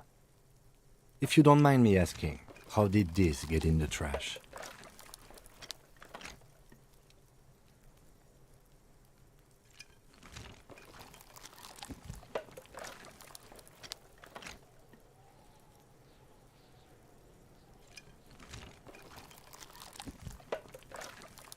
What are you talking about? Doeth thou also thorough inventories? You should take stock of your notes. Make sure it's all there. Official notes contain informants' names. If some of it has fallen into the hands of the RC, it will also not hurt to start taking notes on the case. Some items, such as the ledger you found, are interactable. Go to your inventory. The container sounds a muffled gong. That's one thing off the list.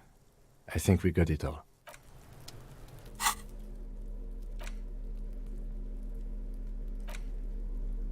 The note is written with a blue pencil on a piece of line.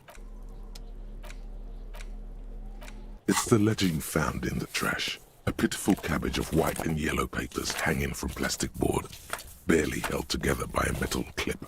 There's a piece of toilet paper, or is it cleaning tissue? It's a metaphor. Below the pathetics, terror. Do not look into its blue heart. It's just toilet paper sticking to the back of the plastic clip. Still wet, the toilet paper peels off the plastic easily. All you have to do is shake it off with your finger and voila! The ledger now look. An aluminium block runs the width of the board, biting down on the paperwork. Its crocodile teeth are the only thing keeping the papers together. The surface is interrupted by a silvery sticker. It's rectangular. Looks like an official mark, made to be low visibility outside the right circumstances. What? Yes, halogen watermark used for adding information to RCM property. It depends. Aside from an anti-counterfeiting stamp, mine has my station number and address. Any capable light with the right wavelength will do. All RCM vehicles have headlights designed... This means you can read the watermarks if you just turn the lights. Okay. While a bunch of sodden papers sag from the clipboard. They're not exactly white. They're yellowed in patches by sunlight and alcohol, and covered in dense blue handwriting. Once in a while, there's a red stamp that exclaims, "Case files commit to paper." The case files themselves are plenty. You count more than 100 sodden, crumpled up, earmarked pages falling apart in your hands. They appear to be sufficiently organized and extremely dense, if mostly illegible. Work, strife, poverty, the Jamrock Quarter. These are handwritten logs of investigations dating back to January 51, this year. The exact number is hard to estimate due to missing pages and an odd naming convention. But there are at least 20, maybe 30 cases undertaken, not completed, mind you. What do you mean? Is that all? Yes, it appears you employ a, shall we say, robust yet literary system. Each investigation has its case number written on the margins. Yet, still more tellingly, most are accompanied by a name. Yes, all caps. One is called The Next World Mural. Another, The Square Bullet Hole Murders. Another yet, Others appear more light-hearted. The guys on a couch in an unexpected location, and the murder at the hookah parlor. Even the rare article-free collapsing tenement. Murder features prominently. You like this grimy murdering. It's going to take an effort to piece these case files together, but it can be done. The notebook is annual. It says 51 on what remains of its cover. A molten strap of cardboard. Everything prior to this must have belonged to a previous volume. In short, there was more. Judging by the creases on your forehead and the lines on your cheeks, too much more. Going back years, decades even. You mean the alphanumeric? Officer, precinct, time of arrival at the scene? Oh, you mean the titular? Yes, well, so do I. It's a holdover from the early days of the RCM, right after the revolution, when the organization had little idea how to do things. It persists in an unofficial capacity. Officers use these titles to refer to the... Again, in your defense, I seem to have named one, the man with the hole in his head. That was a real person. His death was real. I pray his loved ones never find out. Rail spiked through the head. He died. It was a workplace accident. There is, for precisely one more. 15 pages near the end remain untouched by the damage. The checkered grid, the tasks you've completed, flow out of the kind green ape pen in a brash freehand similar to the rest of the letters. The wording comes easily. Inspect the victim's body. Get the body down. Interview the cafeteria manager. A satisfying slash sounds across the paper. You're a swashbuckler with that pen, Harry, and it feels good. Things to be done and things already done. The composition of reality. This is an extremely useful tool for a detective of the citizens' militia. Now all that remains is to name the... No, actually. Any ideas?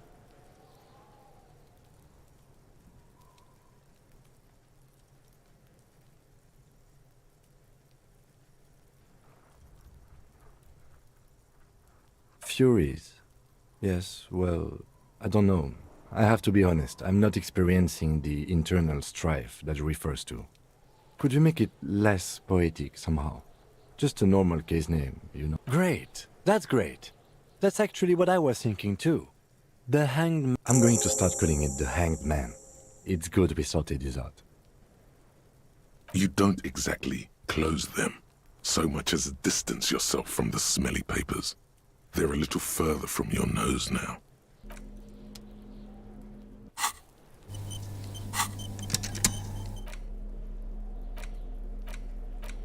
It's the ledger you found in the arson, petty theft.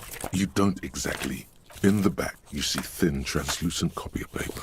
Some neon yellow, some bright red. 3. The topmost are misconduct fines. The middle ones are station calls, a monetary penalization ranging from 20 to 250 real. Severe cases allow for 1,000 real. These are quite sinister in tone.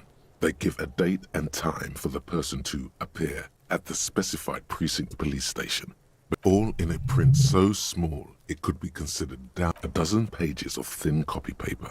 Bright red color of the irises, predation mark. Yes, all that remains now is to fill those forms and hand. The rest of the stinking cellulose is it's made of dark blue plastic, hard enough to beat someone to submission with. The edges are rounded, however. The U4 size board feels thick and heavy in your hand. Light blue. The blue heart. Don't look into it. Something rattles inside, and something small inside. The plastic shimmers like lapis lazuli, but it is not see-through. With your hands, U4 sized pages hang from the clip. Screw.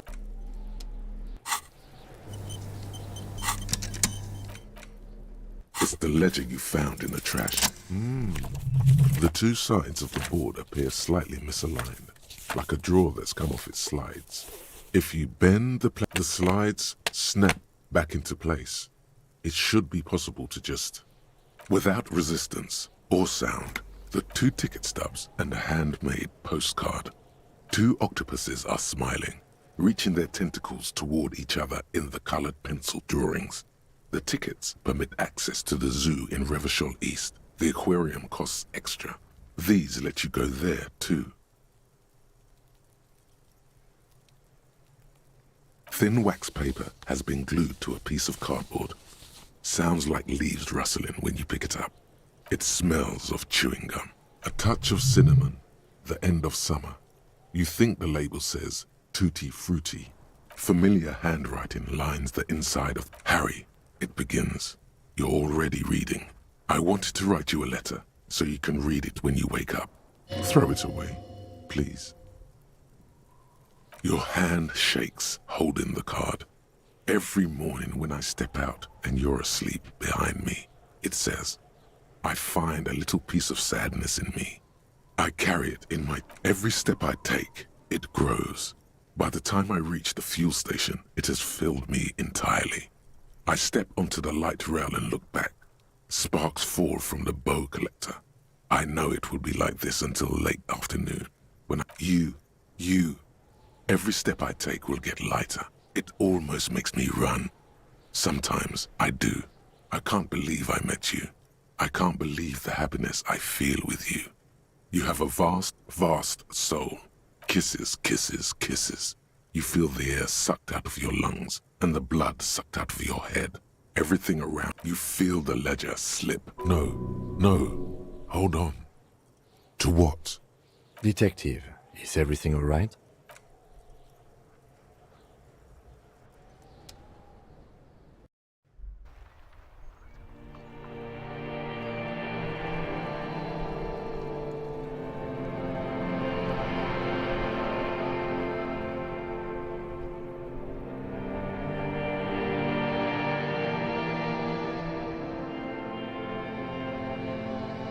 There is nothing. Again.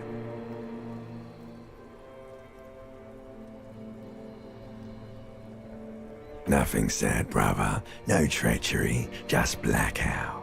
Well, almost nothing. There is the ground below you, that's still there. And the small light that's on, fluttering, somewhere in the basil. That's me. Blue eyes, that's me. Is it? The world is gone. You are no longer reacting to outwards. A bitter, caustic sense of loss remains. Even in the darkness, great sorrows slip in the water. Slimy. Here in the paleomammalian cortex, we call it the shadow. Because it's always there. Tell him. Tell him. Ah, yes. In the old factory system, they call it the apricot chewing gum scented one. It's unhealthy of them to linger on it so. Yeah, man. Fuck everything. Total blackout forever. Bloated corpse of the past resurfacing. Don't prod at it. It will start moving again. Bloated corpse. Beautiful. Believe me, stupid ape. There is no Voyager Road. There are no roads, no houses, no lights in the windows. It's all on. You think they would let you? Until you disintegrate into biomolecules. No. Someone is breathing on your face now, inspecting your pupils, stupid idiot. Oh, but you are. They're pouring It's delicious. Glowing lights on a dashboard emerge out of nothingness. In the upholstered cabin of Lieutenant Kitsuragi's motor carriage, seated in the driver's basket. Drink. Water. The water is cold, silvery, the stuff of life itself. Drink. You haven't drunk water in 2 days. Did you know the human body is not made to survive on alcohol alone? With greedy gulps, you down half a liter of cold water. What happened?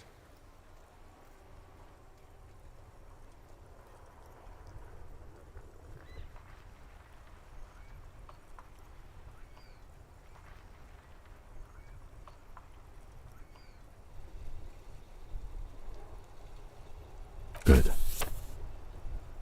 You dropped these. Are you okay to proceed? Good.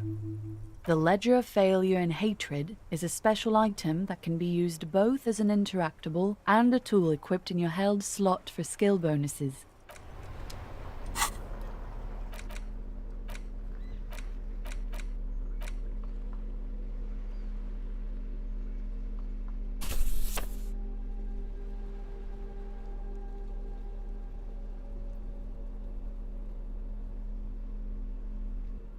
It's the ledger you found in the trash. A cabbage of papers without resistance or sound. Your hand shakes. The acidic stench of rotting food is rubbed off on the cellulose. You know, like the bits they put into public piss bowls. Probably called Fermi Discrete or Axel or something. At some point in its journey, the ledger remember when I said the smell of the upstairs bathroom was so rank they should have sent a poet to describe it? Why, yes it is. Among many other things. This cleaning tablet is used by the whirling...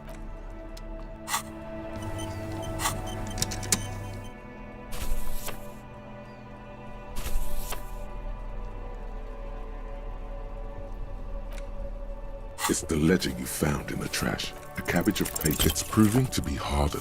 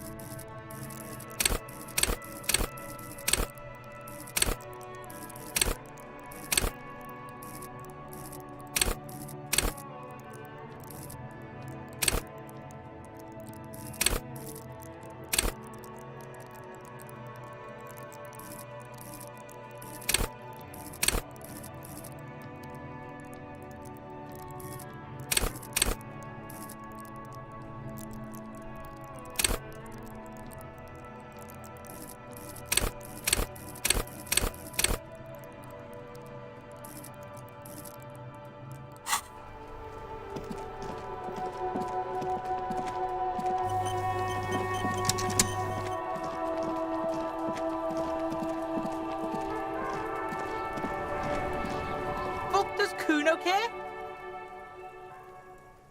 Kuno does... It's the ledger you found in the... It's proving to be harder than expected.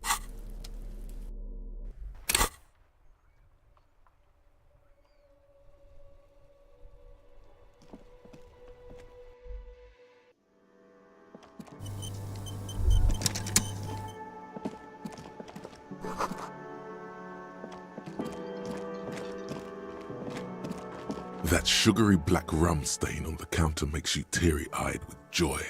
It's almost touching how syrupy and sticky it is. How long have you been up already?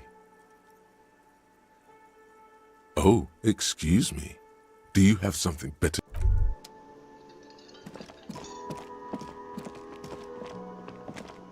Can I help you? How strange. I certainly didn't put them there.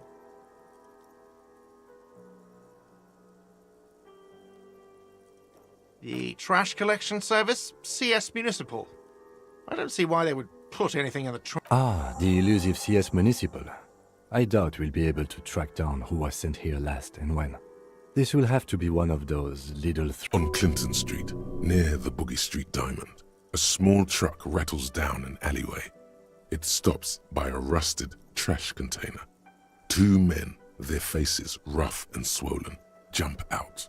They look at the container despondently. Thank you anyway. Sylvie had the keys before I got here, and I can vouch for her. I can vouch for all my staff. I think fugue states are more your forte, officer. Yes? Yes, have you got it? Does that arrangement include you paying me what we already... a game?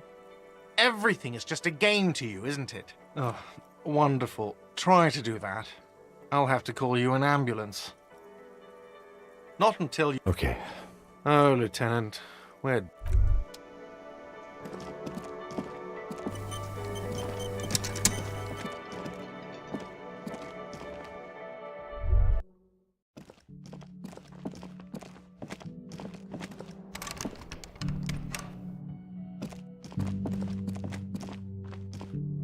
The door is closed. Still no answer.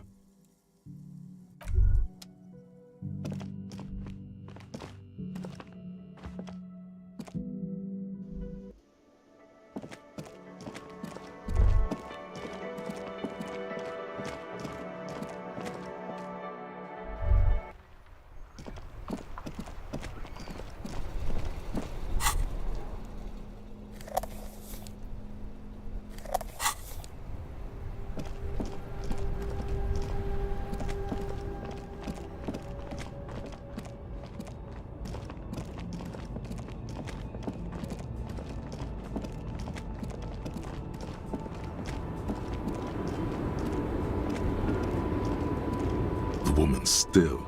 If you want her attention, you may need to be more forceful. Where am I? Who are you? The smile on her face has disappeared, replaced by the weary aspect of a cornered beast. Never mind. I remember now. I'm still stuck in that traffic jam in the 50s.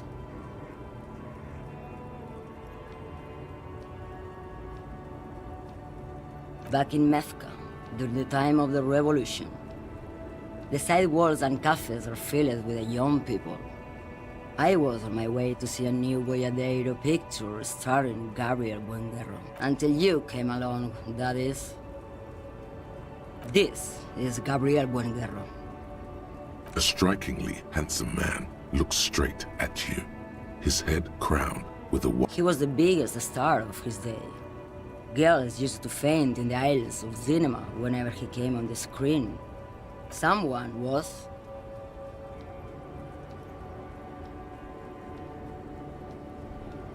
They are someone's memories, boy. What difference does it make if it's me or not? They're beautiful. That is all that matters. Beautiful and true. All of what? She seems to derive some bitter pleasure from this strange thought, as if the past will one day wipe the present away, like a tidal wave approaching. I wasn't dreaming. I was there, Lawman. It was early spring, and the mine behind the Black Sun had just come out. The posters were 20 meters tall. Everything was golden. While you, people, were tearing each other apart over your petty little revolution. In Meth, it was a golden age. Why not, Harife? It's not like I have anything better to do in this hellhole.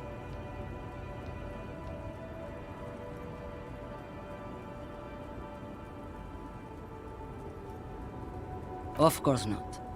To truly understand the Boyadero, you need to listen to On the Western Plain. It's an old ballad about a young girl who falls in love with a daring Boyadero.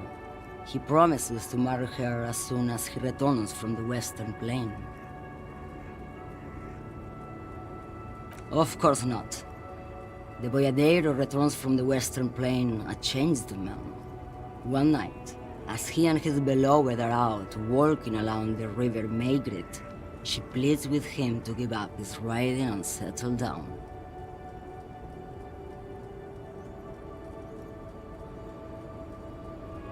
So the Boyadero strangles his beloved and throws her body in the Maigret. Then he rides off, because the Western Plain is calling to him. The most beautiful. A true Boyadero needs a whole horizon to himself. What if to truly love a boyadero is to float lifeless downstream? She's just a distracted old woman. We should make... You hear that, Lawman? I don't think your partner likes you spending too much time with me. Oh, don't worry about me. I'm one of the best. Lomonosov's Land, Udajnaya Zemlya, the Western Plain. A terrible cold comes over her. The Transcatalia Magistral. You for 1A. At Estradas do Mirador. All the good ones. The deep trenches. Where the bluebirds fly.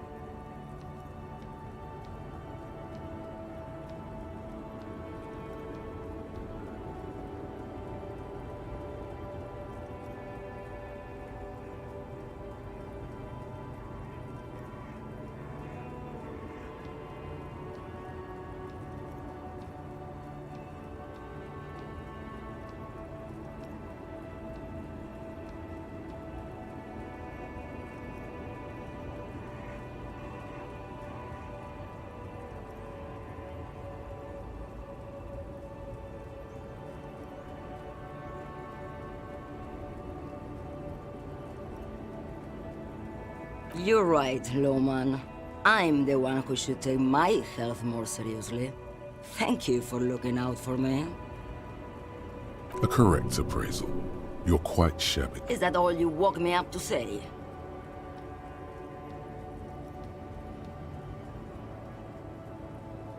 Diamonds?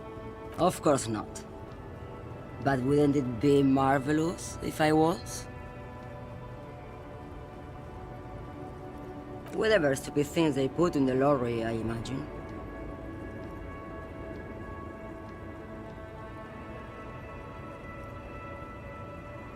I quit concerning myself with that a long time ago.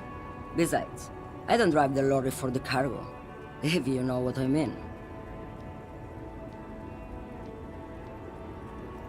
She says that as if something narcotic is the real reason.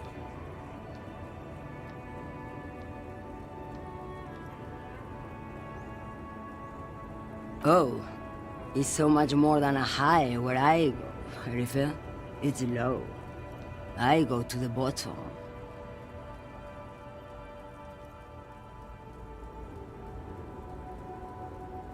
Yeah, it's definitely some kick.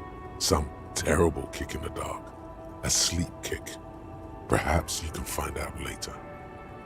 Then it's contraband, Lowman. What? Do you want to take an old woman in? Be my guest. Lock me away like Bad Hand Hermenegildo. Diamond? Of course not. Whatever stupid things they put in the lorry, I imagine. I quit concern. She says that as if something Of course it does. What did you expect? What do I need drugs for, Lowman? What I see, what I feel. The great adversary. No drugs can compare. Yes, there is a protagonista and an adversario. I am on the side of the adversary. There's no... I don't like the sound of any of that. Sounds like a horrible drug. The worst one of them all. If you don't know...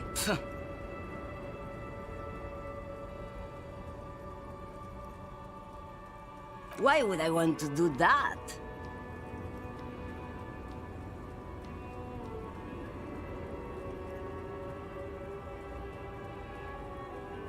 Lowman, what in the name of God are you talking about? Maybe. Probably not. Makes no difference to me either way. Just this month, I made half a dozen trips from Saramiris to Grad, and the U41A. What do you think they take from Saramiris to Grad, Lowman? No, Lowman. Damn this. Make her answer.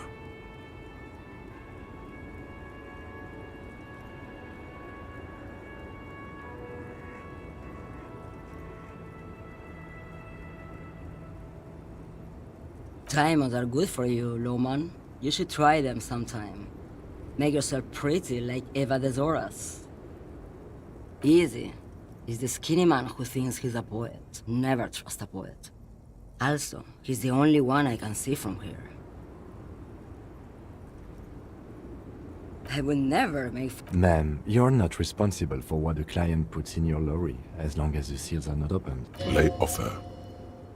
Where do you want me to go? Or I can just relax and let my mind... I think we're done here, no? Yes, go.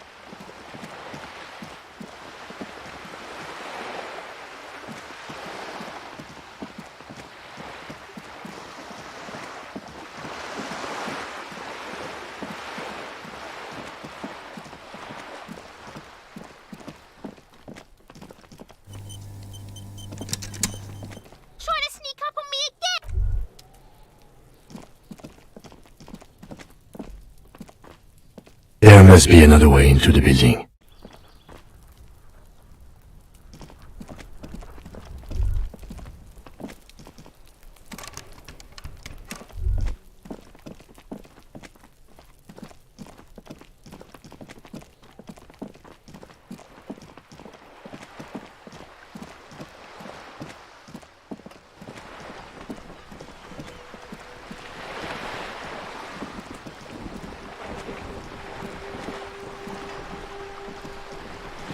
You're back. Good. Matter of fact, I don't. I have a medical condition of my own. Nothing unusual, though. I'm old, you see. Don't worry. It's curable, on the contrary, officer. There are yet camionneurs you have not talked to. And don't look so surprised. In a time like this, I suggest you go back and canvass for more... You're back. Is what you want to say, but it isn't. Look at that lady.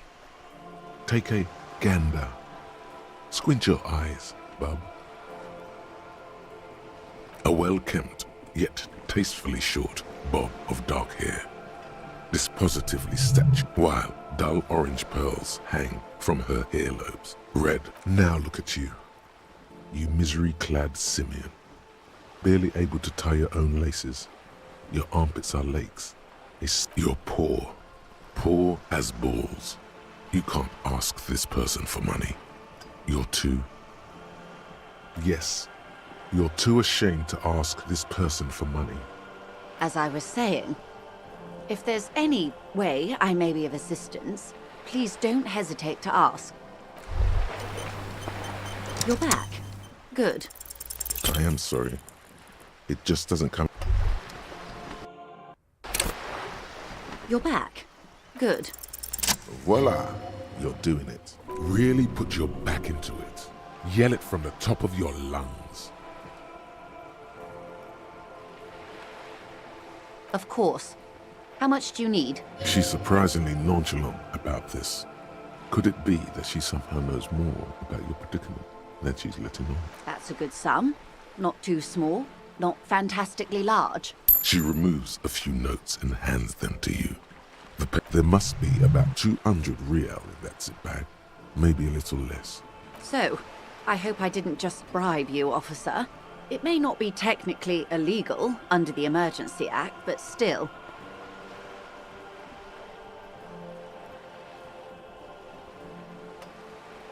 You illustrate the expression by holding an imaginary and very... You're right, man, that donations are permitted under the Emergency Act, and seemingly as... Which he most certainly will do.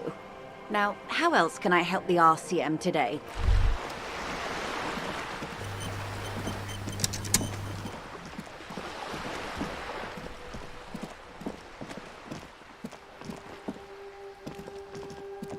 Hello again, officers.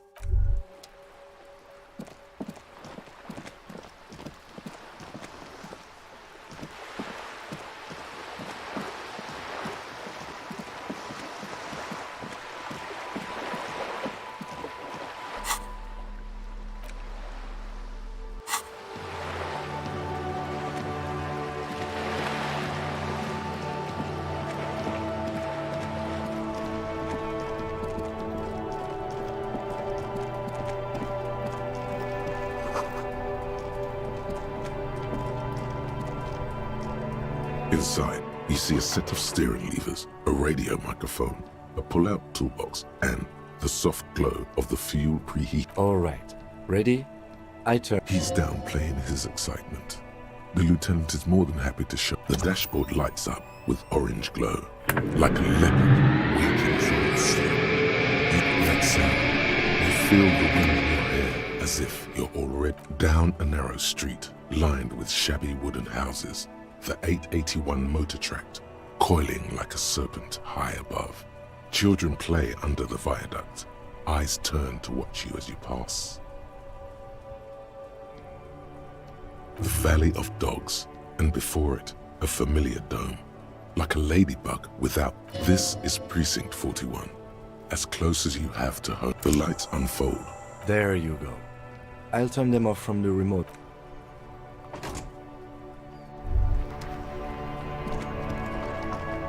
As you hold your ledger's clip under the headlamp, There she is. Revachol West. around the borders of the watermark are dozens, no, hundreds of micro-perforations. The rectangular watermark is overlaid with the logo of the RCM, and yet the major arteries of Revachol are all recognizable. They shimmer. In the canal, a rat brazenly darts past you and disappears amongst the stopped lorries. In the distance, a child somewhere shrieks. In the middle of a broken plaza, in a cone of light, barely visible in the daytime, two men, one slim, the other sturdy. They are on the city stage. Ah, Martinez. Let me see. Right here. It has its problems. There are many of them, and they are divided into three. The first row has 18 dots. Not bad for what? You don't even know. The next is the longest. It runs all the way around the border, and then some. There are so many, it's hard to count. The last row has 3 perforations. That's it. Those are perforations. They represent your record as an officer of the RCM. They are your statistics, as it were. I should have guessed you. Son, here is where we score your life performance. The first row represents your years of service. 18 years. Okay, not bad at all. What did you do before you volunteered?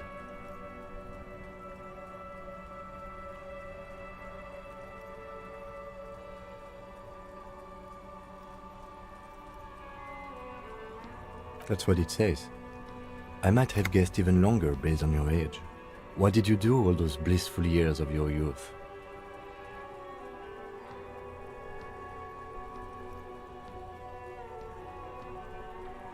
Maybe you were a diplomat. This next row, the one that wraps all the way around, is your number of closed cases. Wow, more than 200! It's quite a lot, even for someone who's been on the force for nearly 2 decades. Usually, clearing more than 10 cases a year puts you in the 90th percentile of all RCM officers.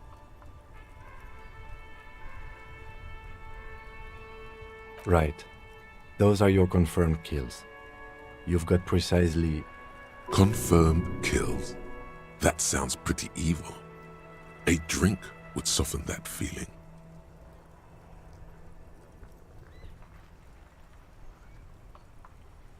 That's right.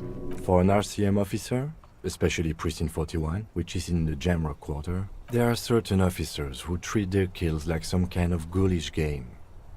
If they do happen to solve a case, but it seems as though you are, or at least were, one of the good ones. He's sincerely glad you're not a scary predator. Not to... Yes. It's not a problem for him to state it, however.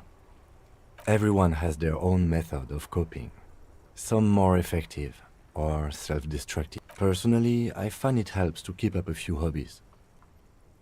Oh, this and that. Let's not get into it now. Why not gardening? You've already got the gloves. The lieutenant nods. Right. I'll go. You can now see your statistics on your journal page. To the right of...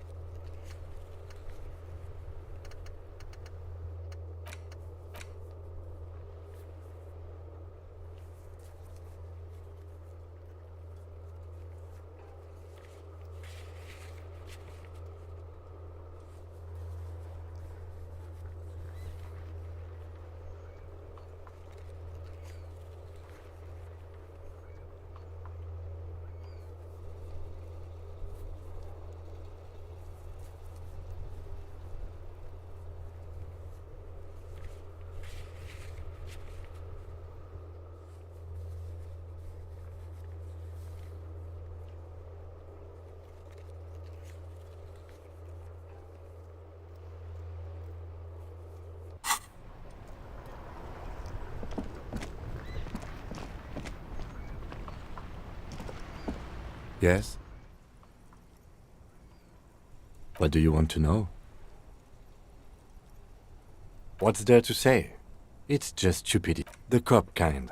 Our precincts can't decide if Martinez is part of Jamrock or the Industrial Harbor. Yours or mine, as if we somehow own parts of the city. Typical street gang mentality. So we've let the Union make a mockery of law enforcement here. And now it's come to its nut. Well, sort of. I think the dispatch desk just told both our stations about the hanging. There was quite the brouhaha at the 57th, I can tell you that. Time to settle it, they said. Cop off. But I assure you, I am not their finest or toughest with 102 cases solved. What I am is least interested in a pissing. So he volunteered to represent the 57th, but not out of competitiveness. On the contrary. Martinez? Nothing. It's just a puddle at the end of some drain pipe. No one cares about this place. They care about sports. Most of our colleagues don't even know how to get here. North of the A tremble comes over you. Another after effect of ethanol poisoning, perhaps. Feels like leaves do when they rustle in the breeze, somewhere far away, below the turbine. The 41st and the 57th. The lieutenant was right. It's not about who gets what's north. It's about who doesn't.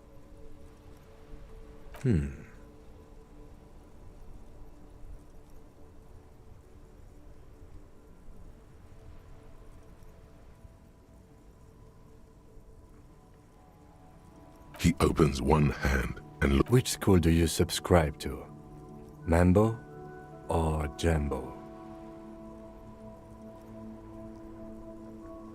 Hangovers do give officers superpowers. Many drink only to receive the gift. It is good to have a para-detective in a labor dispute. I can see why they sent you. Should we go? Yes. I'm an unrepentant spoilsport. Yes, it's a wholly pointless matter. Forget I ever mentioned it.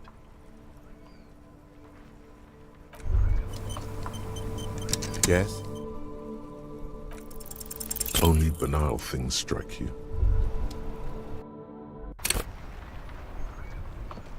Yes? Only banal thing, one you should be. Yes?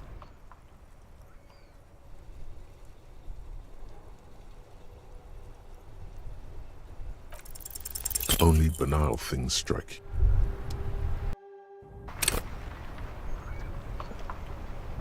Yes? Only banal.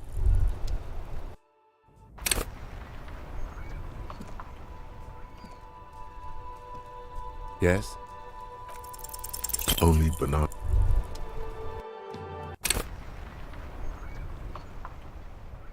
Yes? What if you did it?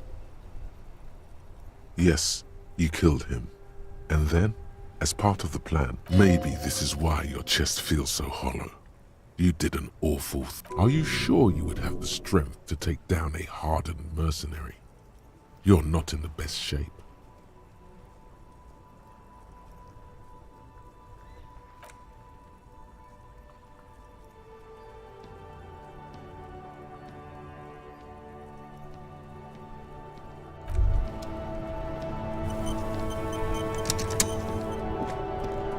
Yes? And what has led you to this conclusion? That is a common side effect of overindulgence. I find that highly unlikely. It's not unusual for detectives to feel complicit in a crime until the perpetrator is apprehended, especially when the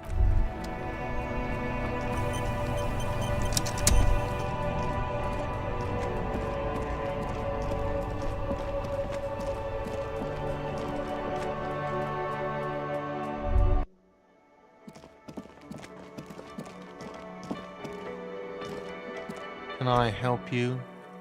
Yes. Have you got it? Well?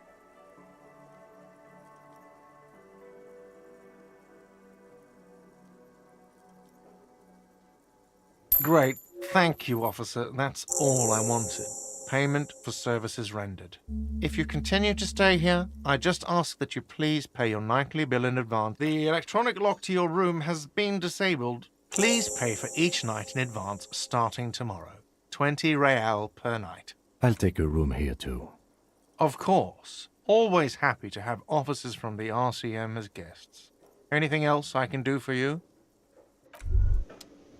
Hey, so we've been monitoring you internally, and now we know your Copo type. Yes. Guess what's yours? Yes, sorry cop. The cop who's sorriest. Let's make it a huge lack of enthusiasm going on in here. Oh, you know, Apocalypse, Superstellar, the advanced interesting cop, Liquid Shadow cop. But you're...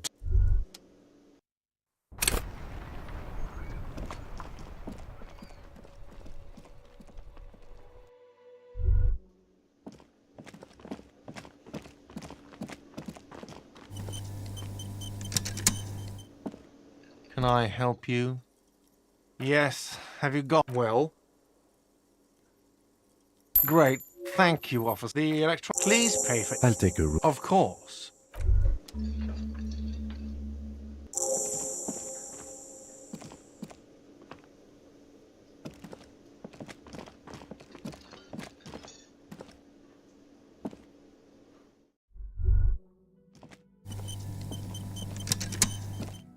The door is closed. Still, the lieutenant gives you. He doesn't like where this is going. You should punch a fucking hole in it.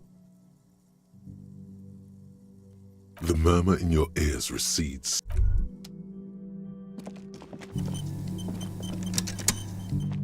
This is the door to the room. Just a moment. We should talk about our progress on the investigation.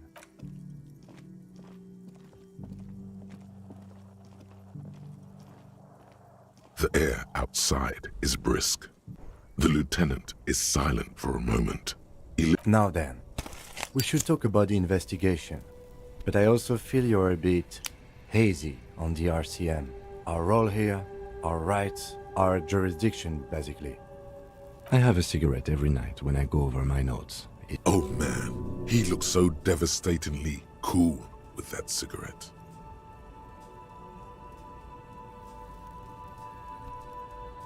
I apologize, but I only brought one with me. I have exactly one cigarette. Below, the city trembles with its remaining lights. People are rushing home, running away from home, smoking, sleeping, singing in the shower. Edges of dining tables, hands, aprons flicker through windows before the lights go out. Yes, it's been a long and eventful day.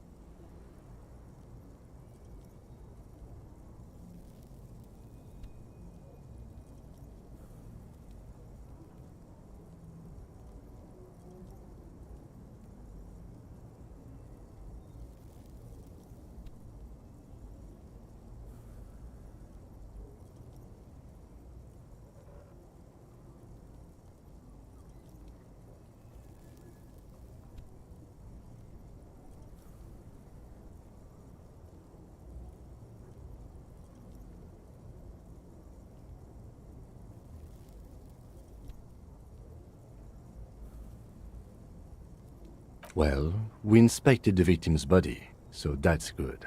It was not easily. Our inspection could have been more thorough, as it always can. But we have some leads we can... Then you shot the body down, which was quite the shot.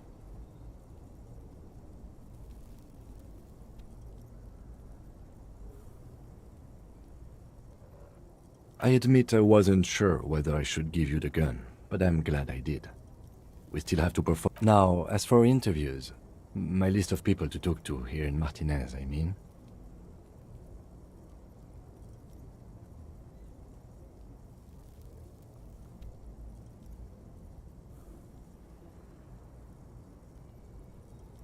Not always the right people, I'm afraid. We weren't able to find the union leader, Everard Clare, much less interview him.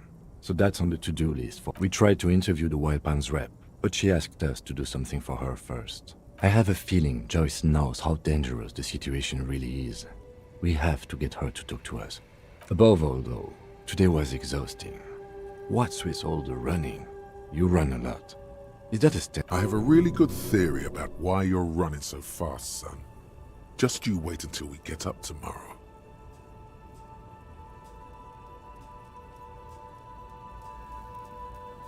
It's impressive, especially for a man your age.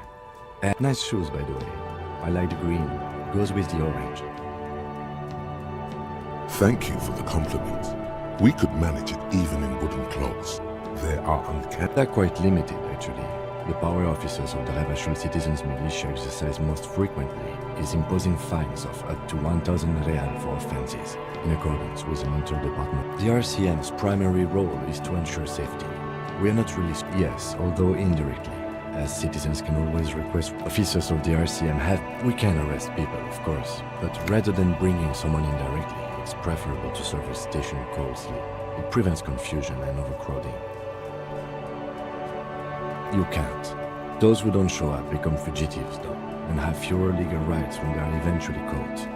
It's, as you may have gathered from the fact that we are expected to carry a record of our kills, like the one in your watermarks, we are permitted to use whatever force is necessary, and strongly admonished not to abuse that power.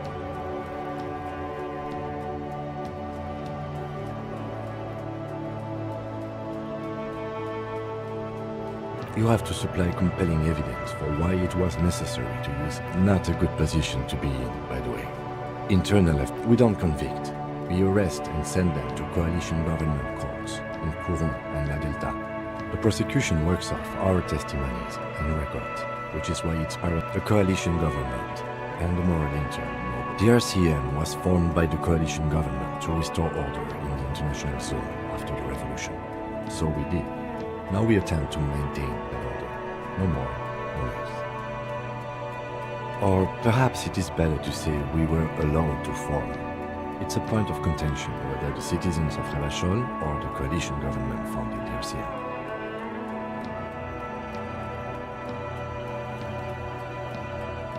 Be sentimental if you like. Either way, the Moralintern leases us the right to keep the peace in this city. And they will take it away if we... The Moralist International are the world's largest political organization.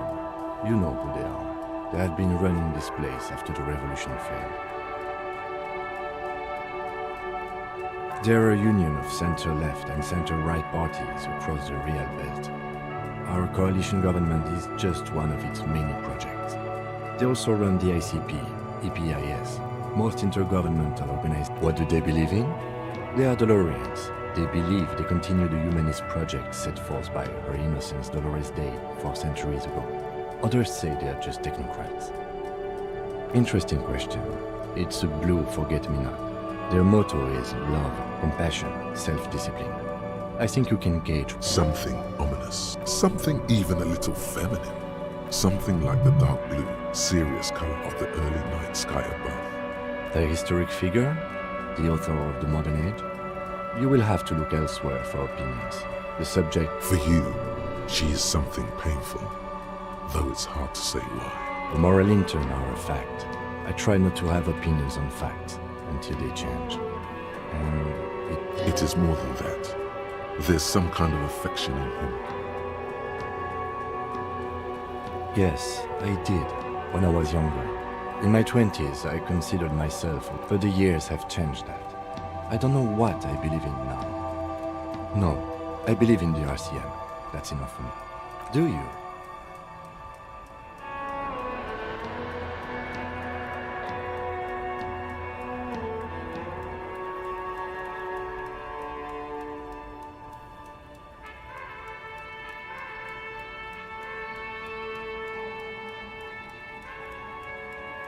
No.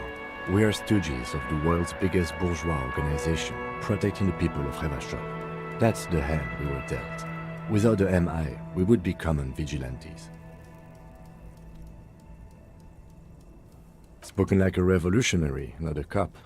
But hypothetical aside, in Martinez we already are vigilantes. At least the Union... The lights of the orphan district are the dying lights of the city shimmer below. They really don't like us here. And the mouth on that kid, Kuno. It's different inland, in Jamrock. It's our fault for leaving this place to the dogs, to the Union, to the company. Not daring to come here more often.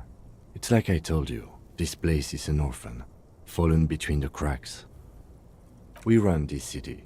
West of the river is RCM land. It's incredibly hard. Human beings are...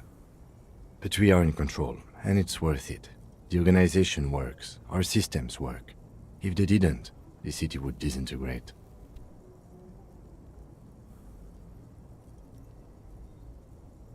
Me too. But I wouldn't count on any drastic change. He is very tired, but the... Yeah, it's getting very cold now. Let's go.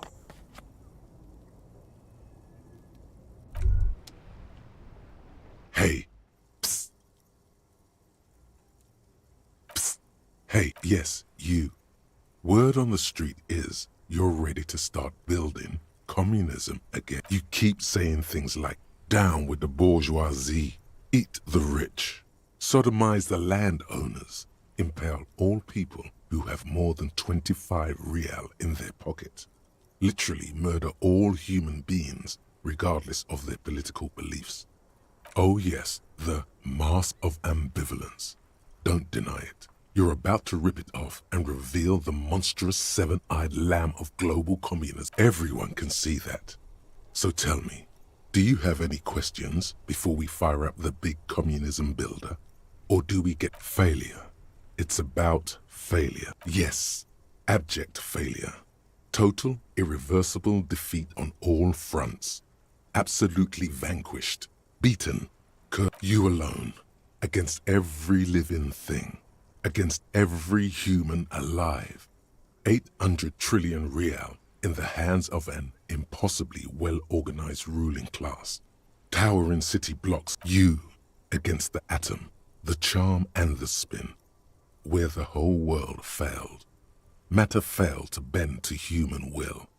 Human will failed to get out of bed and tie its laces. You alone, single-handedly. Now get to work, comrade. Very well. I guess no one will build communism then. Tell the working man it's over.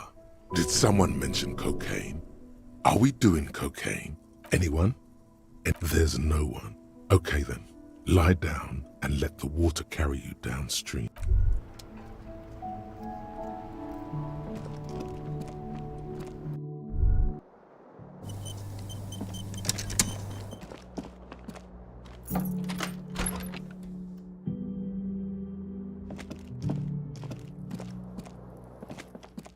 A mirror hangs on the bathroom wall. In it, your face, adorned with the expression.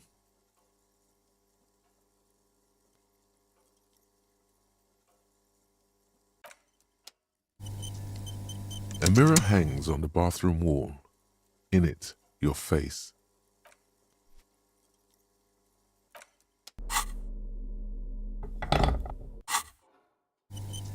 A mirror hangs on the bathroom wall. The faucet is quite terribly mangled, but you handle the chain cutters deftly. Applying just told you that you needed those chain cutters. The mirror begins to clear slowly without you having to wipe it.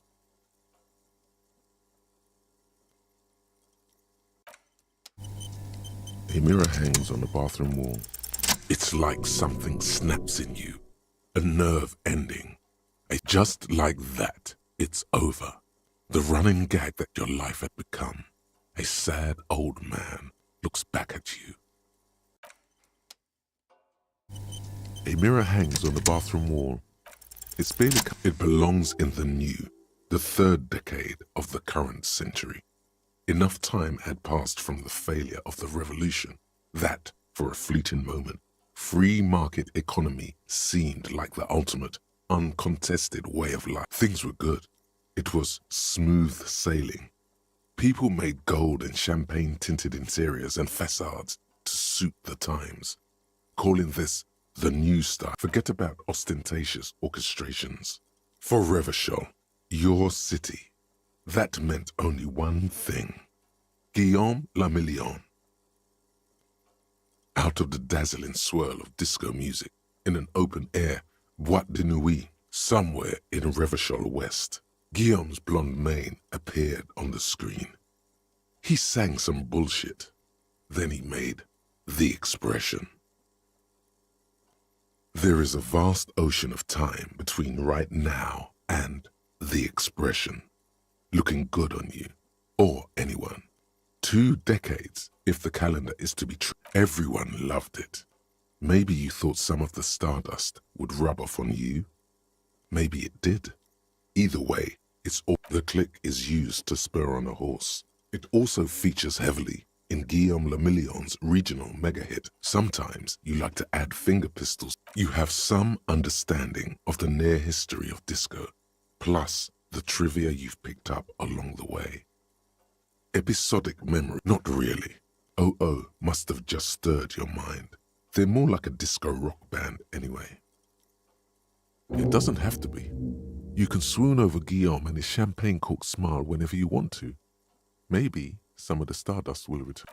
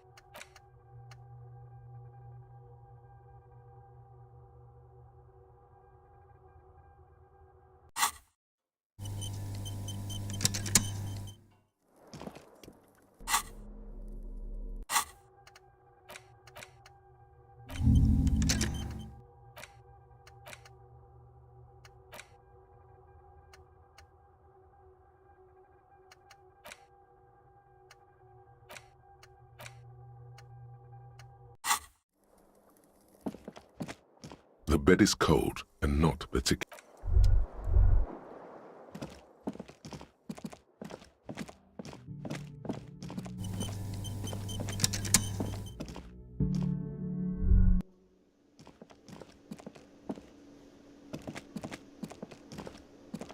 Can I help you? Another thing. Great. I love those. What are you, a cook now? That's none of your business. You're not. You're a menace. Yes?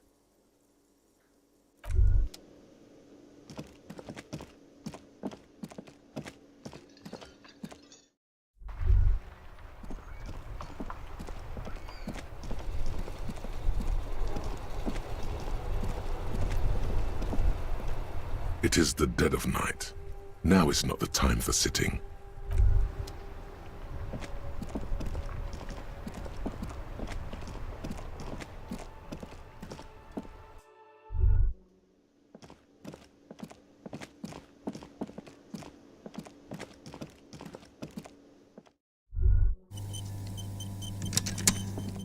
The door is still nothing. You should punch a fucking hole in it.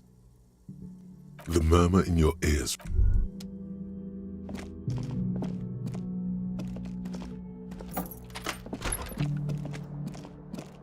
The bed is cold. The sheets feel at once coarse and clammy against your skin. The bed sags beneath your weight. and then sleep. And then sleep doesn't come. Maybe it's the bed's fault. Its synthetic filling has separate smells of alcohol and sweat. It barely covers your toes, stretching over your, a bit tense in the muscles. Under your thrumming eyelids, you see it's a little better. Colors, scenes, and half-formed phrases still litter your mind. Part of something to do with, what was it that the lieutenant said? Union? And it's gone again. Your breathing steadies. A great silence washes over you until your eyelids twitch in your sleep and images.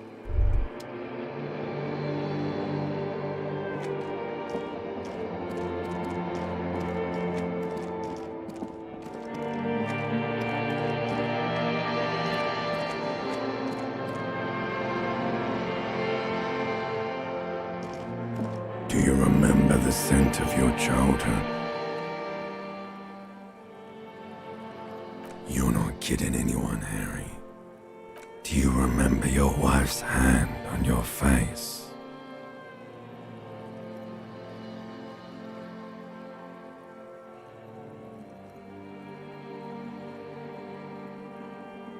Do you remember the warmth of her thighs, between her legs and in her mouth? Oh no, Funky baby, you stayed. It was the rest of it that left. Or you just stood there, with one hand on the bottle and the other. Tell me, where are your friends? Human beings have friends, Harry boy. Where the hell are yours? They were only cramping your descent into the abyss. Now they're gone. 3 times gone and never coming back. All of it. You failed Elysium. Everything.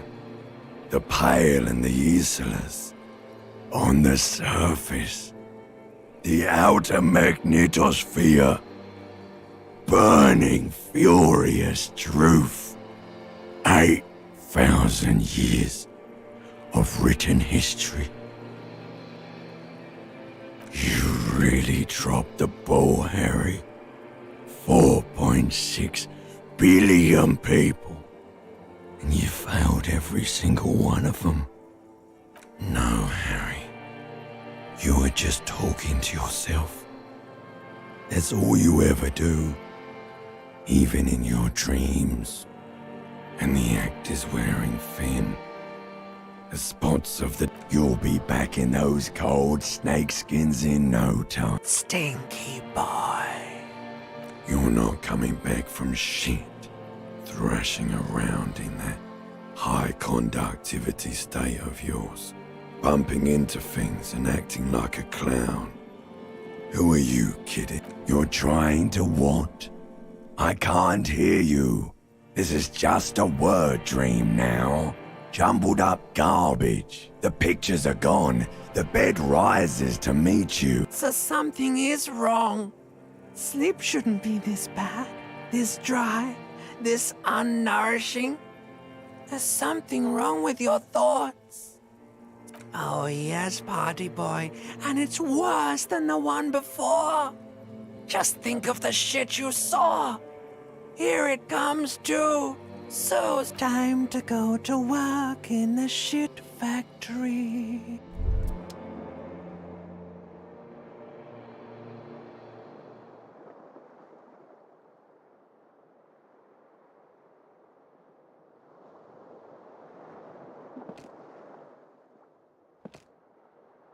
The bed is still cold from the broken.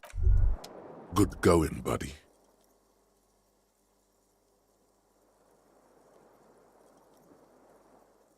Really? Because you feel even worse this morning than you mean. Why are you so tired? Too tired and down to even think? That's not really true. You're too weak to say no now. Waking up is the worst part. Maybe somewhere down the line you could decline.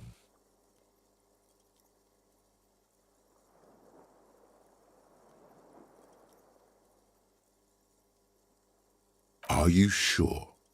ready to live as this pathetic shell of yourself for days. Basically, suit yourself, slow, sad shell man.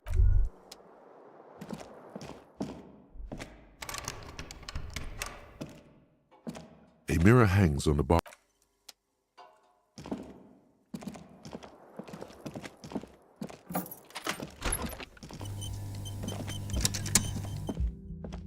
The door is closed.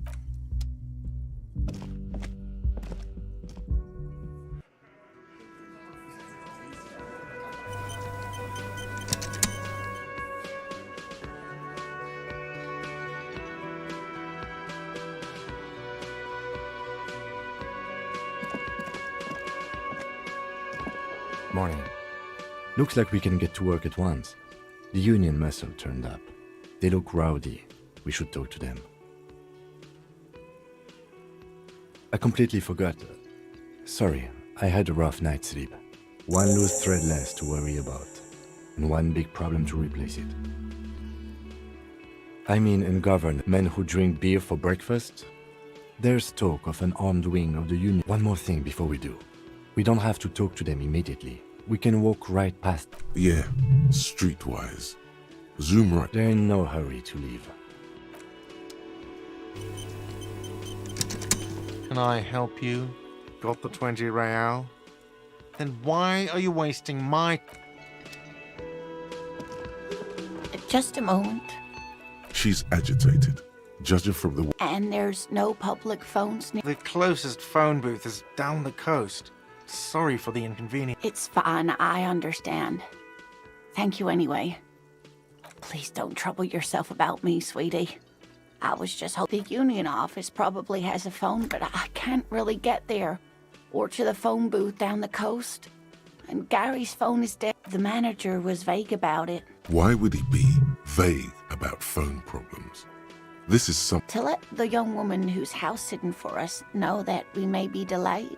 Morel, my husband, and our friend Gary were supposed to get back, but I was also hoping she'd heard from Morel. That's just it.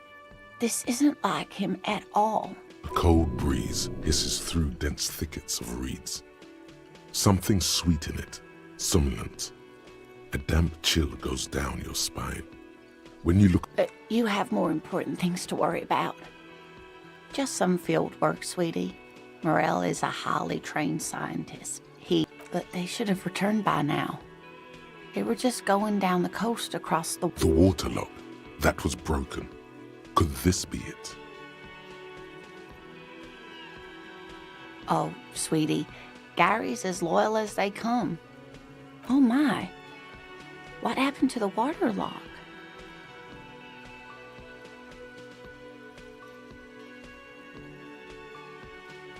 Oh, sweetie, if it weren't for you, I'd be looking forward to another sleepless night.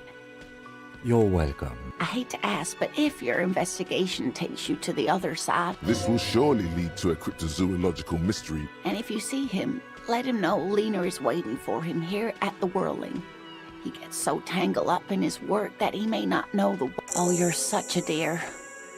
Thank you, sweet. Oh, yes. A zoologist. A crypto. It's a pseudoscience that attempts to legitimize research into mythological... That's one opinion, yes. She's used to playing off such insults casually. My apologies, ma'am. It's not a hobby, dear. It's a subfield of zoology.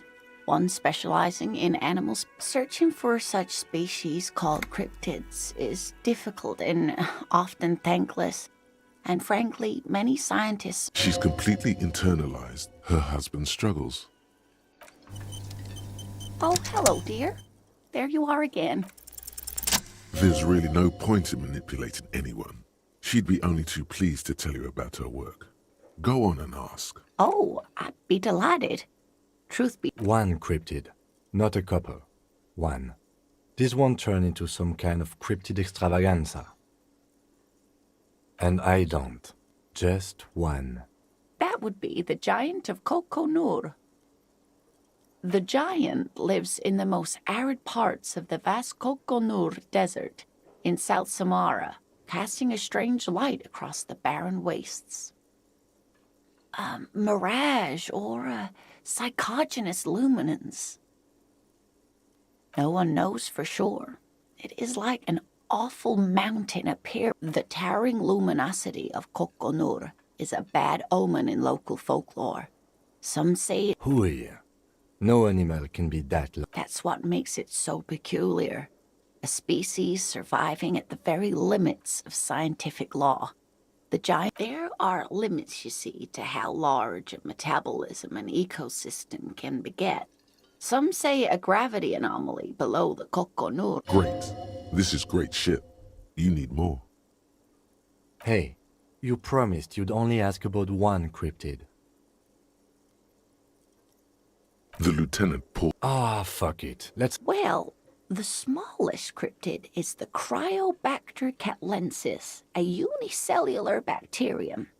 It was discovered in one of the northernmost points of Katla on the Boreal Plateau by renowned geologist Kate. The bacterial colony Mijanu found had remained alive while frozen in ice for longer than anyone could reliably estimate. Mijanu disappeared shortly after injecting herself with the bacteria she had brought back to study, no doubt in hopes of prolonging her own life. Yes, and she's quite mad, too. After she treated herself with the bacteria, she stopped aging, but also became increased. We can assume that she has been living somewhere in the wilderness for decades now, all alone except for the Cryobacter catlensis coursing through the gnome of Jeroma.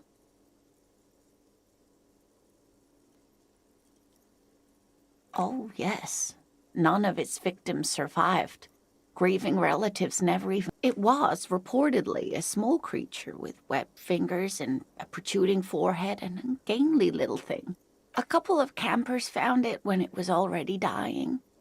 They heard an odd wailing. It still took the gnome of Jeroma an entire... If the body of the creature was found, why aren't there detailed illustrations of it in science? Alas, the first scientist who got his hands on the creature's corpse put it in a jar of formaldehyde. Instead, all the venom leaked out of the creature's teeth and into the surrounding liquid, dissolving the creature itself. A poetic end, perhaps, but a real... What an interesting question. Of course. All fairy tales have someone or something invisible in them. It's the Col de Mamadakwa. Its name means thin whisper of sound, and that's precisely what it is. Self-replicating sound waves, invisible and intangible. The Col de Mama is very afraid of us, which makes it incredibly difficult to track. It could be. As I said, it could be everywhere. Maybe it's predatory. It's not. Don't worry. If it were predatory... I wouldn't be so sure. What if the damage is also invisible? Like nothing, it's such a high-pitched sound that... Fine, I'll bite. How can an animal... Many scientists have asked the same question. Some have claimed that it isn't itself a sound, but a tiny plenty. It's the evidence that led to its discovery. In the 1920s, a group of Areopagite ornithologists, that is, scientists who study birds, when playing back recordings they had made in the foothills of the Ea mountain range, they noticed certain anomalies, patterns that seemed random at first, but on closer examination were consistent. The scientists soon discovered they could track and even predict what appeared to be feeding, mating, and migration patterns based on sound waves. They realized that they had discovered a new species and called it the Col de Mamadakwa, after the Paracanassian name for the voice of God, which is said to be... They grew quite obsessed with these little birds. Even though they couldn't see them, they could distinguish sequester, time, joscan. Those are but some of the Mamadak. That is a sad story. a group of university students assisting with the field work. In their enthusiasm, they tried to communicate with it and had no other means but sound. So they started sending out sound waves at frequencies they thought might match the Mamadakwas. No, dear, they can't. Great regret washes over her. After that, the corpuscle appears to have migrated elsewhere. There have been recordings of anomalies similar. Of course. A common thread in these. Disappearance and unfalsifiability. I'm glad you did, dear. What about what? Of course, dear. Oh, dear. I'm not sure where to begin. Well, his expression is slightly... It's always a challenge to describe the person you know best in the world. Oh, well, he... The lieutenant pulls out his notebook and begins. One other thing. He'll likely have all kinds of field gear on him. We'll be celebrating our 16th anniversary this autumn. Not the most numerically satisfying dating agency, I'm ashamed to say. We hit it off and... She's skipping over some important parts. I hope I've been useful. Oh, sweetie, it's fascinating. The lieutenant gives you a sideways glance. Well? Oh, yeah. Here comes the... Where other phasmids imitate sticks or leaves, this one's a living reed. It disguises itself among the reeds here on the insula, hence its name, the Insulindian phasmid. Perhaps you'll end up co-discovering. There's a touch of awe in the way she enunciated. I knew it. We're gonna be chasing made-up insects with... It's not made up, officer. It's simply elusive, so much so that most establishment zoologists doubt it exists at all. Well, some teenagers making out in the reeds saw one. They didn't know what it was, of course, but there was a brief article in a local newspaper about their encounter. Of course, most phasmid sightings turn out to be false alarms, but they... Enthusiasm has wiped the worry from her face. Her eyes... I suppose I have something of a personal connection to the incident. Not at all. Yes, it can blend in almost perfectly among... Oh dear. I'm afraid I'm not explaining this very well. Morel can explain it all much better. I wish you...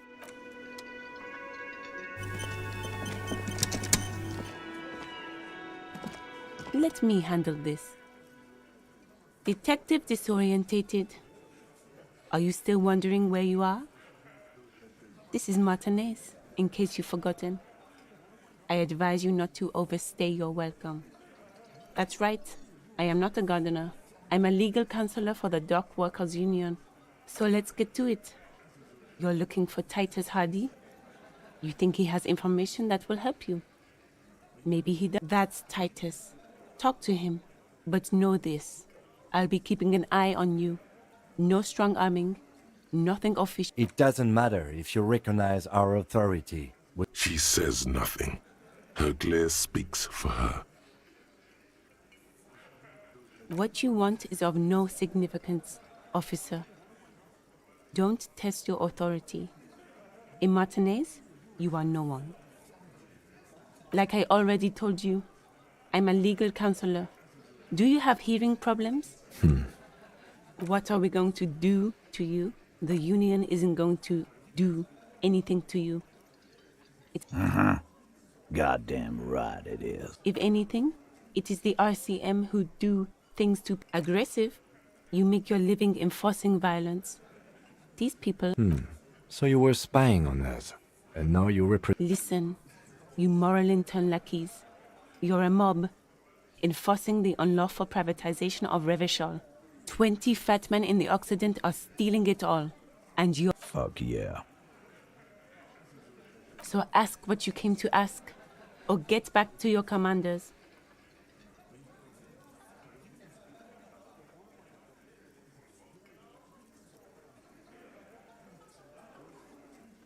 Get sober. Do your job. Ask your questions and get aggressive. Listen. Fuck yeah. So ask what you came to ask, or get back to... No one is emotional here. Do your job. It's clear you like the hard stuff, Brota. Evening falls. The vows are blurred and lower intestine. The term is fascism, Brota.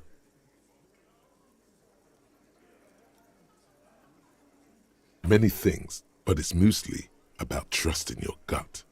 Who does your gut tell you is the source of Revishal's problems? Yes, them. Women. Women. Men of war. You don't like them. They're insane. They're idiots. That's what fascism boils down to. The rest is also important. But the main thing is that women need to know their place. Stomach truth. You're having a stomach truth. Because you've said the hard things that others won't say. The good things, you've said them many times. Okay, yes, let's call it. You're going to keep your vooz, right? Keep your vooz, Brota.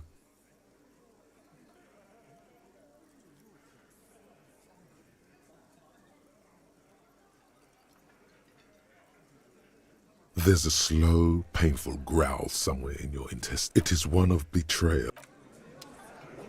I've got nothing to say to you.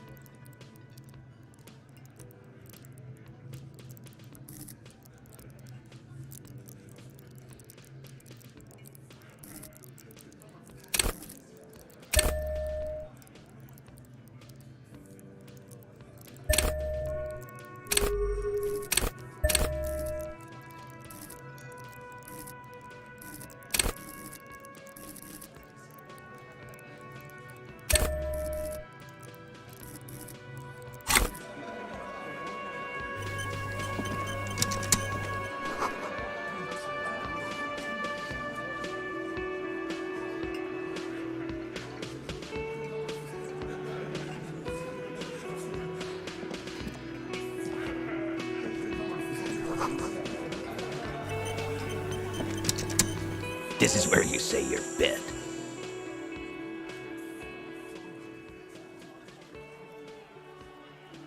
Detective.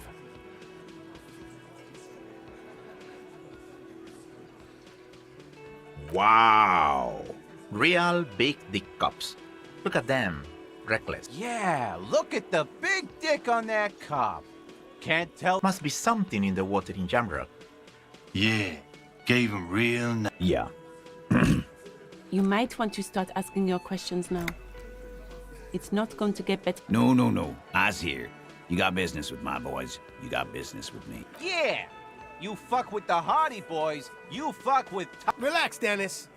No one is fucking you yet. Yeah, Dennis, calm down. No one's Let Dennis enjoy his fucking, man. We don't mind. Yeah. You're not even being fucked, Dennis. Easy, fellas. We got company. Too late. You already scanned the room. You got a pretty good picture of the actors here. You could take another look at the tracks in the mud on the crime scene. Compare it to these guys.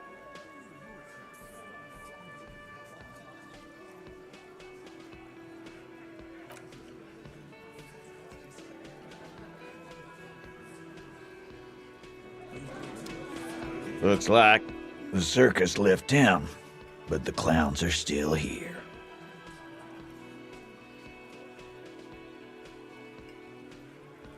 So, you're not just here to swing your big dick. They love him, boss. Spend all... Funny. But my partner and I have a serious matter to discuss with you.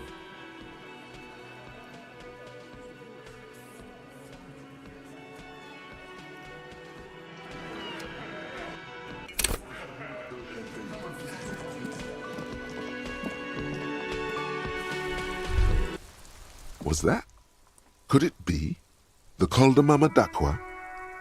No. There seems to be an extremely high-pitched ring. Honestly, your ear isn't hearing a whole lot. The distant hum of the industrial harbor, the traffic. But, admittedly, there is a high-pitched noise. There it is again. You're about to read. It must be very close. Keep still. It might perch on your What are you doing? You're a police officer, not a pansy ornithologist. The only birds you should be looking for are healthy women of childbearing age. Oh no. The sound. No. Too late. It's gone. There is no ringing anymore. Keep your ears peeled, then. If the...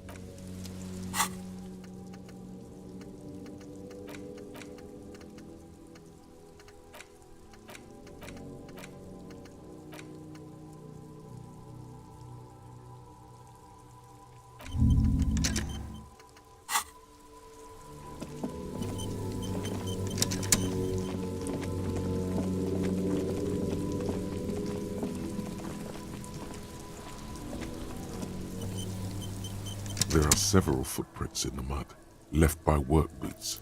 Anyway, maybe more than 12. No, 8. 1. Standard work boot, steel reinforced toes, number 46. 2. Standard work boot, steel reinforced toes, number 44. 3. Hobnailed work boot, steel reinforced toes. 4. Standard work boot, number 45 or 46. 5. Another standard work boot, steel reinforced toes. 6. An aberration, light as air, even pace, same make of boot, but impossible to tell. Could also have been an adolescent. The gate is under. You're not bad. It's as if the whole world darkens. Everything. 7. The glowing outline of a standard work boot, number 46. But the imprints are twice as 8, and yet another standard work boot, number 4. How many?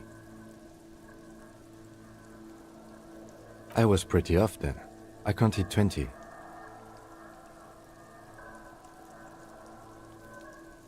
I never got the hang of it. Hyperopia. Do you see anything out of the ordinary? 200? Could it be the combined weight of 2 people, one carrying the other who's tied up? Let's say a heavily built worker carrying... He might be right. 200 kilograms of living weight is unlikely.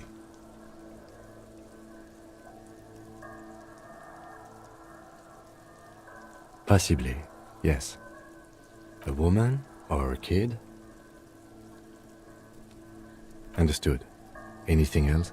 Interesting. Let's name it someone operating a workbench with a pedal? He regrets it the moment he says it.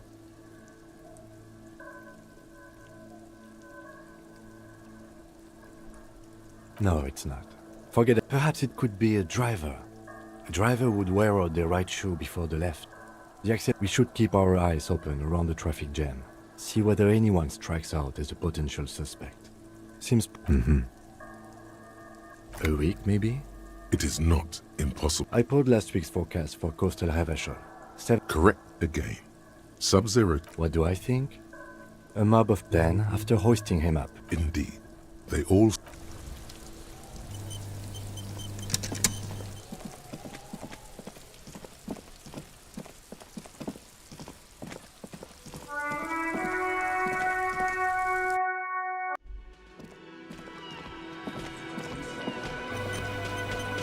This is where you say your bit.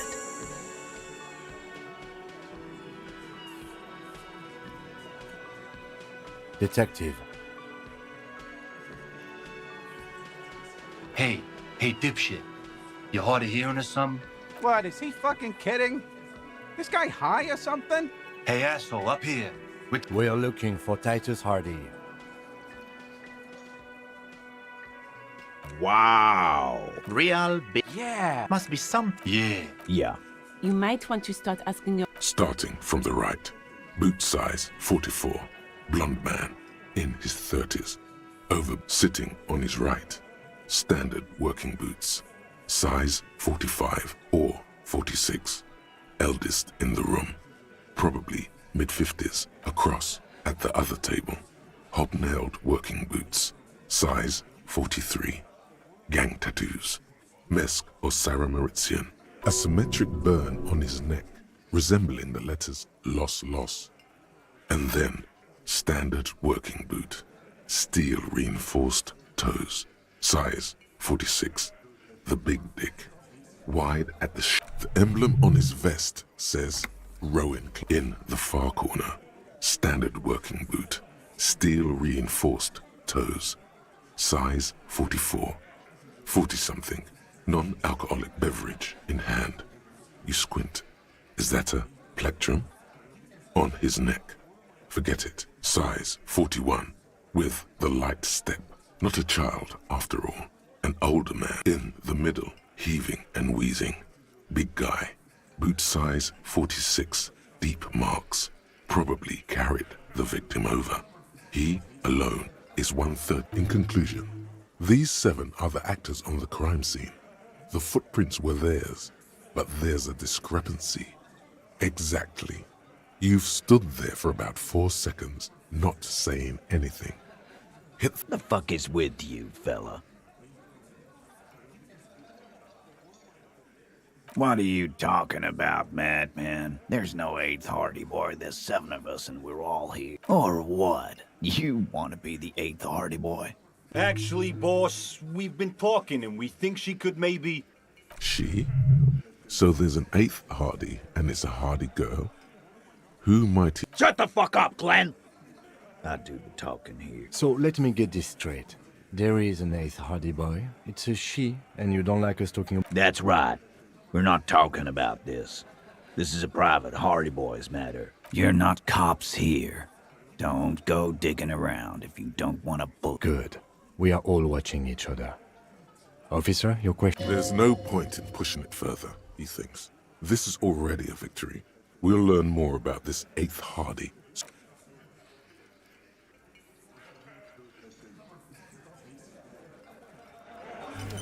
Looks like the circus left town, but the clowns are still here. So, you're not just here to swing your... They love him, boss. Funny. But my partner and I have a serious matter to discuss with you.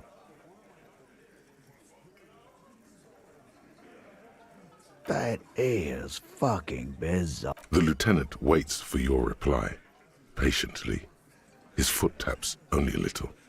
Well, what'd you chatting me up for then? Yeah! We had something else. Besides the occult vision. You mean these boots? We all got a pair. We wore them the night we took the pretty boy out back and hung him. But as he speaks, his fists contract, going through the pulling motion. Yeah, we did this. Together. All of us. And there's a catch hidden somewhere. He didn't confess so that you could take them all away. There is no catch. These 7 honest men have all equally come forth to tell you what happened, so that you don't waste any more of your time.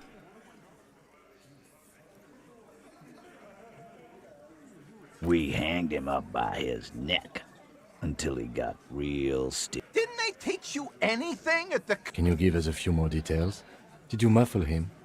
Titus, you don't have to... We overpowered him, dragged his unconscious body to the tree, put a noose around his neck, and hanged him. Then we left him for seagulls, maggots, and you fucks. With numbers, asshole. How do you think? No, he hasn't.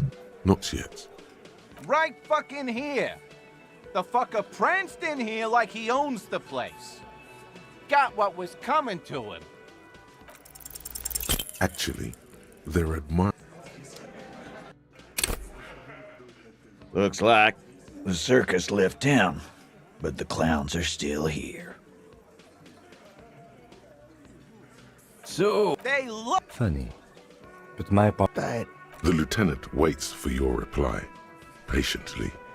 His foot taps only a little. Well, well, fortune teller. We had something else, beside the occult vision. You mean these boots?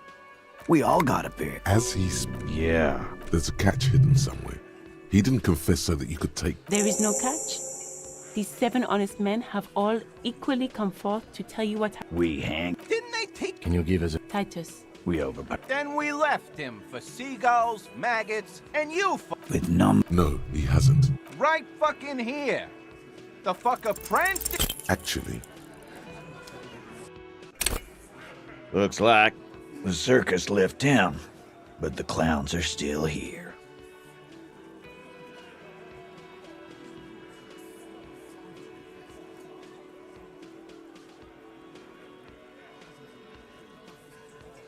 So, They look. Funny.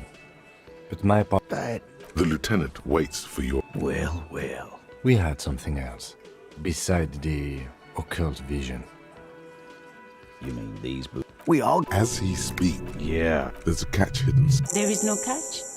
These 7 honest men have all equally... We hang. Didn't they? Can you give us a... Titus. We overpowered. Then we left him for seagulls. With No, he hasn't. Right fucking here. The fucker. Titus is solid as a rock, and so are a few others.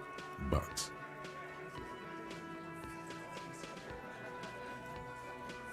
Elaine, who looks like he might be Titus's right-hand man, the least antsy of the bunch. Definitely, this little rat-faced fellow is solid, too. Or him neither. Mostly keeps to his tomato juice, or whatever.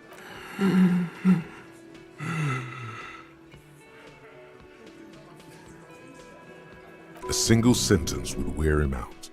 He can't take the length of the questioning. No. Of course he's having trouble breathing. Just look at how fucking fat he is. Fuck off, Shanky. Angus is a powerful guy. Keep your eye on this powerful guy. Sooner or later, he's going to break like a piece of twig. And fuck you, too, copper. Picking on Angus like this. We're done with this schoolyard shit. His all-muscle comment wasn't sarcastic. This one is a stone wall. You won't get more out of them about the night of the... Like what, copper? Are you deaf? There will be no singling anyone out. You can't arrest a hardy boy without arrest. Do you think you could do that? Do you think you could arrest them all? That's for the courts in Les Jardins to decide. What you can do right now is go back to... No. We'll stay here and discuss what happened that night. Why? 'Cause he was worthless mercenary scum. And he stepped out of line. And he stepped out of line. What kind of mercenary? The kind that shows up when you start a strike. The experienced kind, too. Had Cohoy and Semenine written all over him. Ex-Oranese Special Forces. A live grenade. Right here in our bar. This one has a special gripe with him coming. I can't prove it, but I know he was sent by the Wild Pines. They hire merc shit like that. Story of every strike from here to Samara. Wrong. He harassed women, raped one, harassed workers, threatened to kill some as a warning. There's slight unease in him, suddenly.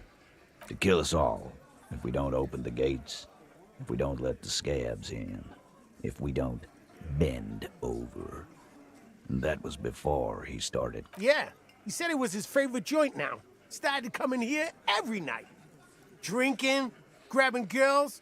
He grabbed someone? Yeah. This girl's on the mic. A beautiful girl. Young. Gets into the second verse of Lover Lake. The fucker, show me your cunt! Why don't you show me your cunt? Then, he gets knocked on the head with a wine bottle. Doesn't even fall down.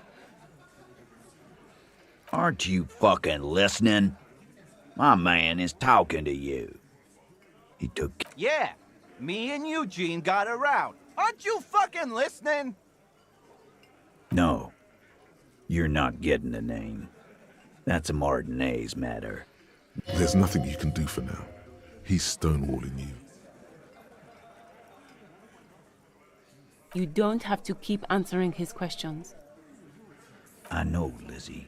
Relax. We killed him last Sunday night. Seemed... Known him? We don't associate with... Yeah! Quiet. He came around about 3 weeks ago. By the Pines Co., you mean Joyce Messier? The representative for White Pines? The same company you are striking against? No. I mean the Pines cow. The stupid-ass cow they sent in to fuck us over. But you know... Why don't you ask her about the pretty boy? I'm sure she has interesting things to say. That's enough insinuation for today, Titus. Officer, your interview is drawing to an end. How many people have you sent to the Shays? Ever felt remorse for them? Or send them to Reunion to rot. For 20 years. For life.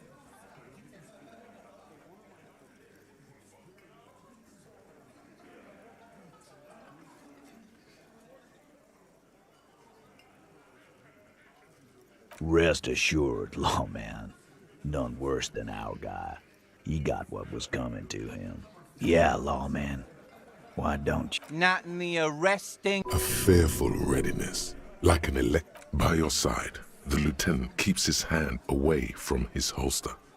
You hear, while the little rat-faced man reaches into his sleeve. There's a knife in there. Look, coppers. I know you think you're doing your job here. But there is... That's an Easter 50. A Ziemsk-made monstrosity. It'll blow your... The last thing you hear is a little murmur.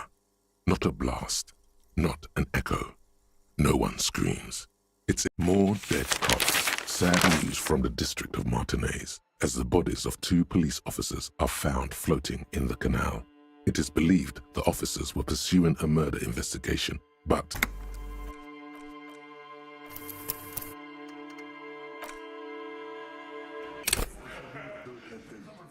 Looks like the circus left town, but the clowns are still here. So... They look... Funny. But my partner and I... The lieutenant waits for your reply. Well... We had something else. Beside the... You mean the... We all... As he's... Yeah. There's a catch hidden. There is no catch. These 7 honest men have... We... Didn't they... Can you give us a few... Titus. We overpowered. Then we left him for With none... No, he hasn't. Right fucking here. Titus is solid as a rock. And so are...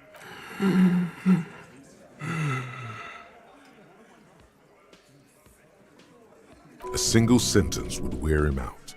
He can't. Fuck off, copper. This one is a stone wall. No. Of course he's... Fuck off. Keep your eye on this powerful guy. Like what, copper? Are you deaf? Do you think you could do that? Do you think you could arrest them all? Who do you fucking think does?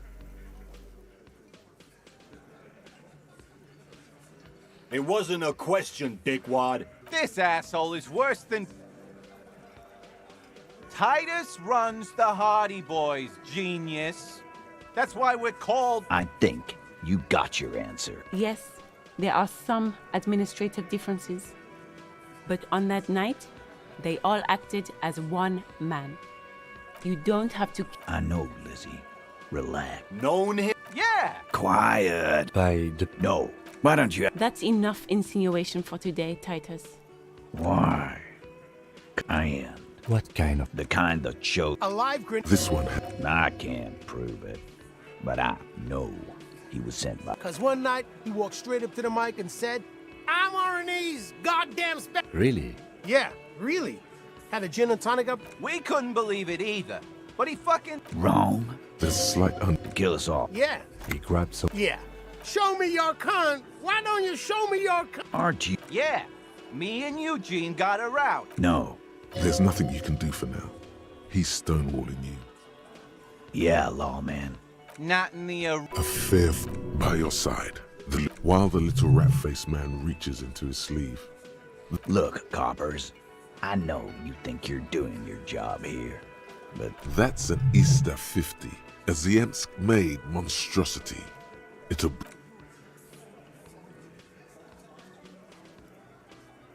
The little guy? You're the little guy now. So, little guy, you had some questions? Beneath everything, he's grateful. Just a bit. Yeah, little questions. How many people have you sent to the Shays? Or send them to Reunion to rot. For 20 years. For life. But you see, a lawman, is something people agree upon. And here in Martinez, we agreed that this man had to die. Nothing. Your investigation here is done. I think we're going to stick around, thanks. I've done this job for long enough to know that people don't just confess to first-degree murder. Good luck with that. You've heard everything a rent-a-cop is gonna hear from us, real law officials. You're lucky you didn't get a beating.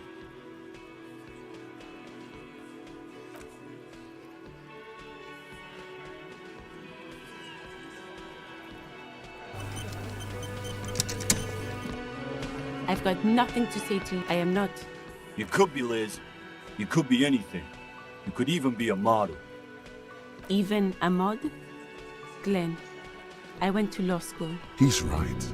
With a face like that, she could be on the cover of Le Debutante International.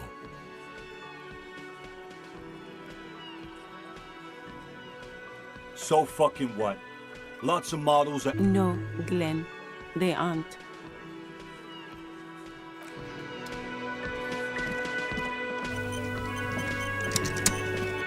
Can I help you?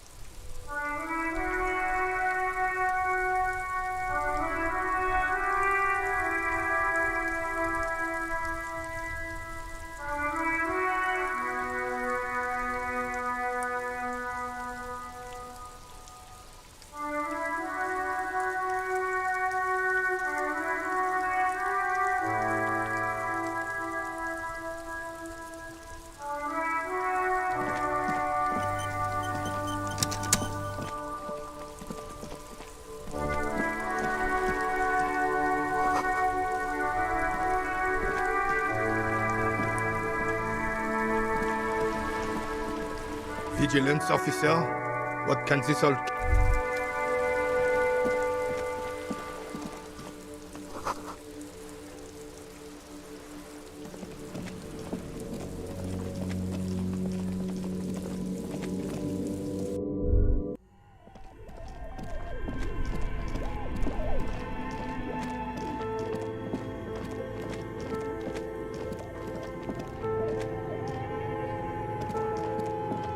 The bear's eyes are dead and empty.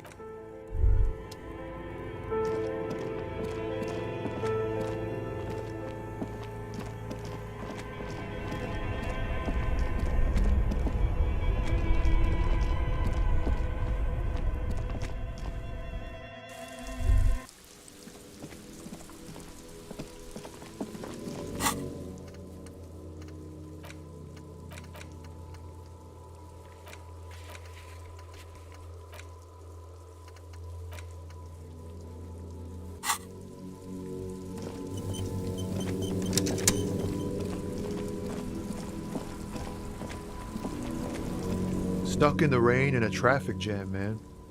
What's on your mind? Ah, man. What? Those days... Hey, man, that's serious criminal talk. Then what's your deal here? We have a credible... Not me, man. No way. Look, man, I try to stay away... Huh? The bosses, man.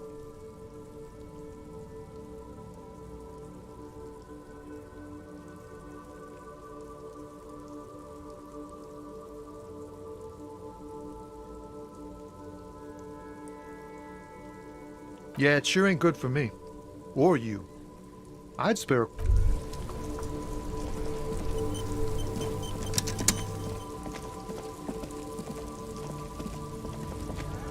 Looking for something?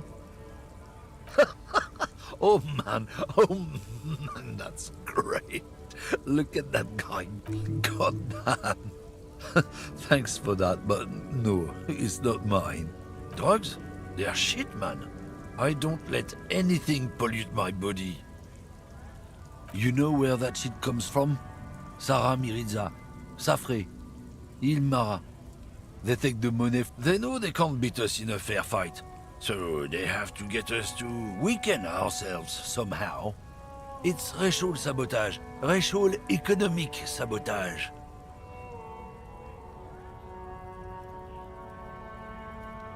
He eyes you warily, unsure how to respond. I don't know shit. And if I did, I wouldn't tell you. What do you think? I can't leave the lorry unguarded. Stuff's been getting looted lately. It's those little... There was a bunch of spilled boxes in the back of a big lorry nearby. Yeah, I knew that guy.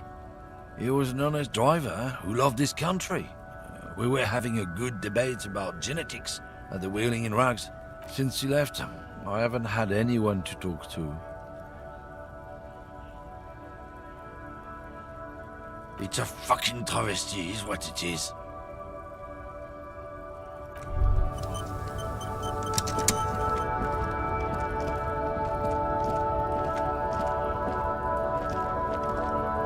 Looking for... Isn't it obvious? Fucking Sealang, that beady-eyed South Samaran. His little side business is a scam. I wouldn't be surprised if he was peddling drugs as well. Of course he's a lorry driver. What? He tell you it's just some simple business. His tribe are natural liars. It's in... I wouldn't be so sure about it. Not until we've heard... Guess so.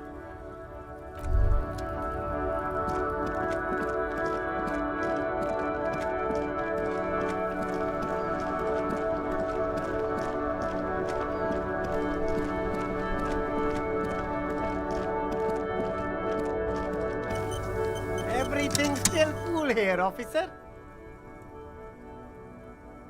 Drugs? I don't go in for that, officer. Unless you're into drugs, of course. In which case, drugs are excellent. Mwah! Tasty, tasty drugs. That's very cool. A lot of the coolest detectives do drugs. Sadly, I don't have any... Sir, it appears to be true. No drugs in sight. Not in the box. That's even cooler. You investigating that and all. But, I am not a lorry driver. I'm just a street vendor. I don't know anything. Who said that? It's the fat racist, right? I bet it's him. So you admit you're a lorry... No, I just said I work harder, and he's an asshole. Realizing he can't get out of it. Okay, maybe I'm a lorry driver too. A little. But that's not the most important thing about me. That's my day job. This is my dream. Nothing. I told you. I'm not... And what crowd, you know. There's more here. He's afraid of this crowd. Whoever they are. More than he is of the racist lorry man. Look. There's bad people doing bad things here. That's all I know. Please don't get me into this mess. I've spent 15 years working my way up. It's a she, okay? The other drivers call her the lady driver. You're better off staying away from her. The way they talk about her. Interesting. Could this driver be connected to the Hardy Boys? I don't know. Maybe. If she is, I haven't gone near her. It could be. She was strange. All of them. I don't know. Who exactly is talking about this lady driver of yours? All of them. Even the ones who've left. I don't know. I'm not... All right. I scored.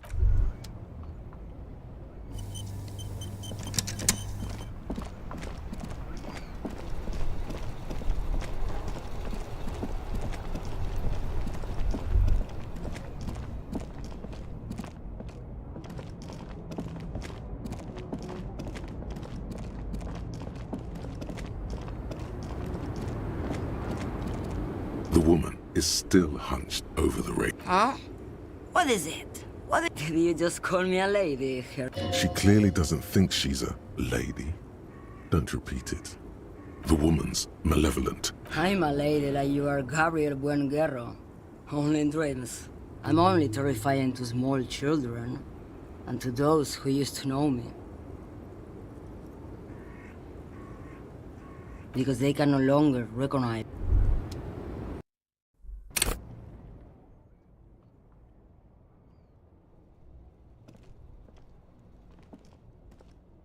Everything's still cool.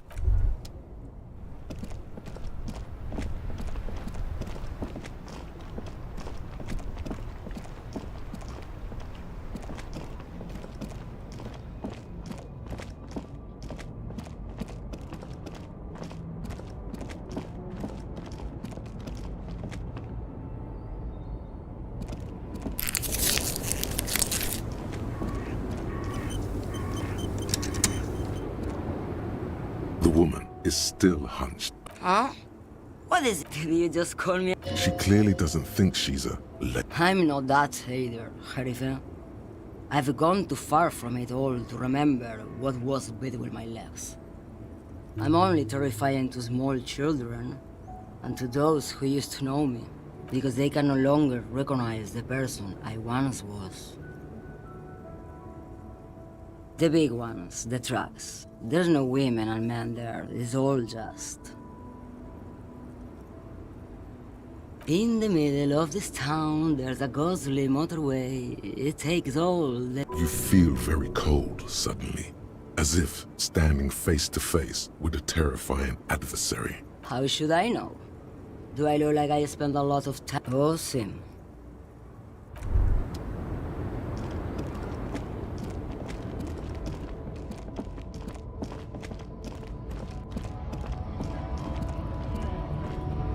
A lorry stuck in the traffic jam.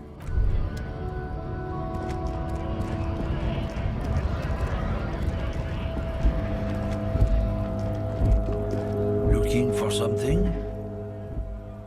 I don't know what you're talking about. He did something. He stole his employer's goods and another lorryman's job. You should be thankful for the tip. Listen up, fuckwits. You don't scare me. You cops don't run Revachol West. You don't run Martinez. You don't run anything. No. He means Lap. The name resounds like a bell in the air. Yeah, him.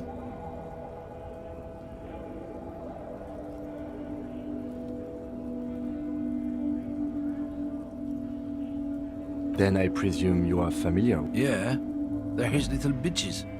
He's got them all over the Union. Not just the unions. He has peonies everywhere. Some say he even has them in the RCM. Dirty fucking peonies who'd do anything for him. Multi-ethnic drug addicts. You're not peonies. You wouldn't be investigating a drug thing. No, of course not. We are not peonies. But if we were, and one of Madre's drivers were to be stealing from him, then it's a good peon. It's not a hard job. It won't take a long time. It won't make Madre angry. But a stupid fucking racist is standing in the way, protecting... I'm not scared of you or the mob. I'm under the protection of the lorrymen and cart. You've seen that corpse in the ceramic armor there. Did his shitty little guild protect him? Nah, you wouldn't just leave him out there if you... The lieutenant turns and gives you, be careful. This man's still got some fight in him by the looks of it. It won't be easy to break him. Men like this only respect two things. Straight time to turn up the volume. Fuck you, I told... There. His voice grows smaller as yours.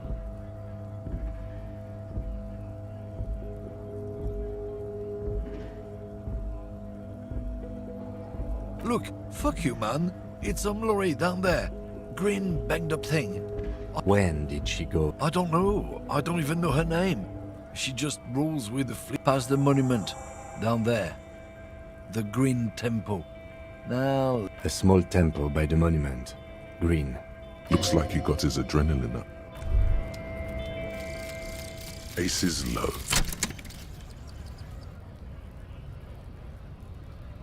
For the rest of the world, the Ace is low is just some cool Revachol thing. Politically neutral. In Revachol, it still holds revolutionary connotations. Also, have you looked at Lieutenant Kitsuragi's clothes? He wears a bomber jacket, just like the ones worn by aerostatic brigades. And those cargo pants look like they could fit tools for hot...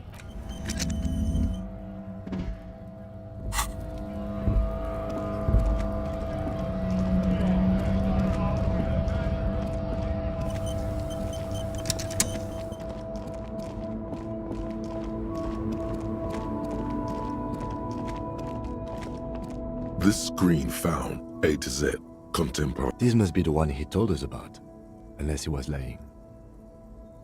The glass on the side windows is tinted. Posters cover the small windows in the back. You can't. The door is locked. There's no picking. Use the pry bar to smash the window.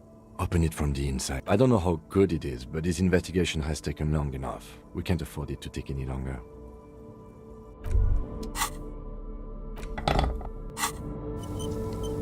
This screen found A to Z, content. With a firm grip, you raise the pry bar.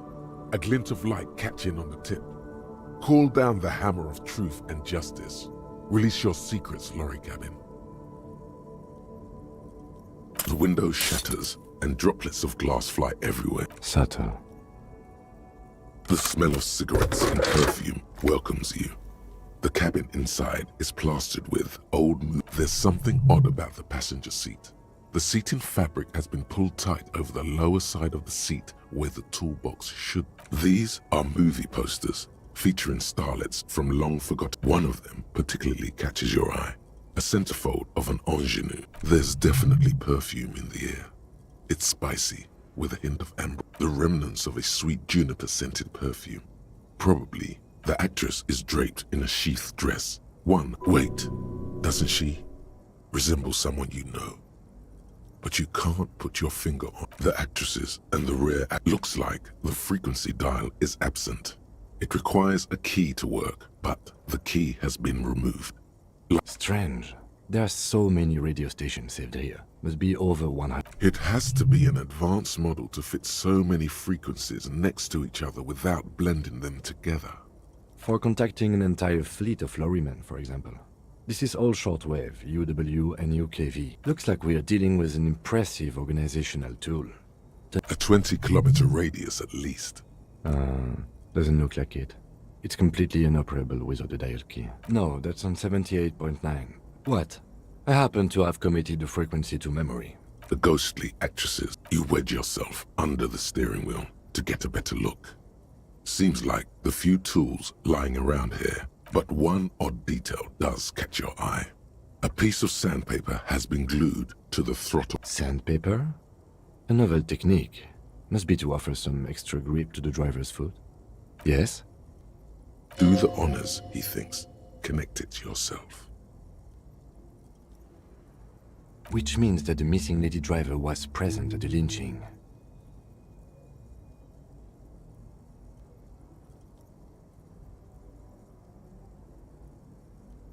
Looks like her, yes. Now we know for certain who's the missing 8th person at the lynching. Do you think that Hardy and his boys could also be involved in the drug operation? We should talk with Titus, see what he's got to say on the matter. The movie stars are still smiling. Voila! A stack of neatly folded papers has been stashed behind the seating fabric. Bonne prise. This large map displays the elevated motorway called 881. The intake leading to Martinez is marked with a blue X. There's another X on the off-ramp at a place called the Old South. Toll booths at the intakes are marked with a circle.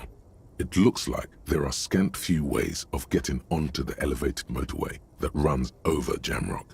And there, hundreds of thousands of motor carriages roar on the 881, high above the mass of brown and red roofs that is Jamrock. The commuters don't even look down. The world ceases to exist outside the windshield. To Kuron, through the middle-income neighborhoods there, by the river, and then to Stella Maris and La Delta for work, while the men and women of Jamrock scuttle to their fates below the road. This municipal map from the 30s displays a complex system of storm sewers underneath us. No storm will ever drown. Wind rips through the empty hallways of the once great military hospital, now just a ruin under an overgrown park.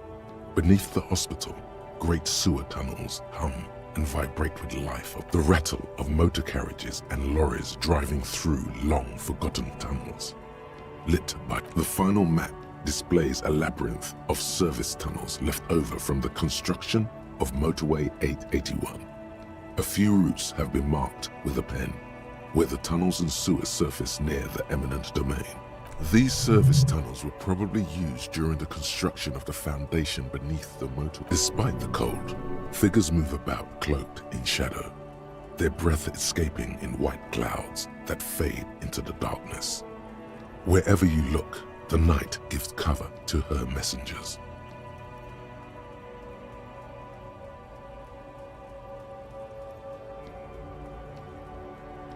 They travel from eminent domain to perdition and onto the main, over the River Esperance, on Route 881 to the Old South, the exit ramp. The road spreads like the tentacles of a... It means that the smugglers are secretly using the motorway to transport their goods and materials. They've infiltrated East Motor. The RCM patrols most of these auxiliary roads, though apparently not all of them. It's definitely not the Union. They just do some logistics. This operation has spread everywhere in Jamrock. If it's that widespread, then here's bad news.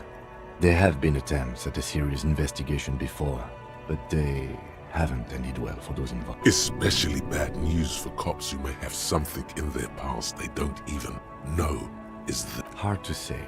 This distribution network looks certainly large, yet still vague enough. The Besmerti is a Revacholian crime syndicate. They see themselves as the inheritors of the 14 Revacholian Indo-tribes. But really they're just violent gangs, vying with cool names, like La Puta Madre and Aura Masta. It's a dark parody. Best not to disturb the scene. The stack of maps looks... A metallic drawer slides out from the seat. It's empty, except for it's an issue of Pt.2 from last Wednesday.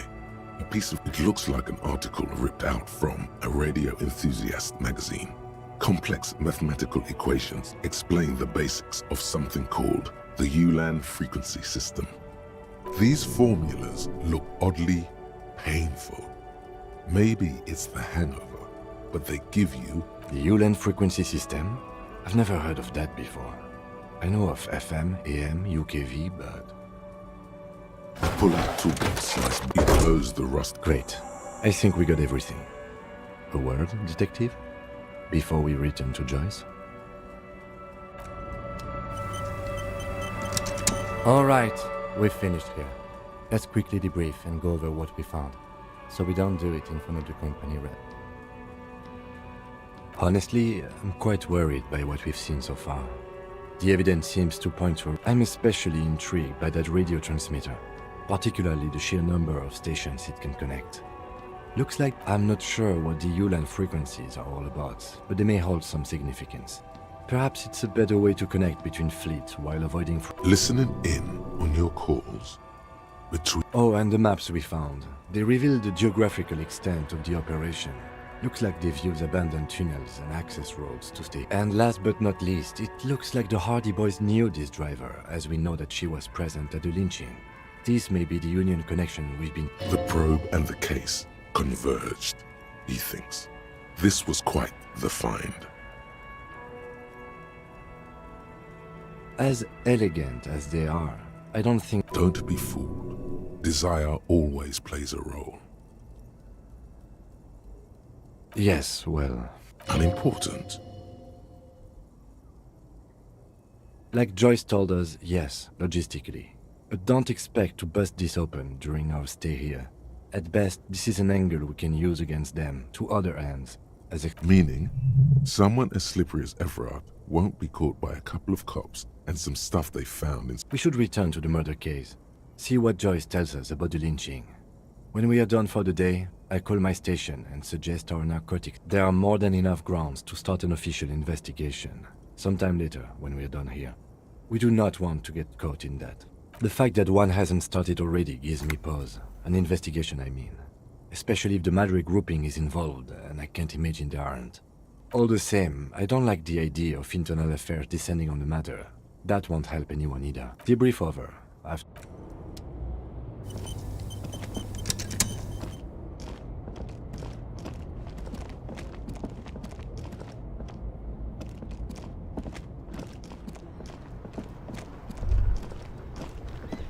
I saw you poking around in Lady Driver's lorry. She in trouble? It's that bad. Man, what should I do? What should I do to help her? Yeah, maybe I should just keep my head down and work on my rhymes while I can. Oh, you know, Tommy Leham's gonna be a musician. Sprechgesang, but with beats. I've got a lot of free time on the road to home. My Tommy Lam was taken. It's more him. The man taps his fingers rhythmically.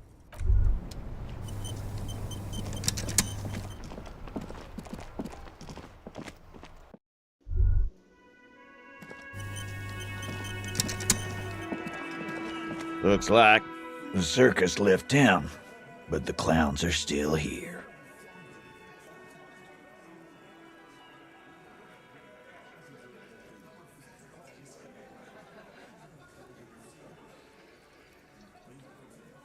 Again. About like hell you have. There is no local drug trade. We'll do that. In the meantime, did you know that there's an abandoned lorry at the intersection that was used to move raw ingredients for drugs from Terminal B to G? The person driving it was present at the hanging. It was one of you. We've connected the footprints. Detective, do you want to deliver the coup de grace? The thought forms in your head, like a lightning strike branching in the sky.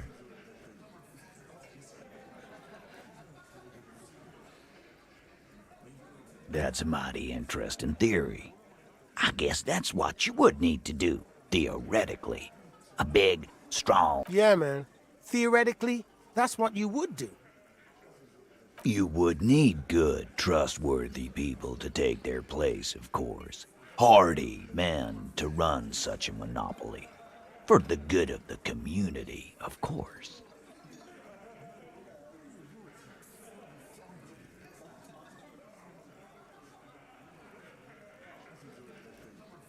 No, there aren't.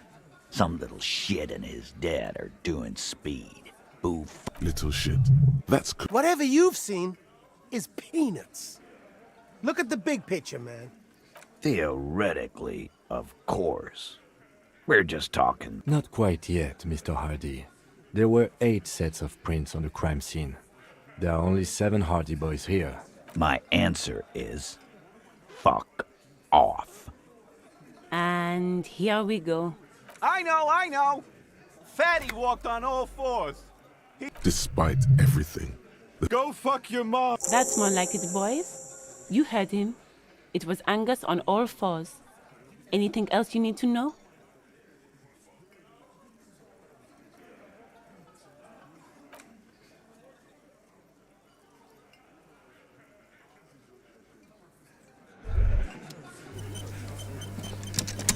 I've got nothing to say.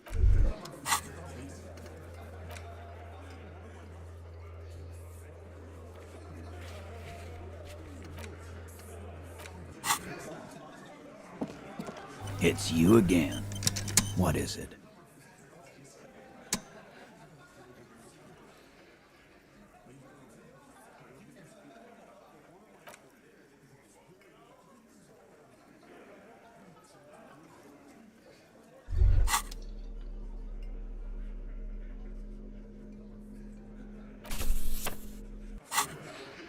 It's you again. What is it?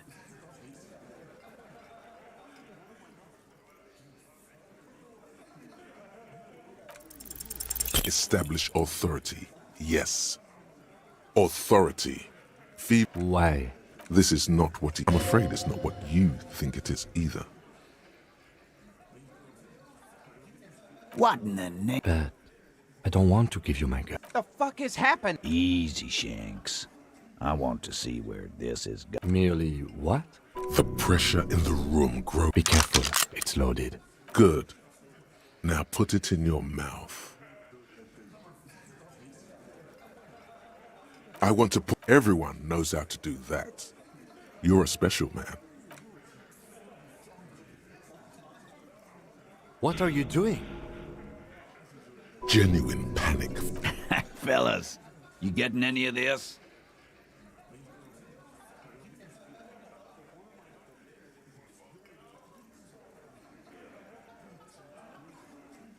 We'll solve it. Inside the smoke. Yeah. Cause I thought I... You won't, man. His fucking balls ain't big enough.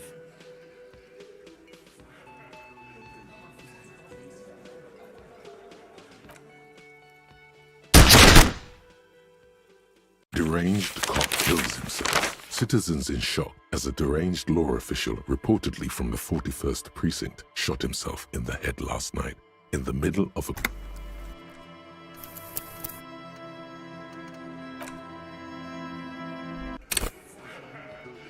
It's you again. What is it?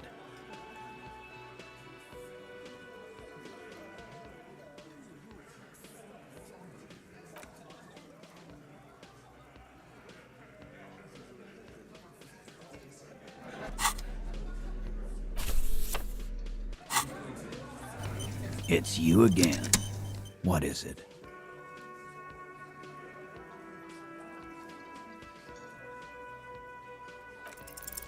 Establish authority. It's you again. What is it?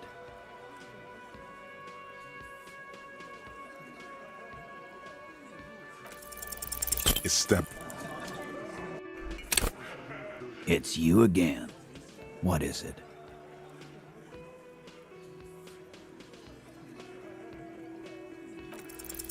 Established. It's you again. What is it?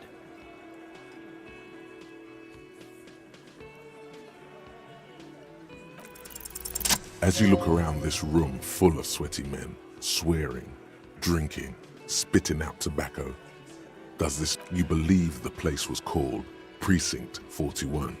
It was also... Huh? You got a problem with beer? Not quite there yet. Push on.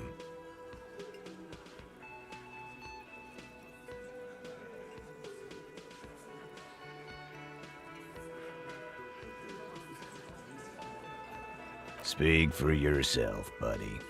I've been running this outfit for... They didn't see shit, man. Kids getting shot. We had 3 shootings and... Congratulations on the graffiti removal. All I see is you sitting around talking about Monica's titties, while... So what? What do you want from me? Don't let him drink that. One more push. Quick.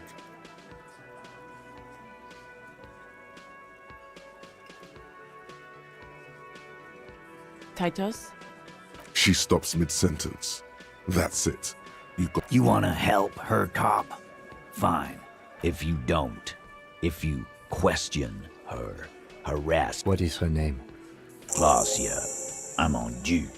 She's staying here at the Whirling in Rags. A real pretty one. Shit. The girl. The girl upstairs? That can't be her. She knows you drank so hard you forgot you were a cop. You inexplicably add cool after... I don't understand what's so cool here. Nothing. We just have a few more questions. Then we'll be on our way.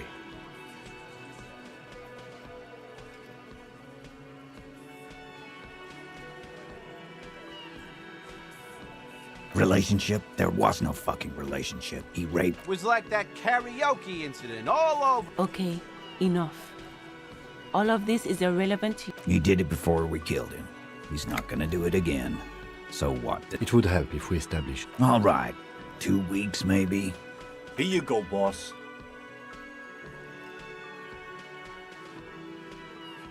I know her. How well? A small twitch in the corner of Kim's mouth. He has a hunch. Well enough, Copper. We partied. She's been... He tries to make it sound real casual, but the must... You mean Revachol? Nah, she's an immigrant. Don't you give her any more trouble. She's just had... Shut up, Angie. She does... Titus gives them both a look. What's with all the silences? It's like these guys don't know how to feel about... And what was up with the partying she and Titus did? It sounded fun. What do you think I meant? Yeah, pretty much. No, we just fucked. That's all. I'm not gonna give you any deep... He really went out of his way to seem comfortable with this topic. That's all you're gonna get for now.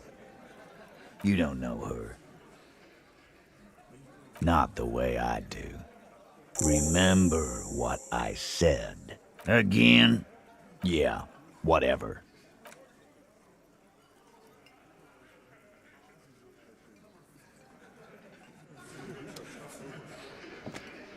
Officer, what was that? You looked strange when he mentioned the assault victim's name. Do you know that woman? Is there something I should know before we talk to her?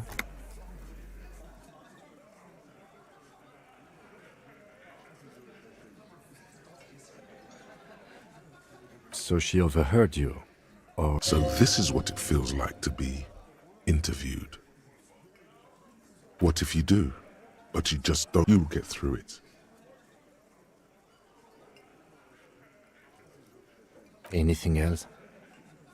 What you're saying is, you raped her? Ice is forming on the inside of your chest. Then, don't ever. What else? Understood. You were not in good shape. Okay, that's manageable. That's clearly your interrogation technique. Anything else? We'll be alright. You feel fortified by his...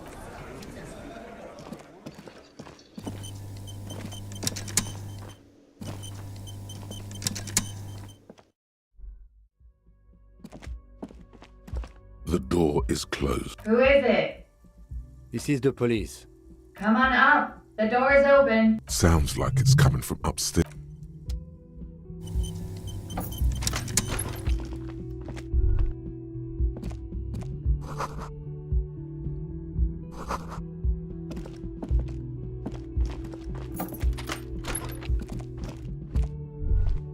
This medicine cabinet is full of pharmaceuticals line the shelves.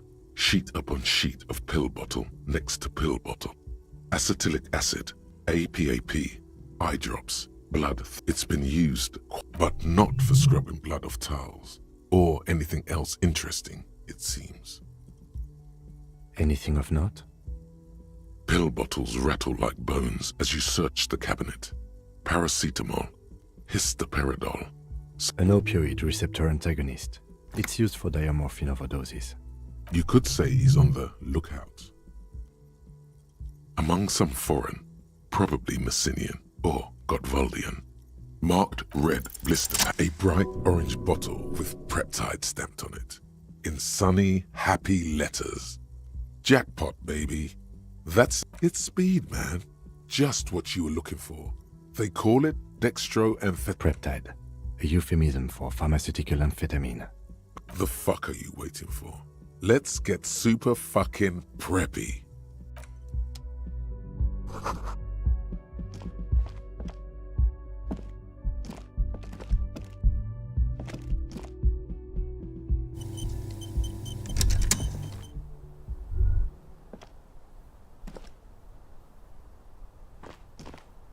This window is pristine on the inside, unlike smooth as ice. There are spots of following your lead. The lieutenant leans in. Looks like it, yes.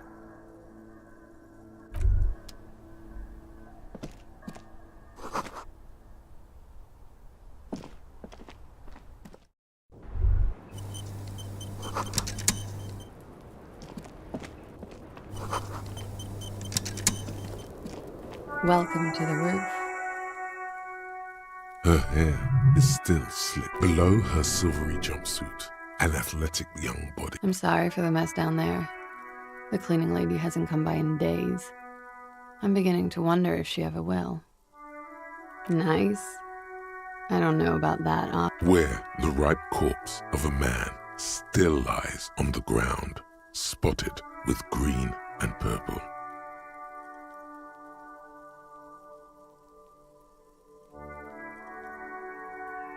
Oh yes, legends of room number 1 have made their way around the building. They say a portal to hell has opened in there. They also say that's why the cleaning lady quit. Because of the infernum. I'm Kim Kitsuragi. I'm a detective from Precinct 57. Have I ever? This is the biggest fan of ostentatious orchestra. Oh yeah. Life gets hard, but we go on.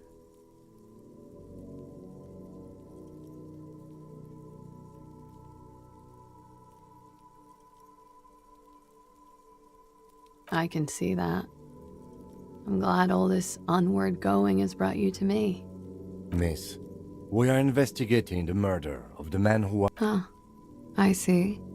Be careful. Ask something else first. No need to dilly-dally. She's tough.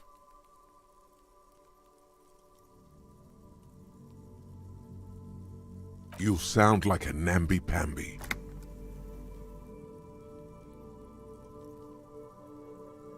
Yeah, it's pretty deluxe.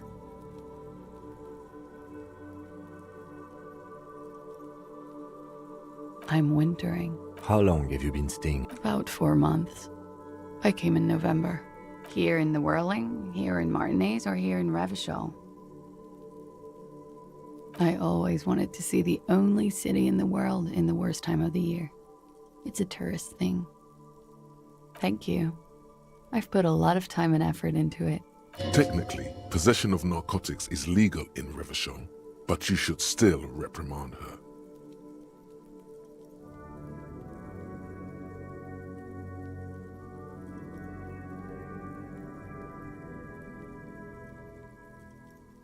With money, sir.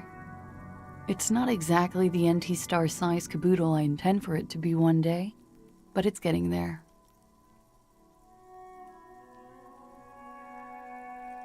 Comes in handy when you've done too many. Is that something that happens to you often, miss? Better safe than sorry. Oh yes, one of my favorites.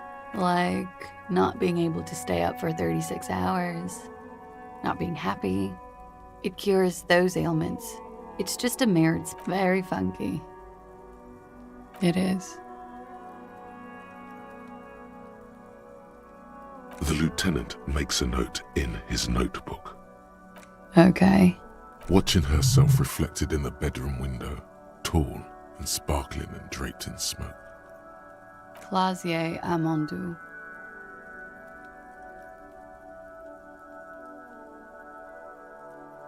Vredefort, Republic of Oranje. A bad memory, officer, of lilacs and lightning. Parks, glass, duraluminium. Vredefort is a conference city. It's all— What's so bad about that? Nothing. If you're no longer there. I'm 28.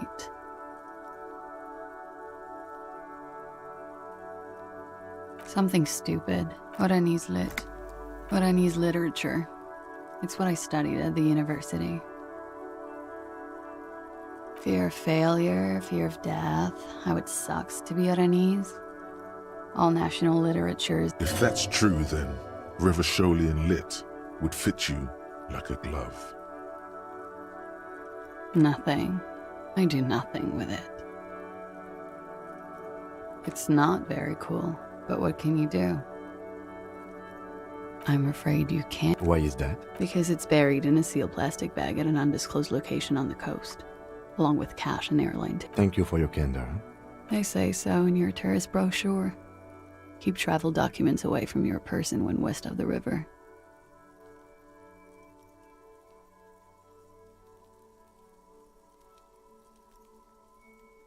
If I were to lie to you, I would come up with a more mainstream name than Clausia Mondu.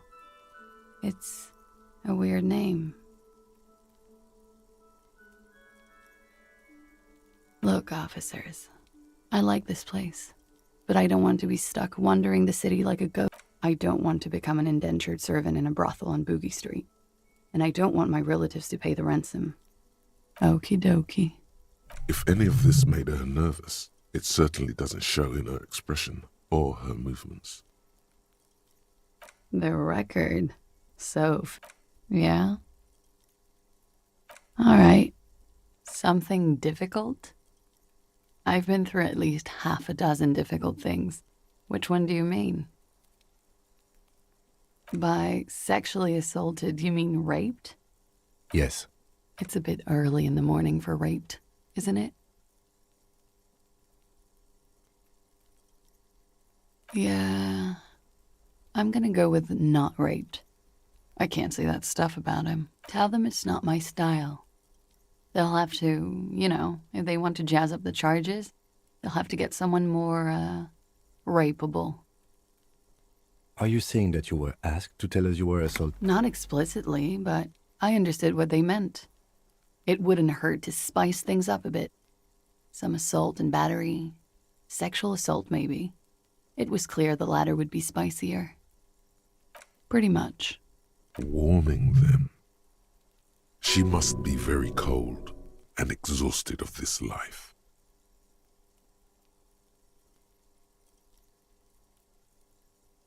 I'm sorry, I can't do it. Not right now. Later, maybe. I know it's difficult, miss. We can return to it later. They're frequent guests. Downstairs, they have a booth for union members. Over drinks. It's been a long, boring winter.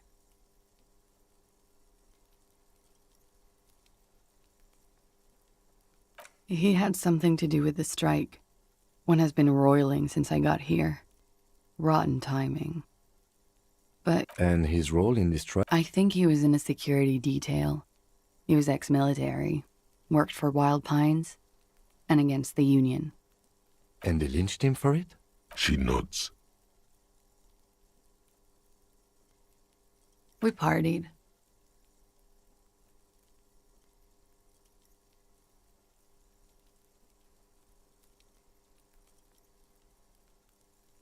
With all due respect, sir, I think we partied a little harder than that. Oh, it is.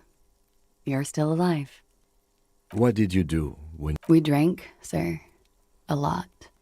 For weeks, basically. What else? Stimulants.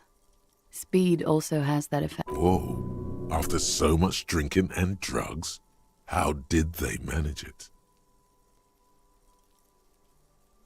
Untraditionally, officer. Your imagination starts whirring, whether you want it to or not.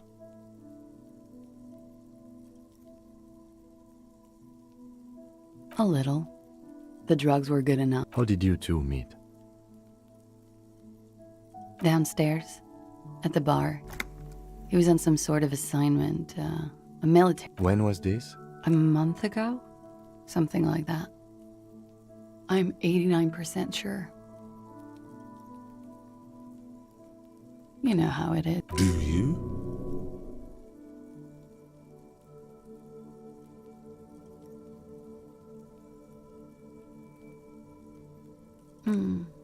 Maybe you don't. There are numerous cigarette burns on those silvery scales. Easy to see now. In conclusion, officer, I'm gonna go with a mild to medium not raped here. I'm sure there is one person in the world who does. I mean, there are so many people. But let me make this clear. The man who was hanged from that tree did not rape me. Oh yes, I have multiple viewpoints. A bitter cringe. It hurts. He takes a small step. You called us, dear. Yes. I made it. And I would appreciate it if you didn't tell everyone. Reporting crimes is confidential in Ravachol, miss. Because I couldn't handle it anymore. None of these people called. I didn't exactly disguise it. I just muffled the mic and nicked the landline a little. With nail clippers. And I diverted some radio fuzz into it. Which landline? The one downstairs, officer. That's some clever tampering. Simple and clever. Crossing the line. Thanks. I don't know, sir. It was stupid. I was drunk, too. Thank you for making the call, miss. I didn't want to, sir. But if I... You won't be down there long, miss. We will move the body to the morgue soon. Like I said, we met over drinks. A little. Like you partied with the deceased? No, not as... I'm sorry to have to ask this, but have you had a physical... I have. Which ones, sir? I don't remember precisely. Titus, obviously. But as I said, it's been a long winter. She breathes a silvery sigh. Should we head by downstairs, officer? She nods. Silvery cigarette fumes disappear into her mouth. Not my favorite topic. How about we... Why not? I'll be here until 11. Looks like we have more to discuss with those so-called Hardy Boys. Nothing will make them respect the RCM, but it will disrupt the game they prepared for us. We just stripped off one layer of whatever it... What else could she have done? Lie? She saw there was no way to lie and get away with it. If not you, then me. It was a smart move from her. You think so? Being candid is the best way to lie. The appearance of candor with... She may be trying to control the pace of the investigation. I was just thinking... What... She looks back.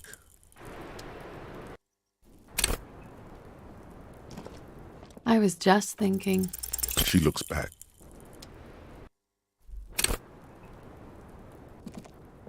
I was just thinking... She looks...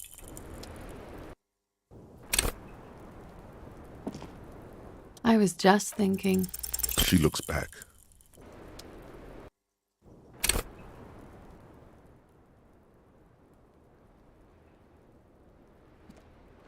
I was just thinking... She looks back.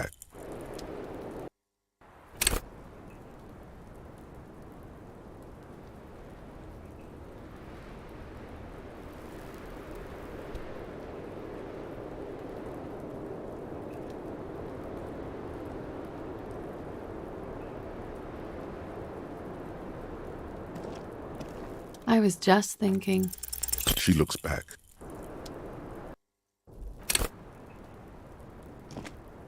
I was just thinking... She looks...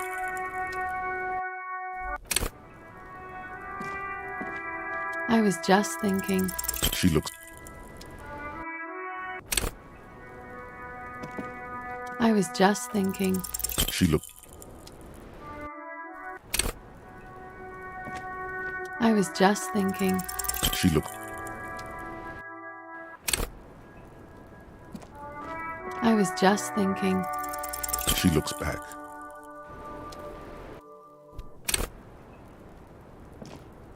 I was just thinking... Soft, light brown eyes look back at you, directly into this. I have bad news for you. You know these guys? Who? Me? Yes, you. He's talking about you, you boring stiff. You too. Me? What did I do? These guys are compromised. She's got them singing along to her tune. The little bleeps and bloops you trust for info, you can't trust them anymore.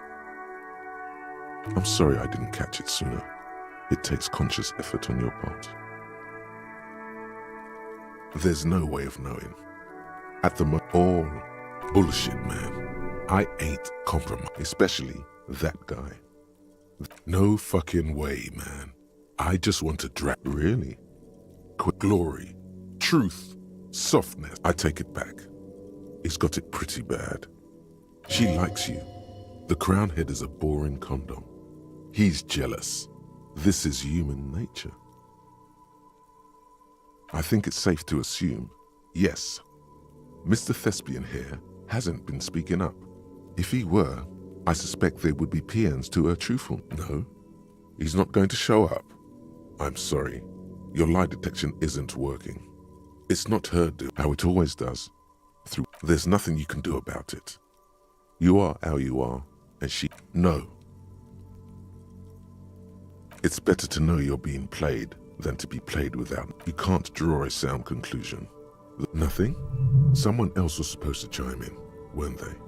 And then they didn't. Just me swooshing around in, huh? No, Mr. Conclusion. You're always kind of limited in your analytical abilities. That's not her fault. But don't worry. It's only been 4 or 5 seconds. You've got this.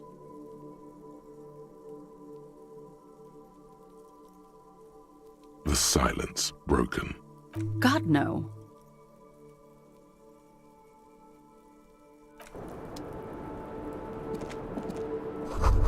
Just as you look at the flowers, a gust of wind raises them from the roof, picking them up in the air.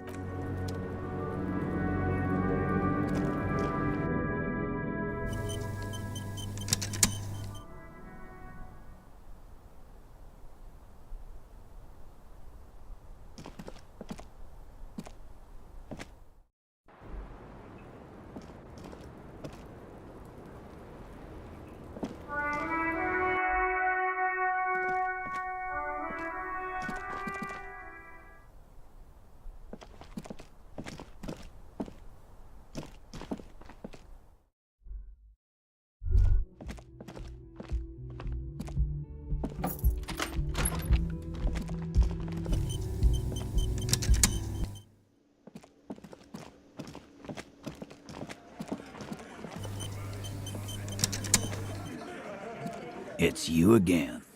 What is it?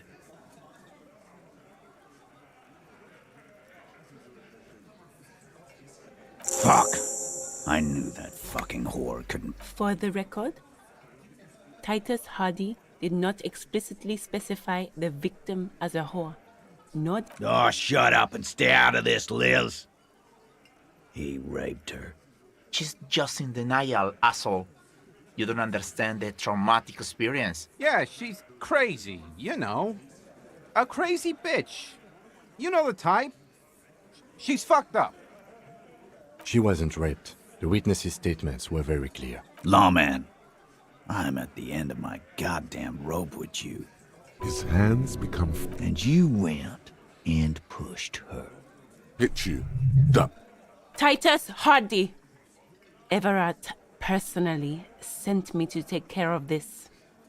If this goes south, we'll all be... The room is so quiet. Someone has to rush in to break the tension. Look, Copper.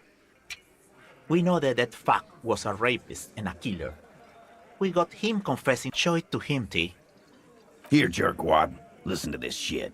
And then come back and tell me the soldier of the apocalypse was an innocent man. You don't care about evidence. Pigs, T. They don't care about getting the... I won't be on your bullet. What's on it? We call it the door gun a mega mix. You'll know why. You think we go into this shit deaf and dumb. You RCM aren't the only ones who know how to bug people. We have machines. Understood? You've listened in on their communications. How long? Since way before their chief started taking... Things got nice and quiet after that. It's not advanced. You just hold up in a coop all day, writing down... Don't put yourself down. Yeah, man. You're like a radio... I'm sure we can find a tape player. Where can I listen to this? Why don't you... Yeah, play it with your ass, cocks. I'm sure we can find a tape player. It's not a problem. Your room had one. Or maybe it's too broken. Don't forget your tape, lawman. You do that. Oh, And keep it. Maybe you'll need a reminder of human. Yeah? Why do you do that?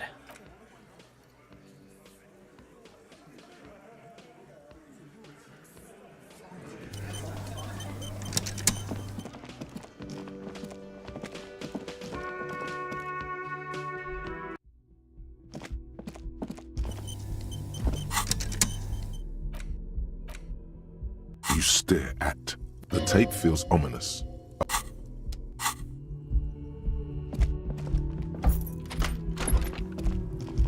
The compact is no fixing this. This would have been very helpful with the Megamix. My kinema only comes with the radio. We should try to find a new tape player. There's a pawn shop near the waterlock, south of here.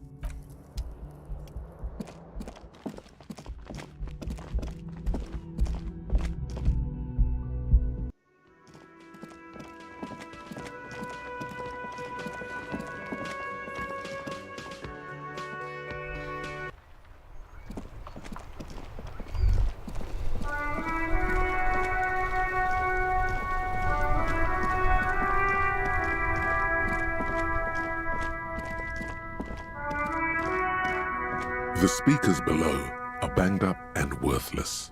The sneakers triumph over them. Everything's still cool here, officer.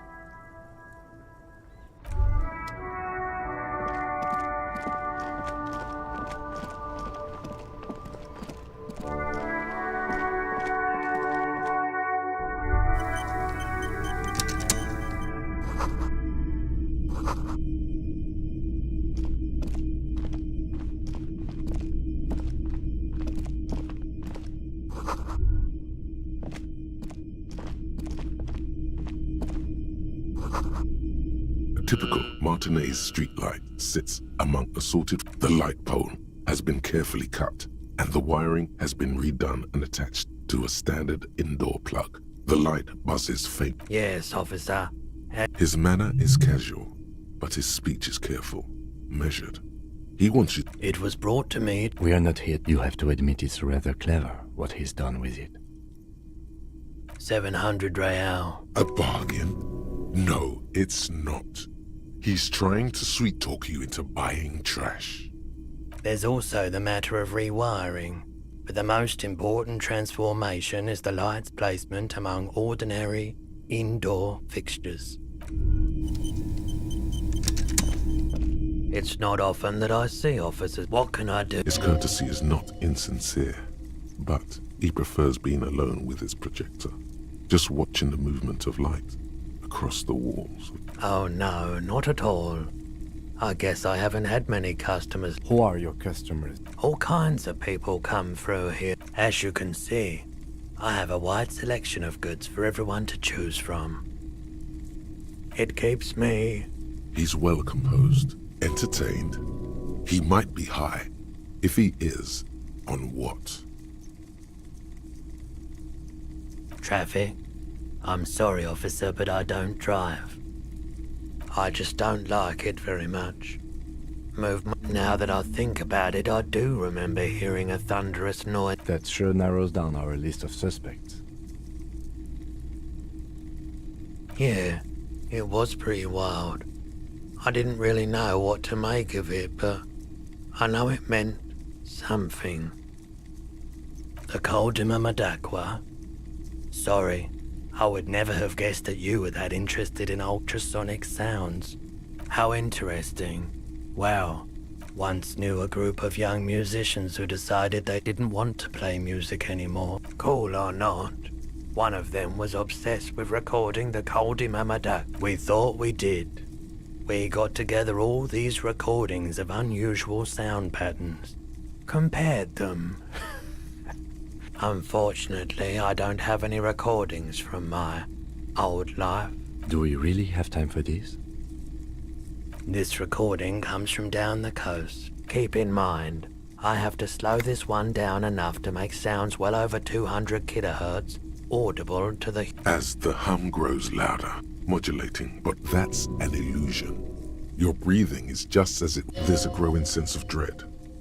The sound is coming from inside you, but also surround. He nods to you, reassuringly, just as more diverse. Gulls and skewers.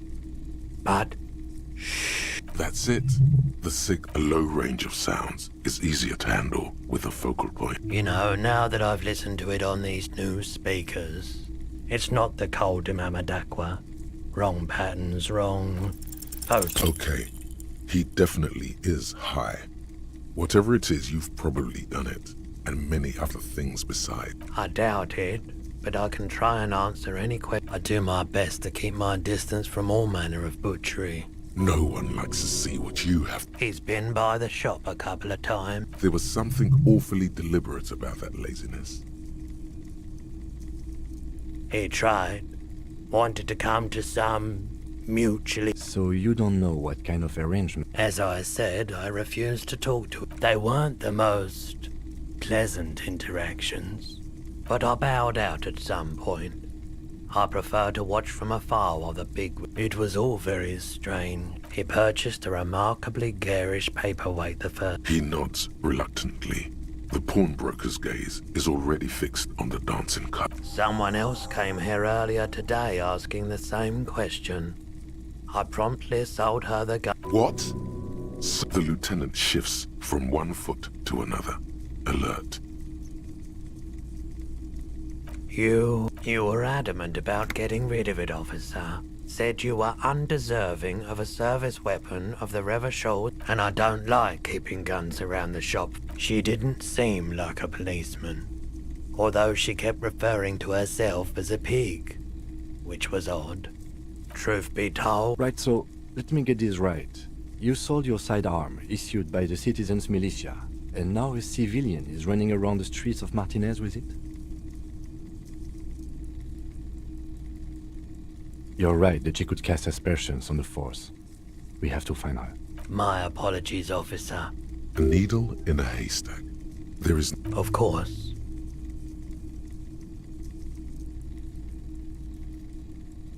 Let me have a look.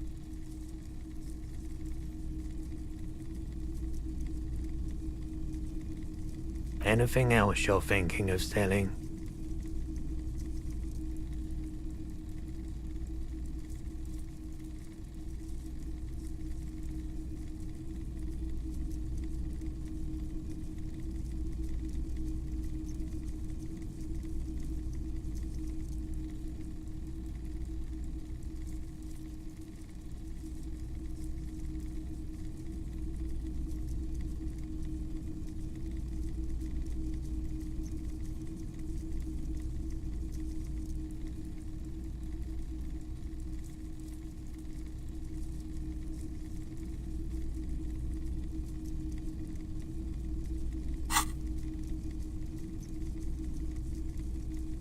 Another time, perhaps. A tape? We have boom boxes for sale that will play it. Check the shelves. Hey, so we've been monitoring you internally, and now we know your Copo type. Yes, guess what's yours? Yes, sorry cop. The cop who's sorriest. Let's make it official then, shall we? What? Jealous of the sorry cop? I think that... Oh, you know.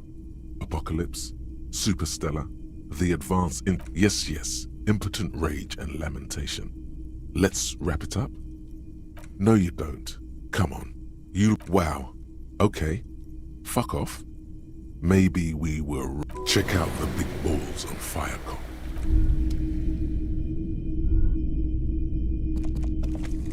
You see rows of toy soldiers guarding the rest of the trinkets displayed. Try to find something pretty and cool here.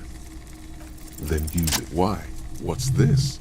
A headless man riding a horse? A headless man wearing futurist... Oh, that's the Headless Phone Rider. The Headless Phone Rider. It's an urban legend. 50 cents. Bargain price. I'll throw in the tiny cap too. Did I mention that this figurine is supposed to be lucky? Always carry it with you. Yes. Buy something nice. big men on big horse. Franco-Nigerian. A long, long time ago. They're not all blue. These figurines also wear gold coats and caps, complemented by orange trousers. This is what the loyalists look like, yes, at first. Then... Which ones? Ah, those. Yes, they are. This set of soldiers isn't meant... You're probably talking about the... I think their poverty has been exaggerated for effect.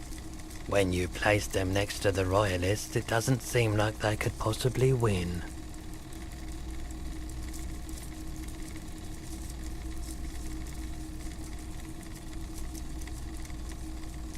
I don't like either set very...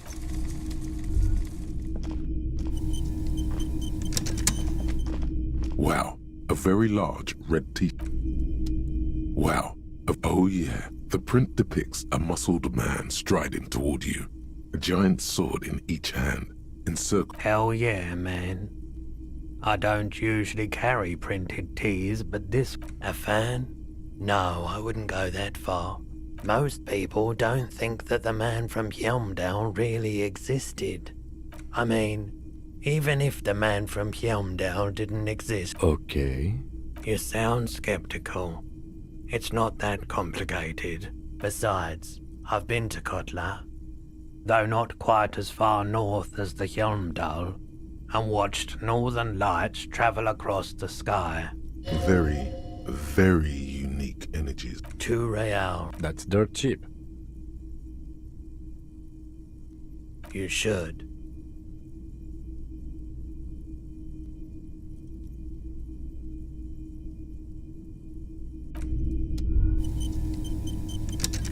The boomboxes on the shelf, one especially catches your eye. Deep gold and amber plastic. This is you. Golden, just make sure it works before you buy it. Is the Harmon Welshie W2. Made in Vespa. Absolutely. I've tested each one Sorry man, I can't be giving out freebies. A discount? A man like that in a neighborhood like this? Careful. You can only do this once.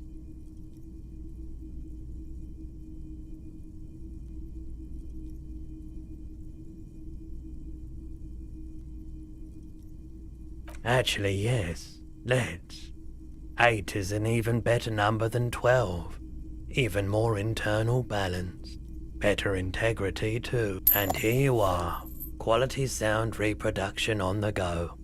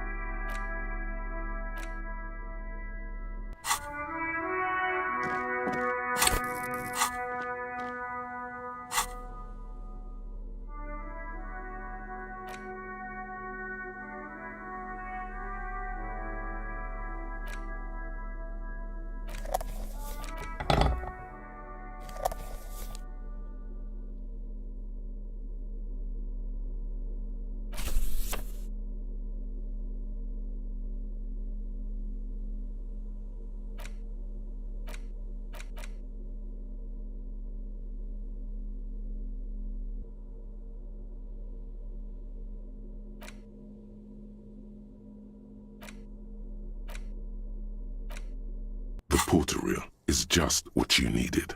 The reels attach to the apparatus. You push. Come on, set. This isn't Revachol. This is a fucking village. I can almost see the elephants. The harbor. That's the son of a Kvalson crane. When this shit is done, I'm gonna tear that place up. Soldier of the Apocalypse style. Kill shit. Gonna run a room, Cordy. A real nice one.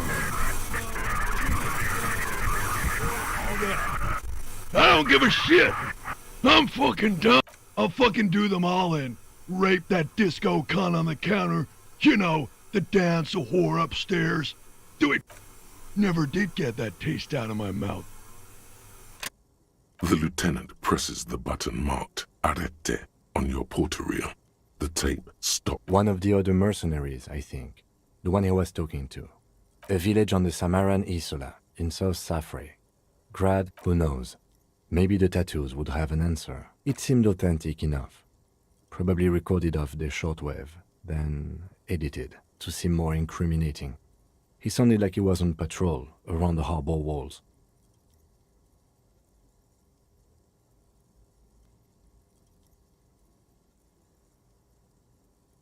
Yes, it was just locker room talk. There's more going on here than we know. End of recording. I think we've got a few more questions for class here, don't you? This seems to contradict. As you take out the tape, the boombox tunes itself back. The contrast feels chilly.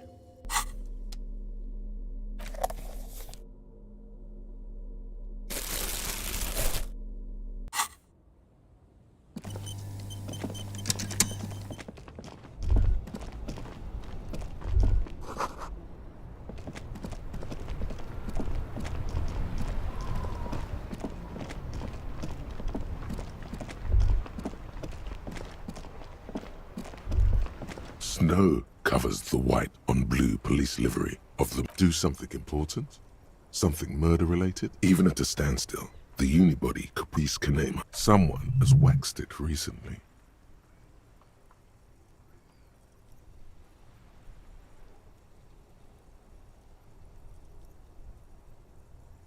Mm-hmm. You want to take a closer look? Yes. An extraordinary machine. It's nice and all, but why so modest? Put some zing into it. Flare it up. Anything else? 100 I reckon that's a 7-liter V12 there. 7.2. Saying these words brings him immense joy.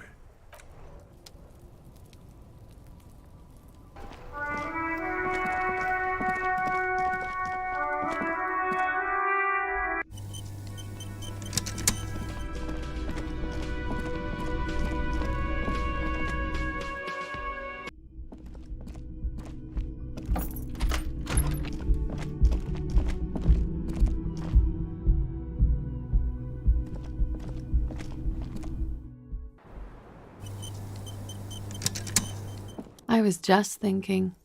She puts her with a soft ring. Did he? I never said he was a good man.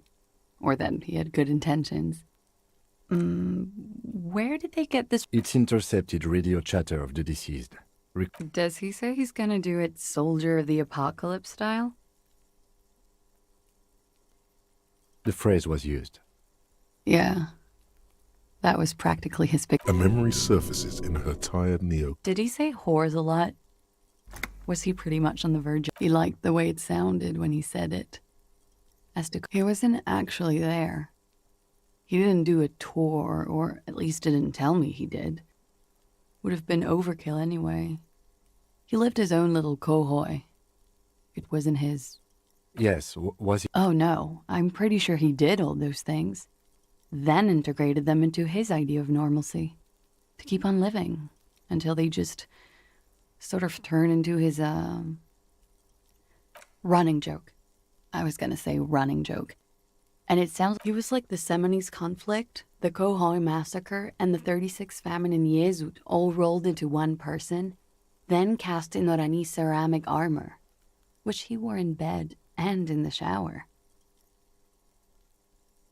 We're all scraping up any happiness we can find, officer. Did he tell you he had actually done? No.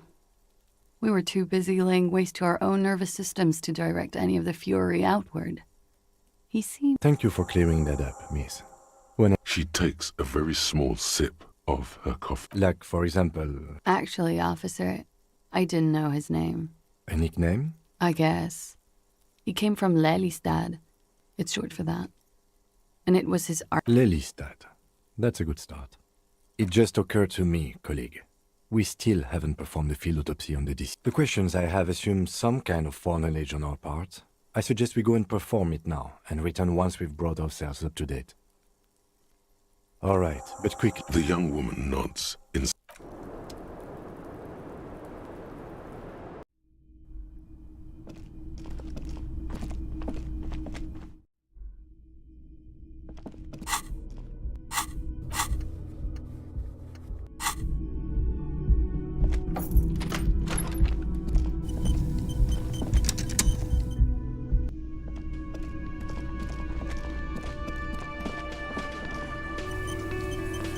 It's you again.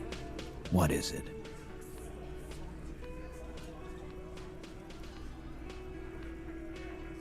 And he tenses immediately. Chest tightens. That fucking fucker. You're the worst cops in Revachol. I gave you gold on that tape.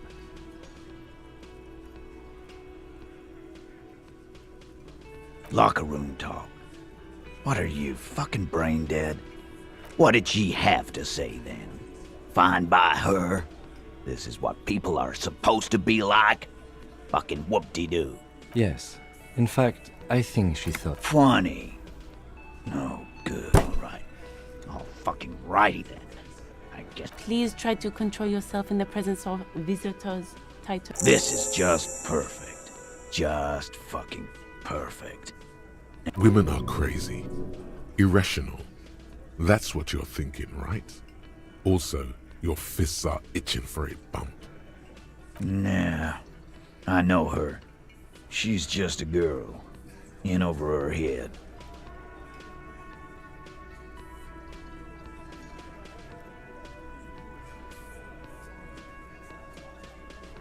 Yeah. You're right about that. Well, it's as they say. You can't do anything with an underdose. With an overdose, you can at least... Yeah, but I mean, she has an actual drug problem. Not like you. You can say that again, cop. Here we go. Bump it hard.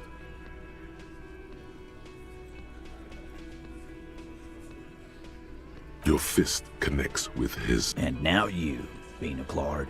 The lieutenant adjusts his glove. A bond has been formed. Not bad.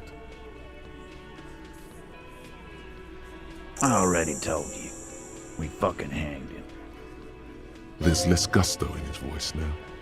His men too are growing. The man is slowing down. Come on, Titus. It's been a long day. You know what? I am tired. Next time you see her, tell her. Titus. This is the petulant rage of someone who... That lying, scamming. Where? Yeah. On the floor, beer drips out of the can. What is this quiet funeral shit? Why do we make it 40, huh? Why do we make it 100 beers? You're not like... 100 beers? Now we're talking. Hoppity hop over here. The window might be closing. The more beers they get in them, the less cooperative they will be.